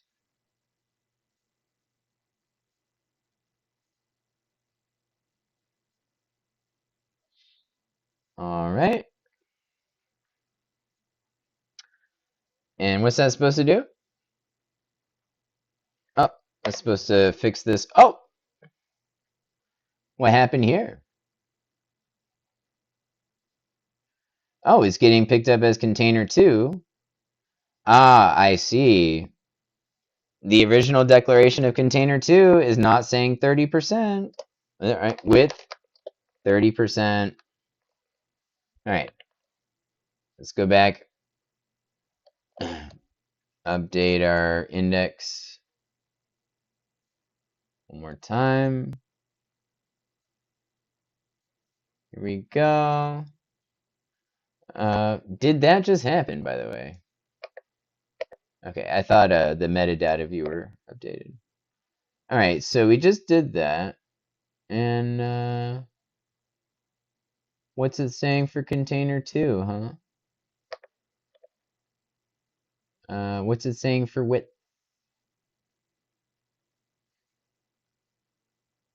Looks like we are perhaps getting picked up as a 1440p monitor now. I'm not sure what's happening. Let's see.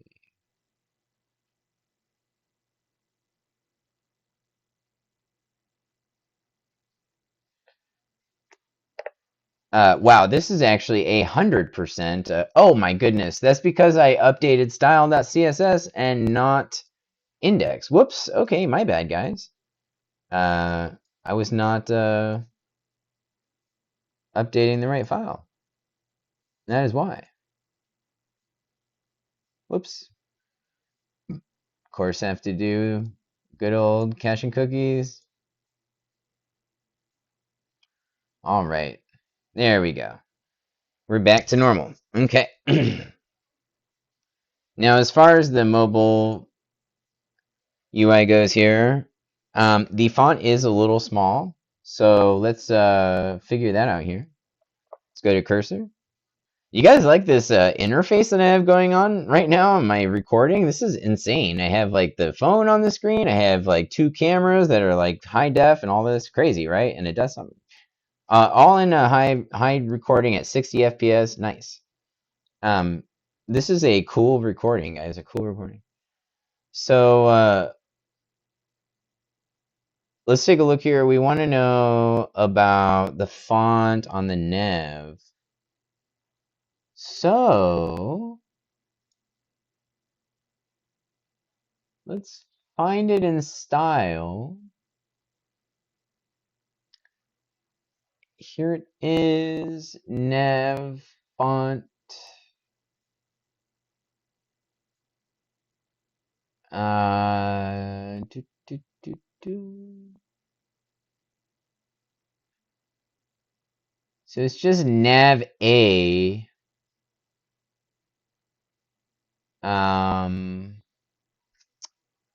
Right? The nav anchor. So all we have to do, ant media, right? So easy, is just say that when you're on the smaller screen, the nav font size, gosh, I don't even know. Let's look. What is the font size of this, you know? Does it even say? Nothing. I don't know, guys. Let's just say 12. Actually, let's do 14 pixels and just guess. And then we do have to upload style again. All right. Need to get back into our Bluehost.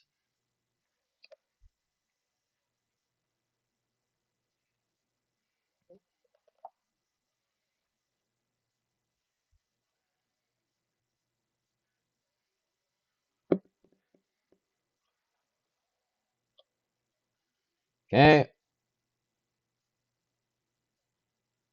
File manager. My goodness, guys. All right, style. What are we doing? CSS upload. All right, here we go. Okay, now what are we testing? Okay, the font size on mobile device. Okay, there we go. All right, here caching cookies. All right, here we go. Bookmarks. Font's not any bigger. Oh my gosh, it looks smaller. All right, let's make sure the font size didn't change on desktop. Still the same. So instead of 14 picks, let's make it frickin' like, I don't know, how about 38 picks? Okay. Let's go back, upload this. All right. Let's bring back up our device. Delete. All right. Bookmarks. Oh my gosh, that's better. Um, and the banner appears to be a little too small now. Do you guys think so? Could be a little bigger, right? Just a little. So let's see, the banner max height. Let's make it max height 3, because the width will automatically, we'll increase it by 30 pixels. Yeah, and then the font, now it's at 38 pixels. I would think that maybe 32 would be a nice size. Okay, so let's just do that. Let's update our style one more time. Go back over here. All right, and then clear our cache and cookies on our device here. And just do this one more time. So, by the way, Glide has not crashed yet, and I think that's pretty awesome. All right, so everything's resized. That actually looks really good, guys. I'm happy with that. Okay, now the secure access now font looks a little small. All the rest of the font appears to be a good size. I don't know how well you can see that in this recording, but I'm sure it's okay. All right. Let's see. The secure access now font seems a little small, so let's it's actually going back to cursor. Let's just close all these tabs. Right. Going back to index,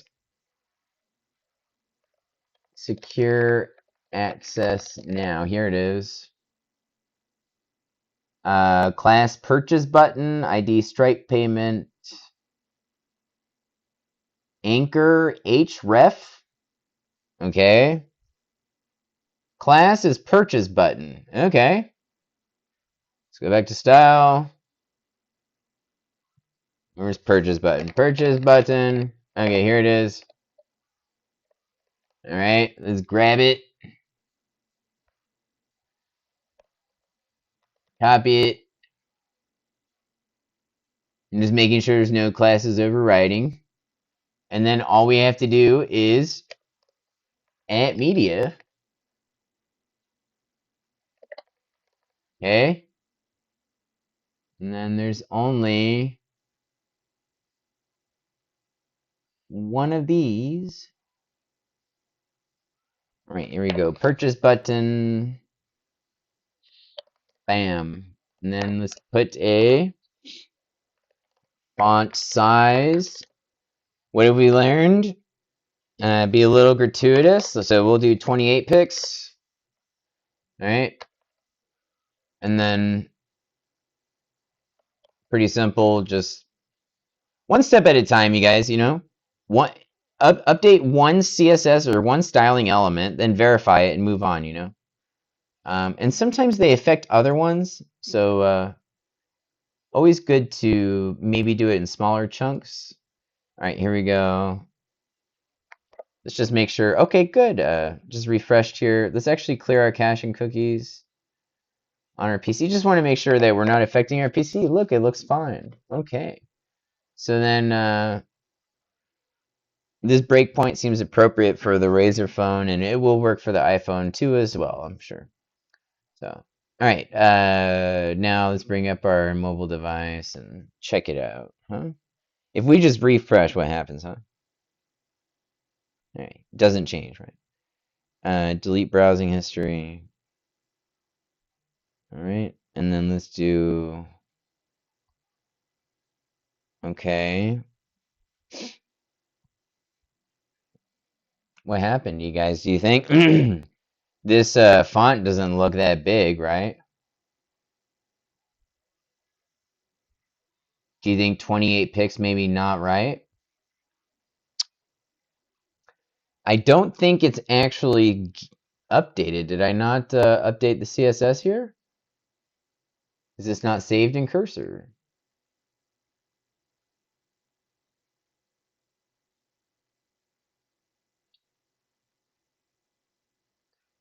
Let's try being a little gratuitous. Let's be 36 pixels.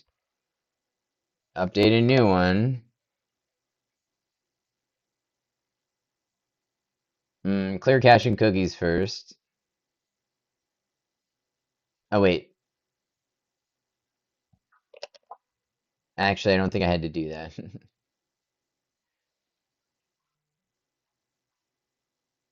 Let's see.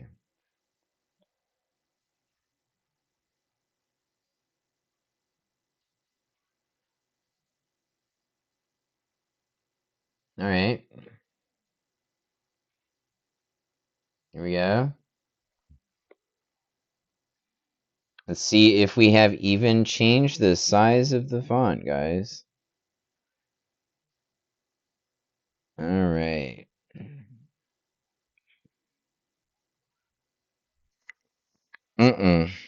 We have not. How do you think that's possible, huh?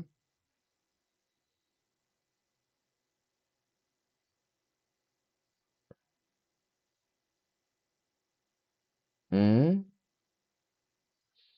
If we go back to index, ID, Stripe payment, paragraph, one-time payment for lifetime access. Guys, why is the font size of the purchase button not changing on mobile device right now, huh? It should be, should it not?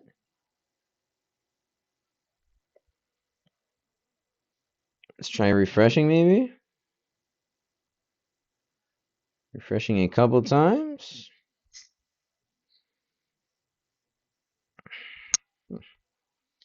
Do you think it's limited by the size of the button?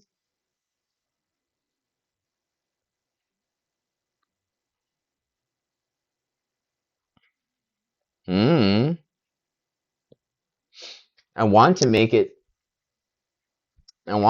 bigger, so I think let's see, is it Anchor perhaps? Yeah.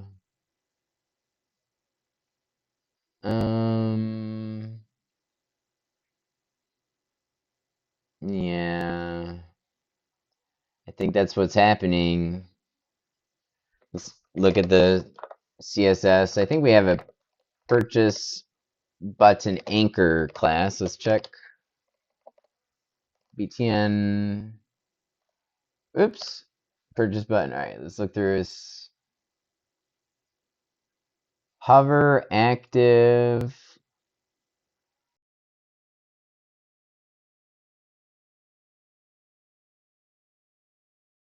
It's almost like it's remain. Is there? It's almost like it's remaining 16 pixels. Um. Hmm.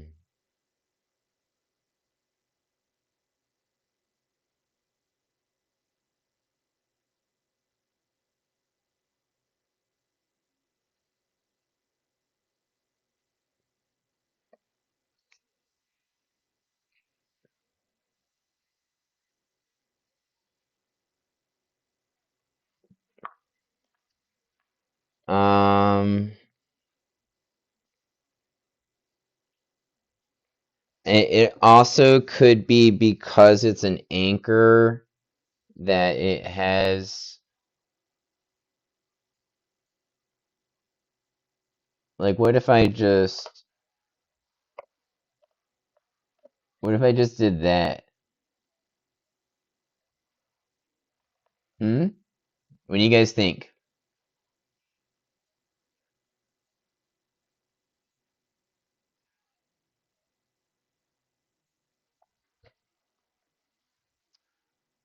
Let's see. Right. Can fit hack the Sys, bro.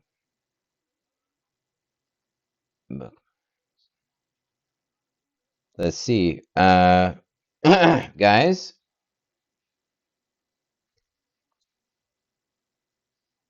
does not seem any bigger to me, right?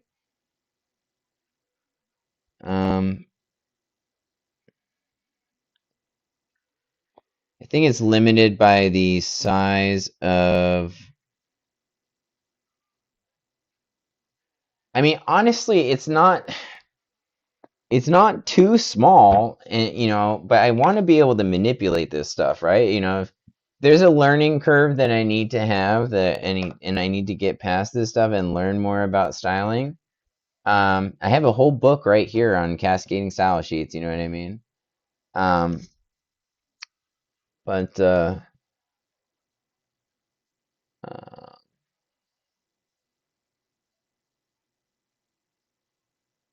do want to learn. Let's see. Purchase. See. Yeah. What if we added some padding? Okay. Let's remove perhaps the anchor thing.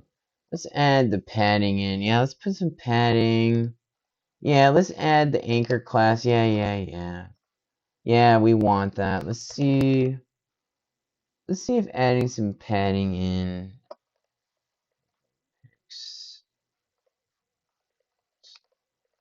Let's just add a ton of padding in. All right, let's see. Update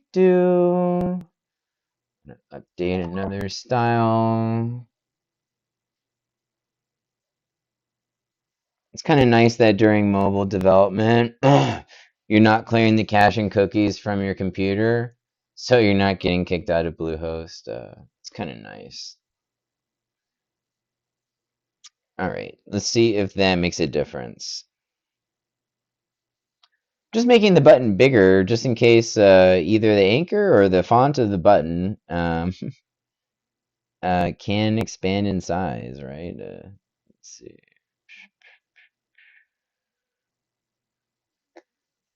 All right, still not a bigger button, unfortunately. Right? Um, Weird, guys. I don't. The padding does seem to maybe have. All right, what if we make the height of it, 150 pixels? Yes. I don't know. Uh,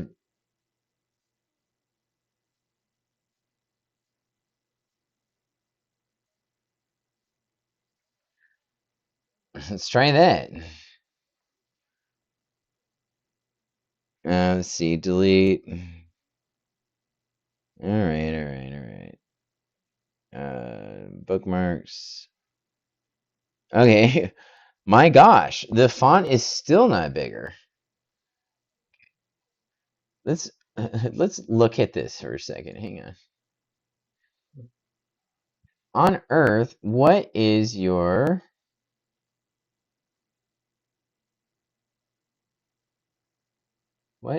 name?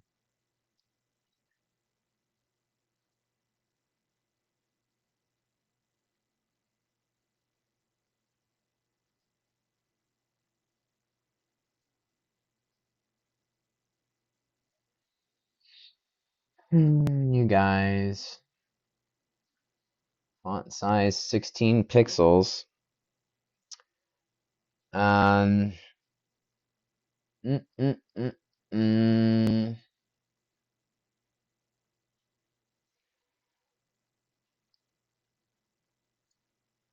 We have made the button huge on mobile device. What do you think's happening?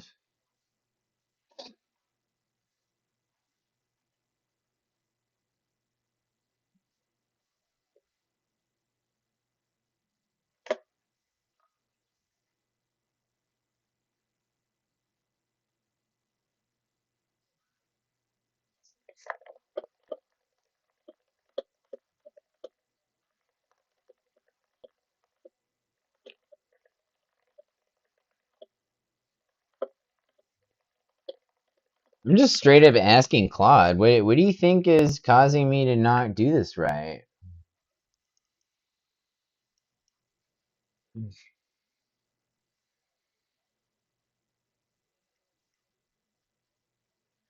No, you're wrong about that first one. Let's see.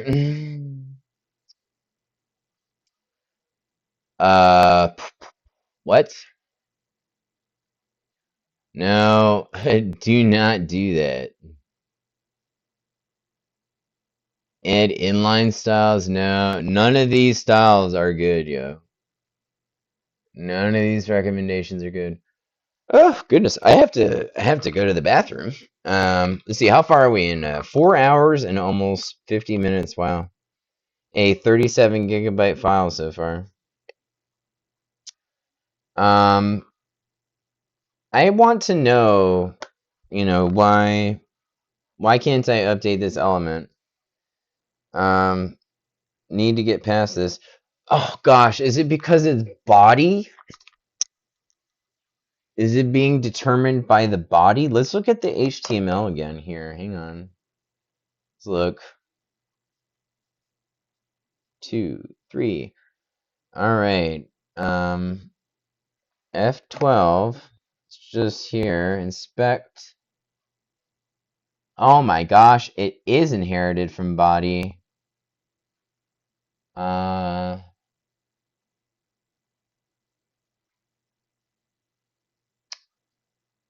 well, hmm.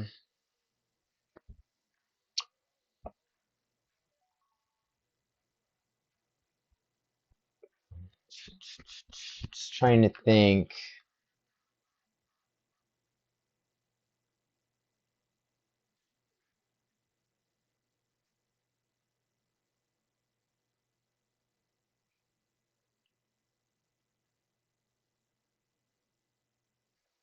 It would be nice if I could pull up the inspect feature. Is it possible to inspect HTML on Chrome on Android? How do we do that? Yes, 3 dots, 3 dot menu. What is this? Find in page. What should I do? Navigate. Select more tools. Settings.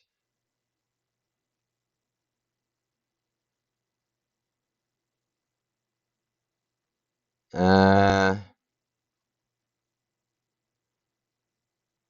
Advanced.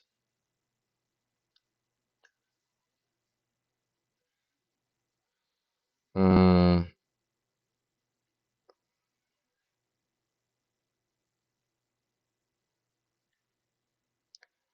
Let's see. How do you do this? More tools, huh? I don't see a more tools section. What if I click on desktop site?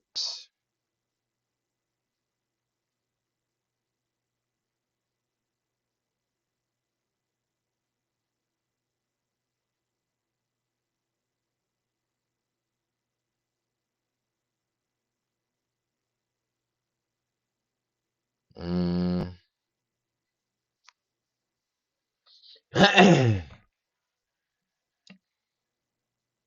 uh,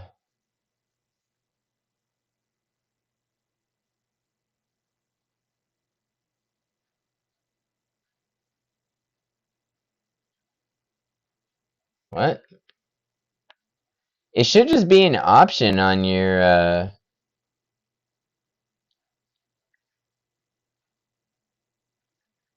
shouldn't it just be an option in Chrome?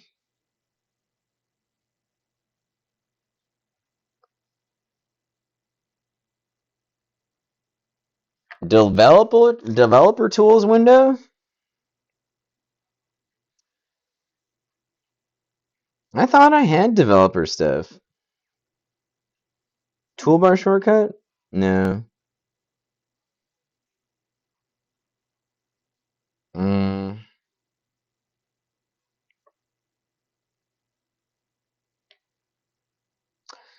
Could be because I'm on an old version of Android. I'm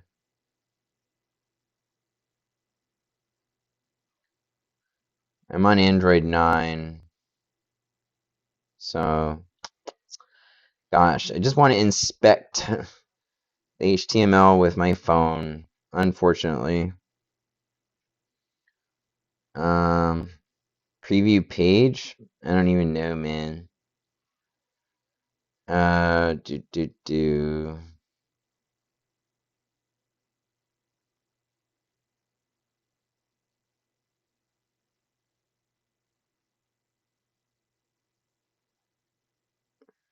Yeah. Alright, I don't think I can on my phone. Well, guys.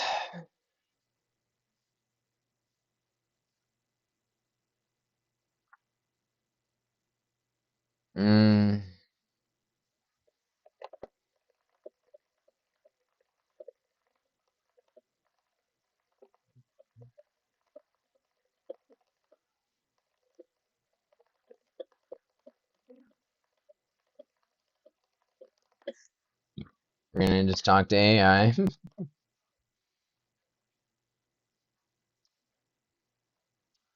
Just trying to get it to work with me here. Am I wasting a lot of time trying to just figure out one little thing? Yeah.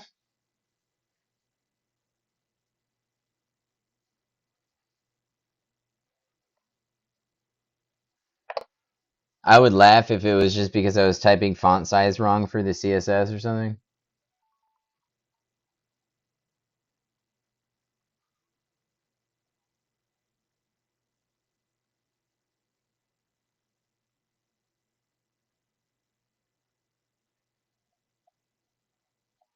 Yeah.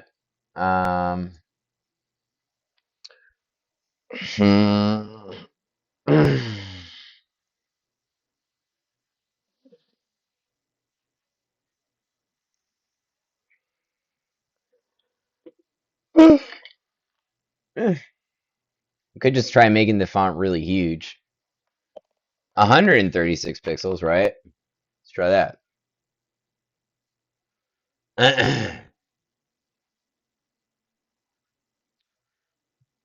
Okay.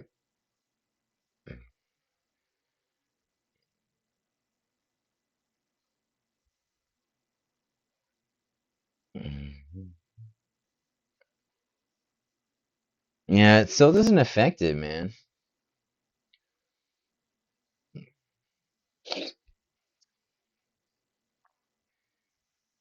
It's weird.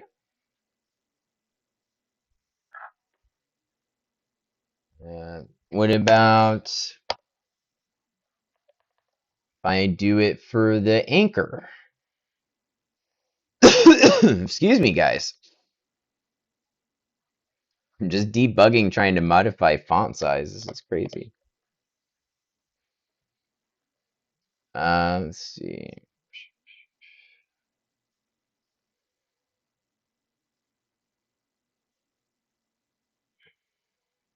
Right.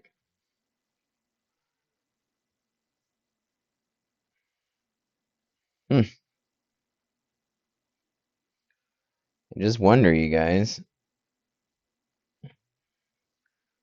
By the way, it looks like the nav font size, I'm reducing it down to 29 pixels. It's a little big for my taste. And then the purchase button, nothing we are doing. Nothing we are doing. What is purchase button active? Ugh. When it's selected. I might take a short break, you guys. You know, I don't want to stop development at all. Let's see. Let's just look at the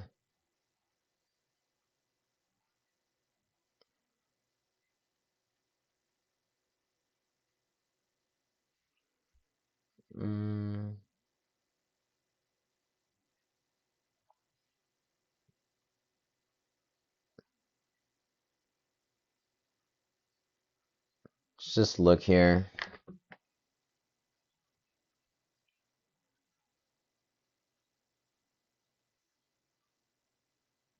I mean, it does have an ID. Oh, is it referenced in JavaScript at all?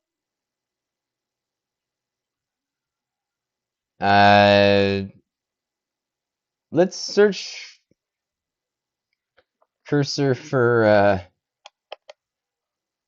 what would this be? Stripe payment? Hang on.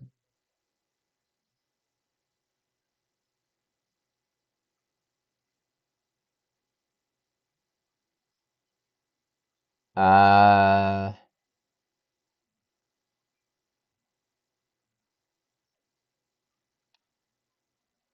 I'm just looking for styling, maybe. No.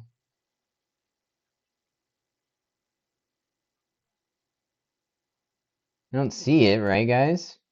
It's okay.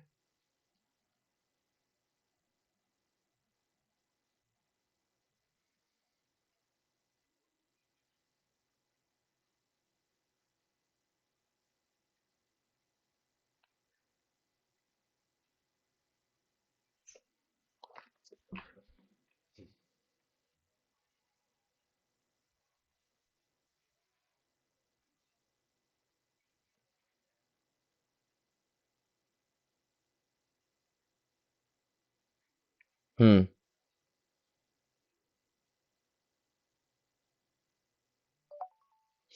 Well, it would be really nice to have somebody more experienced with CSS to just point out exactly why I can't figure this out. Um,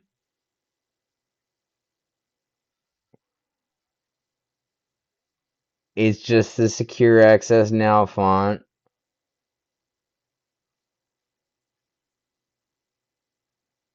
I wonder. I wonder. I wonder. I wonder. Uh-huh. Is it because of this inline styling here? Let's see. Here we go. Could it be because of the class section? Let's go back. Or this div class product card. Hang on. Maybe. I don't think that's actually the case because we can modify it on desktop, but not on, not on not on mobile device. Okay.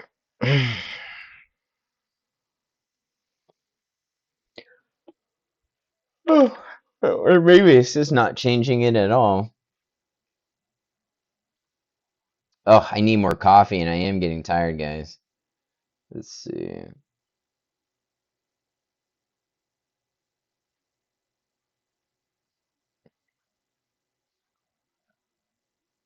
All right. Let's just make sure it's trying not to do any more changes. Oh, what happened here? Yeah, stop that. I don't want you doing that. That actually might fix it if I just make the font overall bigger. Uh, yeah, let's just do that actually. Hang on, let's open up style.css. Gosh, I am getting tired. And then if you just go to purchase button and then font size, just make it 20 or 19 pixels. And then this is style. Let's try that. Let's just try updating the font size overall. It's a cheap way to get out of this, but it might be just something I'm missing, guys. All right, let's just see how it looks on PC. Just hopefully it doesn't look awful. It does not look bad. It is okay. And then let's just look at it on the mobile device here.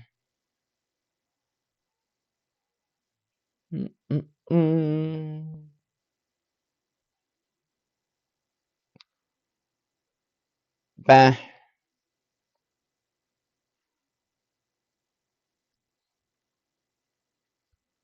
Don't see any difference, right?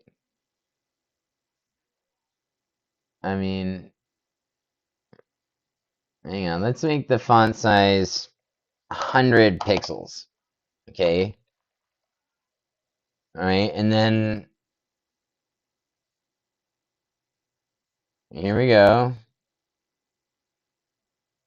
Can we update another one? No. I have to get back in. All right.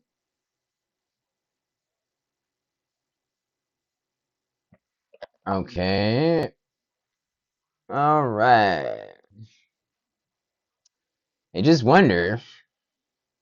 I have a feeling if I make it 100 pixels on the basic class, even when I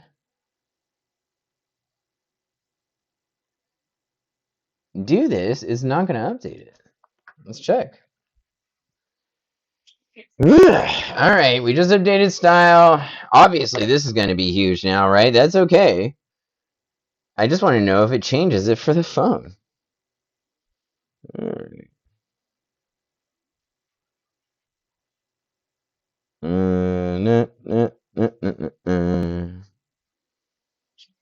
Okay, here we go. Hey, now it's different.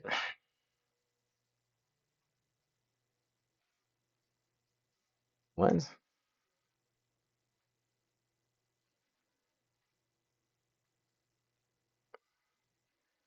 I'm so confused. Let's see. 22 picks, maybe?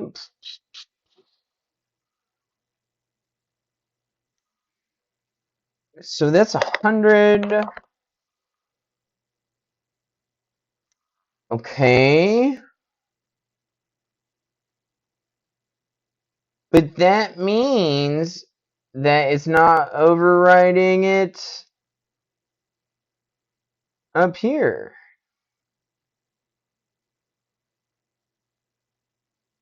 Wait a second.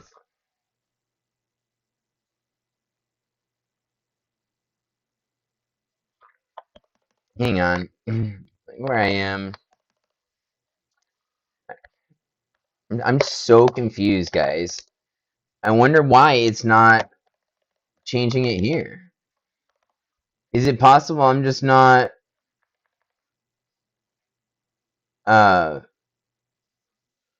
deleting the cookies right, from the phone? I'm just wondering. Dude, I do need coffee and a break, guys, but hang on, here we go. I think that's obvious. I've been doing this for 5 hours on the recording. Then that means I've been doing this for like 6 hours. At least.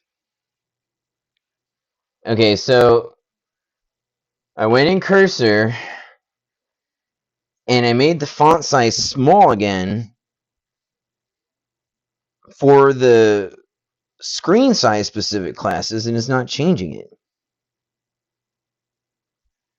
But it changes the size of the banner, the button, the height of the button, all that, but it won't do the font size, It won't do the font size. It only accepts the basic font size that comes from the original class creation. Oh, could it be because of the order and the CSS here? Let's see, what is it referencing? Purchase button, let's go back here.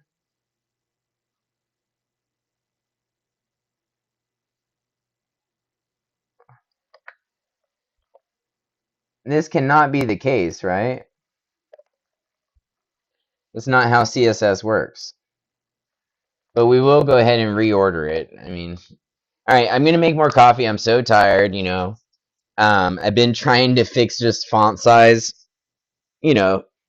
targeting font size for like freaking 25 minutes, dude. Crazy, at least. So But it's worth it to learn it, right? So that I'm become expert at this stuff and I can, do it forever, right? All right, pausing the recording. We may just move past this so that we can fix more mobile UI so that we can cross this off the list, right? Let's keep going. All right, you guys. Well, made my coffee, went to the bathroom, and we're back, right? Let's actually, since we've decided to waste a gazillion hours doing this, right?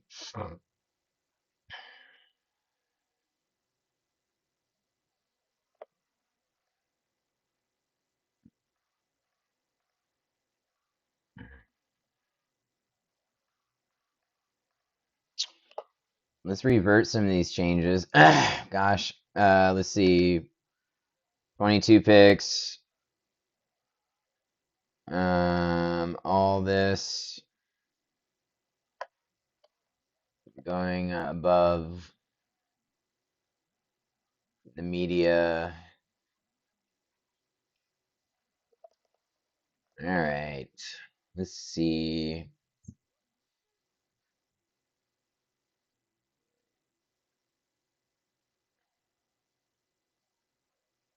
None of this makes a single bit of difference.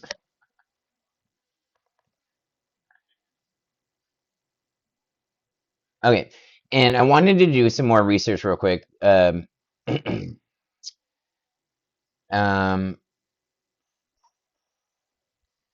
what I want to do is just make sure that on a 1080p screen on a laptop, it's not getting triggered by the code that's reserved for the 1440p max width on media screen, right? So, let's just, I'm busting open my laptop real quick. Let's show you guys. Just switching over here.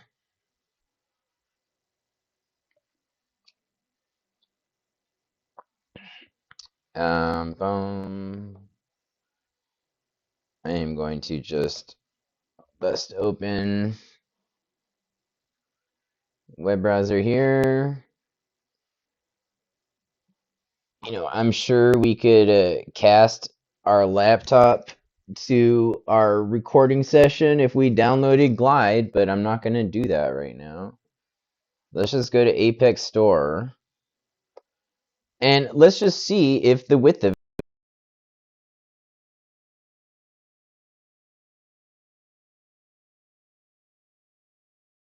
Nice, dude. Okay, our laptop. Yo, hang on. What's the resolution on this laptop? Let's check real quick. I'm 1,000% positive it's 1080p, but let's just double check.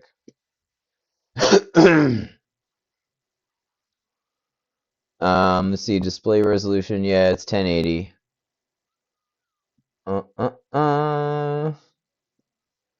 Okay. All right. So interesting. I wonder how these breakpoints actually work. Um, how do media screen breakpoints work? Like, why isn't it the actual one?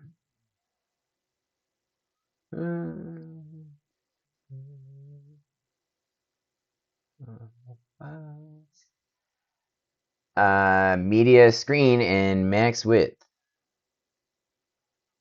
Let's see. Oh, it helps with your SEO. I did not know that.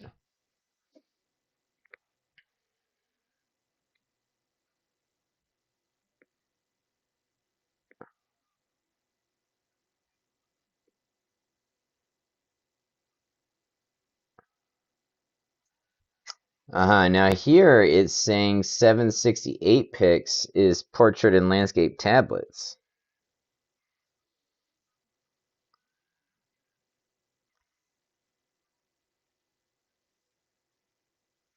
Isn't that interesting?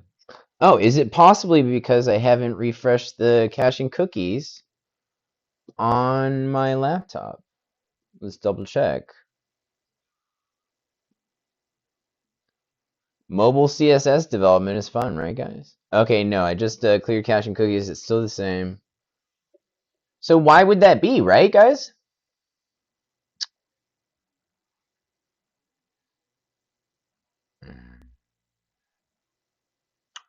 Is it because this section here that says media and screen? Let's see.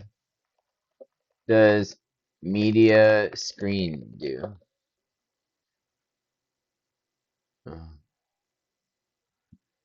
What's the difference between screen and only screen in media queries? Let's see.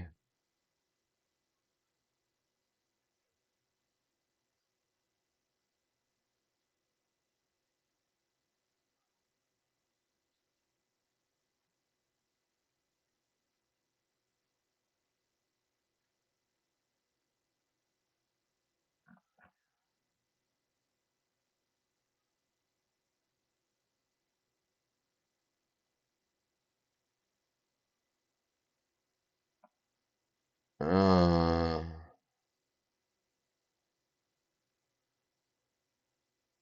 so it's just talking about compatibility with old browsers.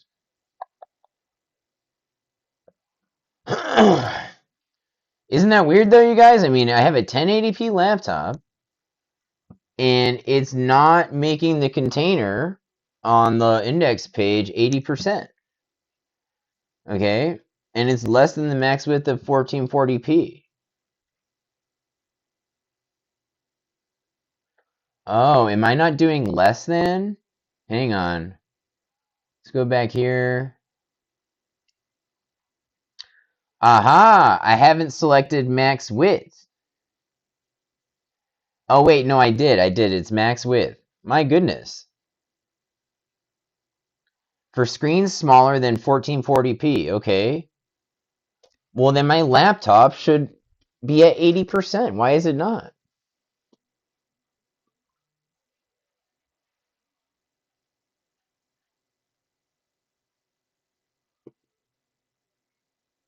Oh, wait a second. It is at 80%. What happened? Huh? Is there a max width? Hang on, it's registering as at 80%.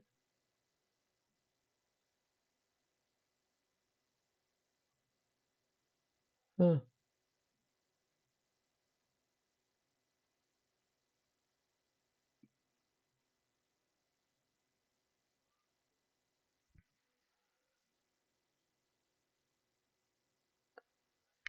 Just analyzing this.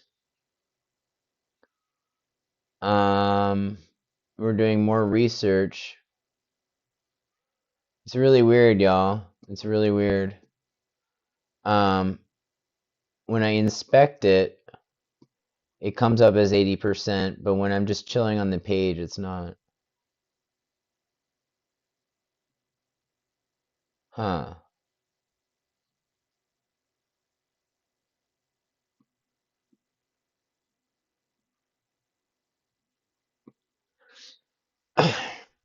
Well,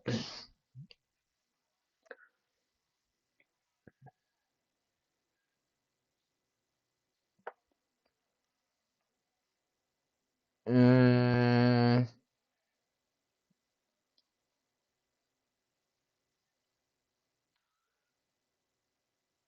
it's interesting.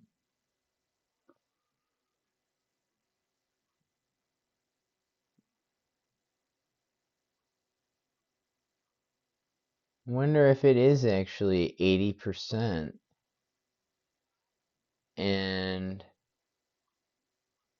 it's just inside of another container. Mm.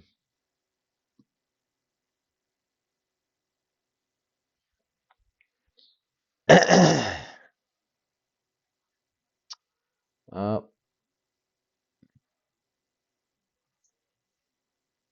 nope. Well,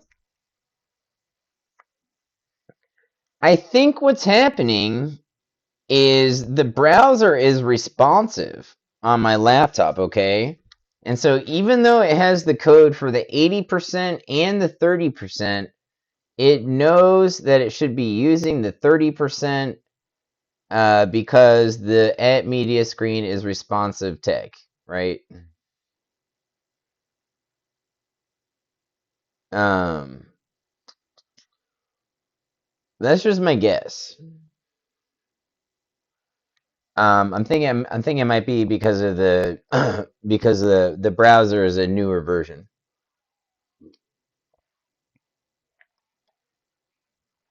I'm learning, dude. I'm learning. UI development,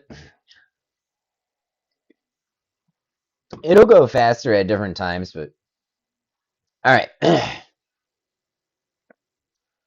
So it's actually update our style.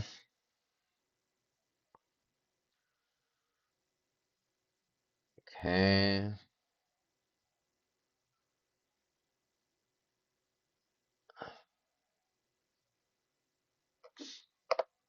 Okay, we have reverted that change. See how it looks on our phone. Let's see.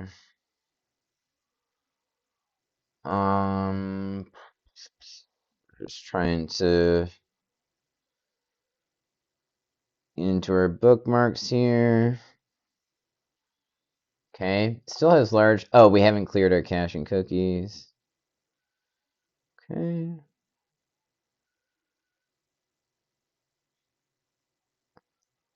Okay. This is actually okay. In fact, the font even looks like it's responding now. It looks like it's bigger. Not sure. I don't want to mess with it. So we're going to proceed. So now let's just go through the payment. So this actually looks okay.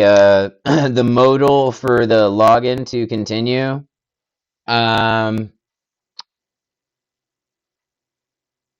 Well, I kind of want to just leave it as is. Let's see. Oh, okay. Invoice not found. That's okay because there's not one for this member. Okay, and then right away I see that when you log in as an admin, let's say the navigation bar at the top doesn't look that good. Let's just test it out.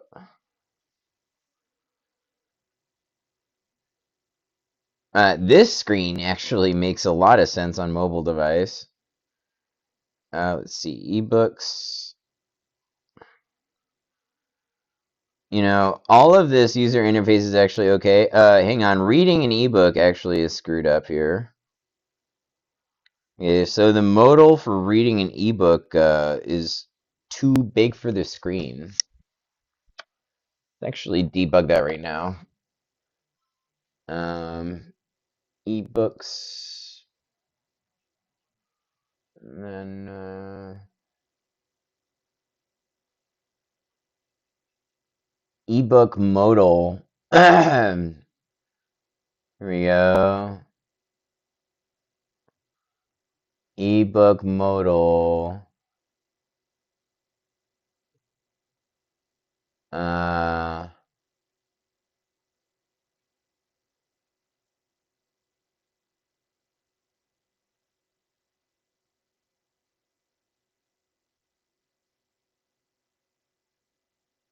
Okay, here we go.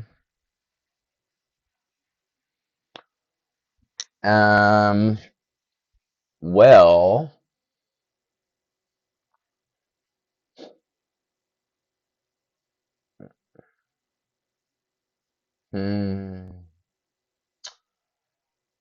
I'm thinking, let's just see what it's like on desktop for a second.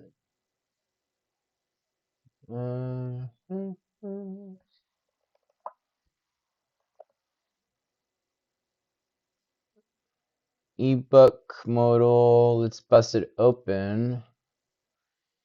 It, you know, it has a better appearance.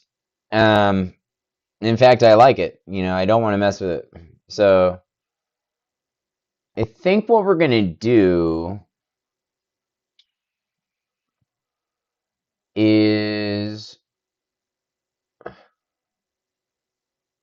ebook container. Okay, let's just analyze this.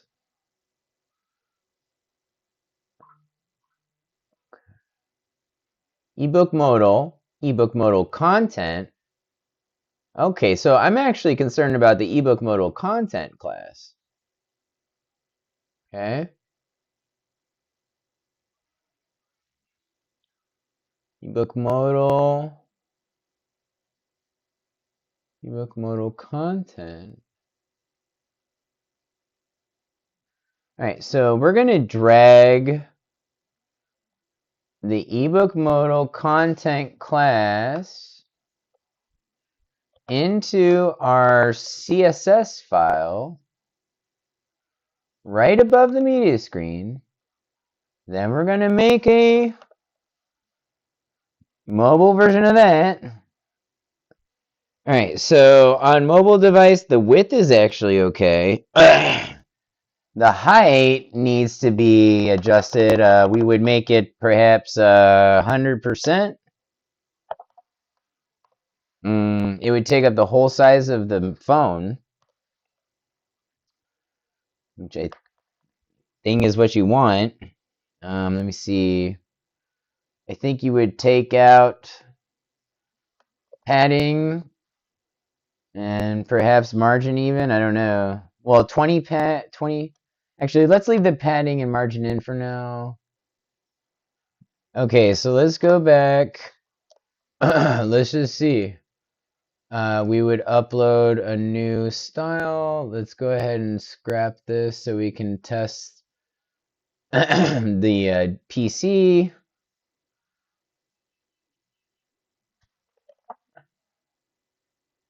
Let's try and get in the Cis Yo.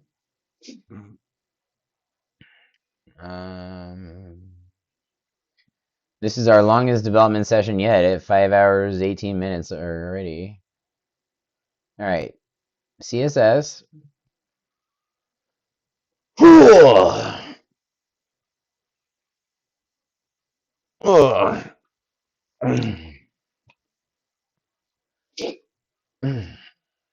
Let's see. All right. And our ebooks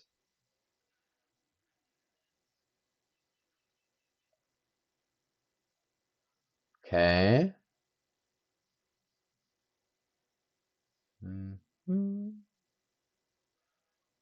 Okay.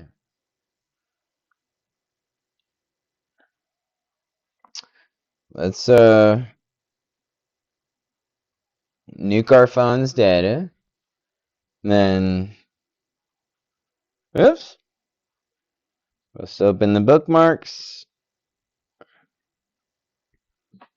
Okay. So far so good. Log in. Text state forward.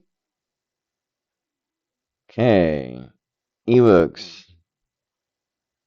There we go.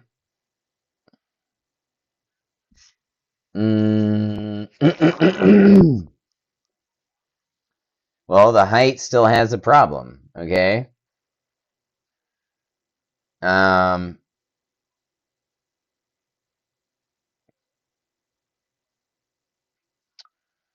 Let's run the height as 80% on the ebook modal content. And while we're at it, Well, actually, let's just try that update. All right.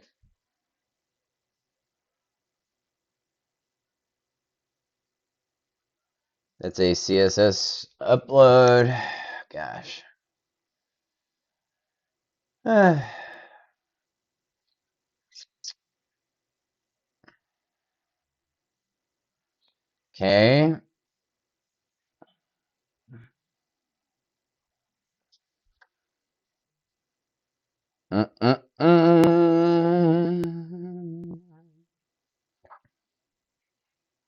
Okay.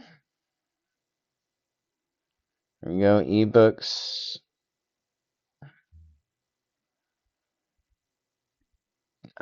So once again,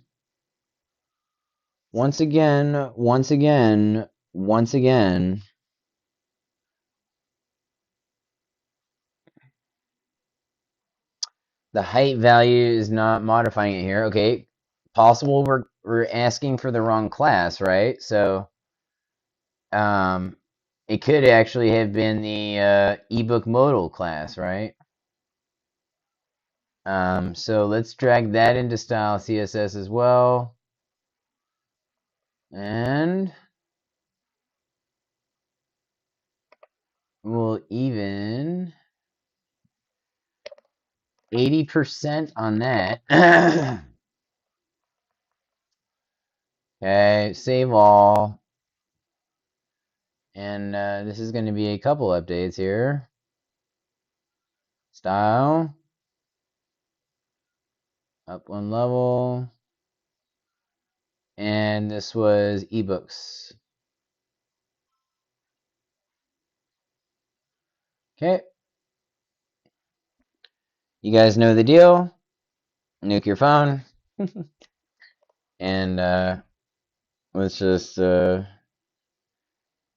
get back in there to the bookmarks. Okay, here we go. All right.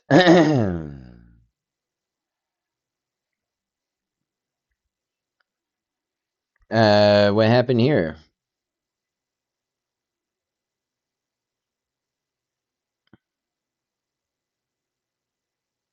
I'm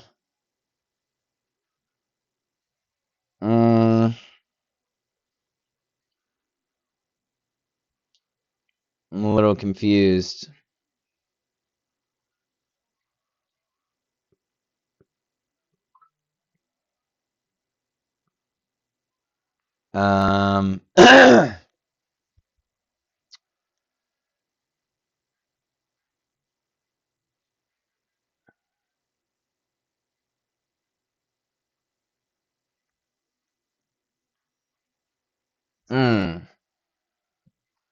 I see. It's because of the top value. The spacing from the top needs to be at least 5% away from the top. The left has a 0 value. Width is 100. Width here, ebook modal content. Margin 20. Okay, let's try this. Let me show you guys cursor. I just modified the top value in ebook modal here. Just, right here. All right, so let's go back and update our CSS again.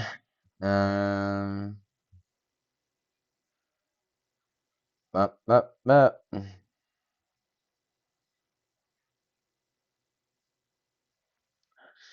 Okay. Come on, guys, this is fun. CSS styling is so fun. I actually like it. You can be good at it, obviously. You can be better than I am. It's funny. I've been studying this stuff for years. I should be better at it than I am, but I've had classes in CSS and all this, so it's just I don't know. But you don't really know until you get into it. Okay, this is better, but there's a couple problems.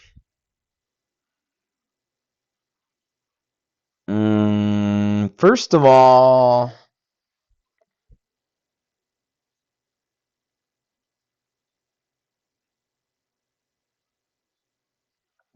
the cancel button is gone. I can't scroll through the pages.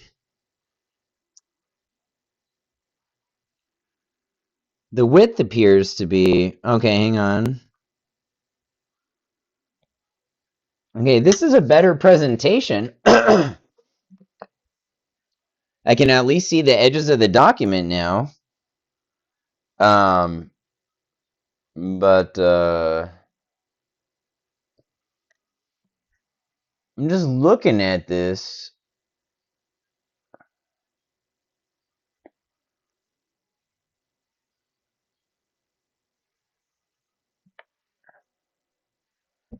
I think it needs to be top 10%. Something like that. Because that's halfway if the height is 80%. And then...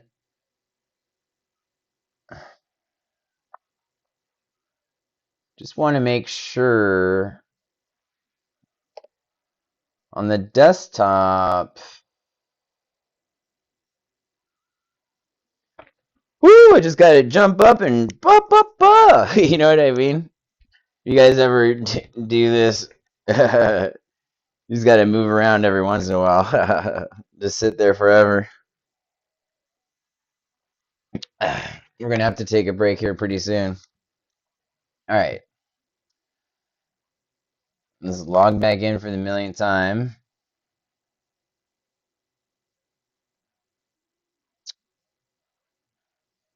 Alright. Okay. I just want to verify. Okay, everything's good here. Okay.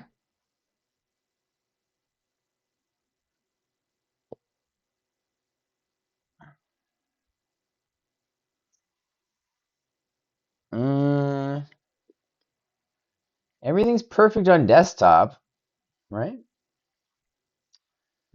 Glad we haven't messed with that. Alright, guys. Well, ooh, I just feel like I have to move around, you know? Like, just sitting here for hours, man. Just sitting here for hours. Look, you know, I'm really happy we were able to record, looks like 5 hours, 30 minutes, you know, with all kinds of these crazy features, you know, being able to have mobile display, doing 1440p at 60 frames per second the whole time. Even now, you know, my graphics card is not overheating, nothing, it looks bad on the rig, no crashes, no blue screens, nothing after building this computer just a couple days ago. This has been a great way to test the system, and this has been super awesome. I'm going to just cut the recording off just so we can salvage this and say, hey, you know what, we got a 5.5 hour recording, that's awesome. It could be longer, but I don't want to risk it. I just want to kind of compress this file, and I might just make a vlog after this or make another session of doing UI, but I think I'm going to take at least an hour break here. So, you know, you guys, thanks so much for tuning in for our development sessions. You guys know that, you know, it's a lot of fun for me to do this. Always a learning experience. You think you're good at something, you know, you can always get better. So if you take a break from it, you're not as good when you come back. You know, it's just like playing an instrument, right? I guess. You know, there's you can always improve.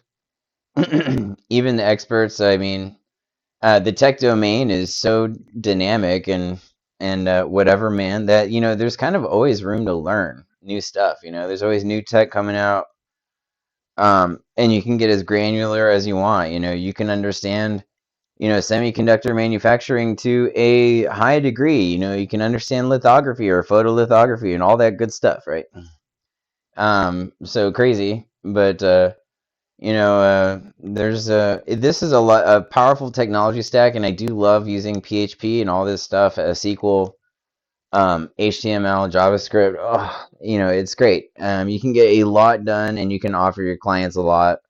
You know, I could see this as being good for a career thing too. You know, this technology stack might not be the most selected for many deployments. You know, and it's not the best for each application either. You know, when designing your application, you can't use this is set up with, you know, that I have for each type of application. You know, sometimes you do want to select Java, or, you know, Java is a widely accepted one that works on a lot of platforms.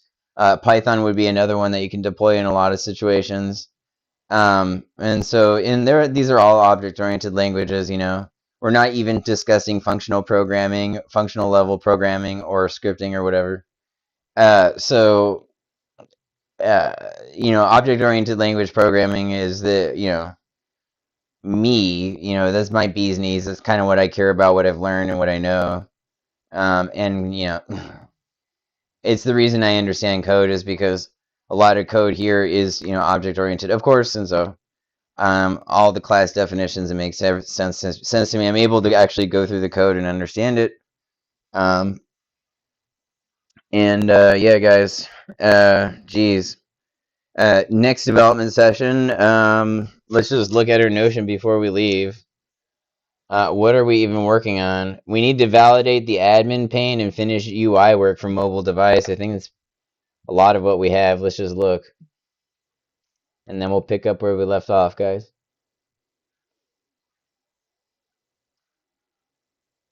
Yeah. The capacity management. That's part of validating. That's part of validating the rest of the admin pane. And we have to fix capacity management so that I can manage it from my website and change the amount of capacity he can use. We just have a little bit of UI work to work on the admin pane. Let me actually move this up. Oh.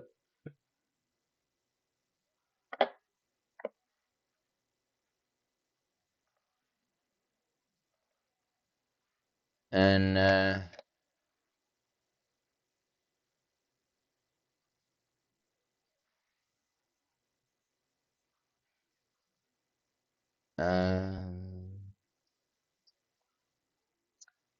user account sign up invoice issue login not showing paid.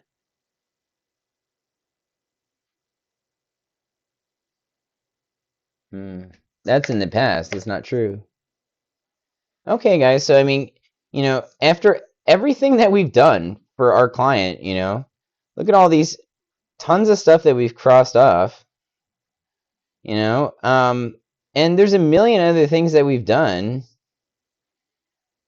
to, you know,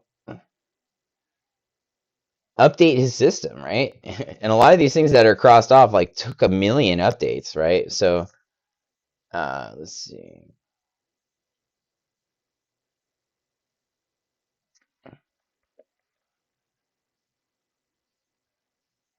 I need to give to the client the login password for webmail and also the login password and login for the admin account on the website.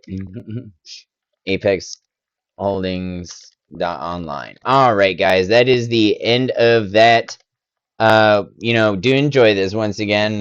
This is one of my more fun parts of the YouTube channel where we get to hang out and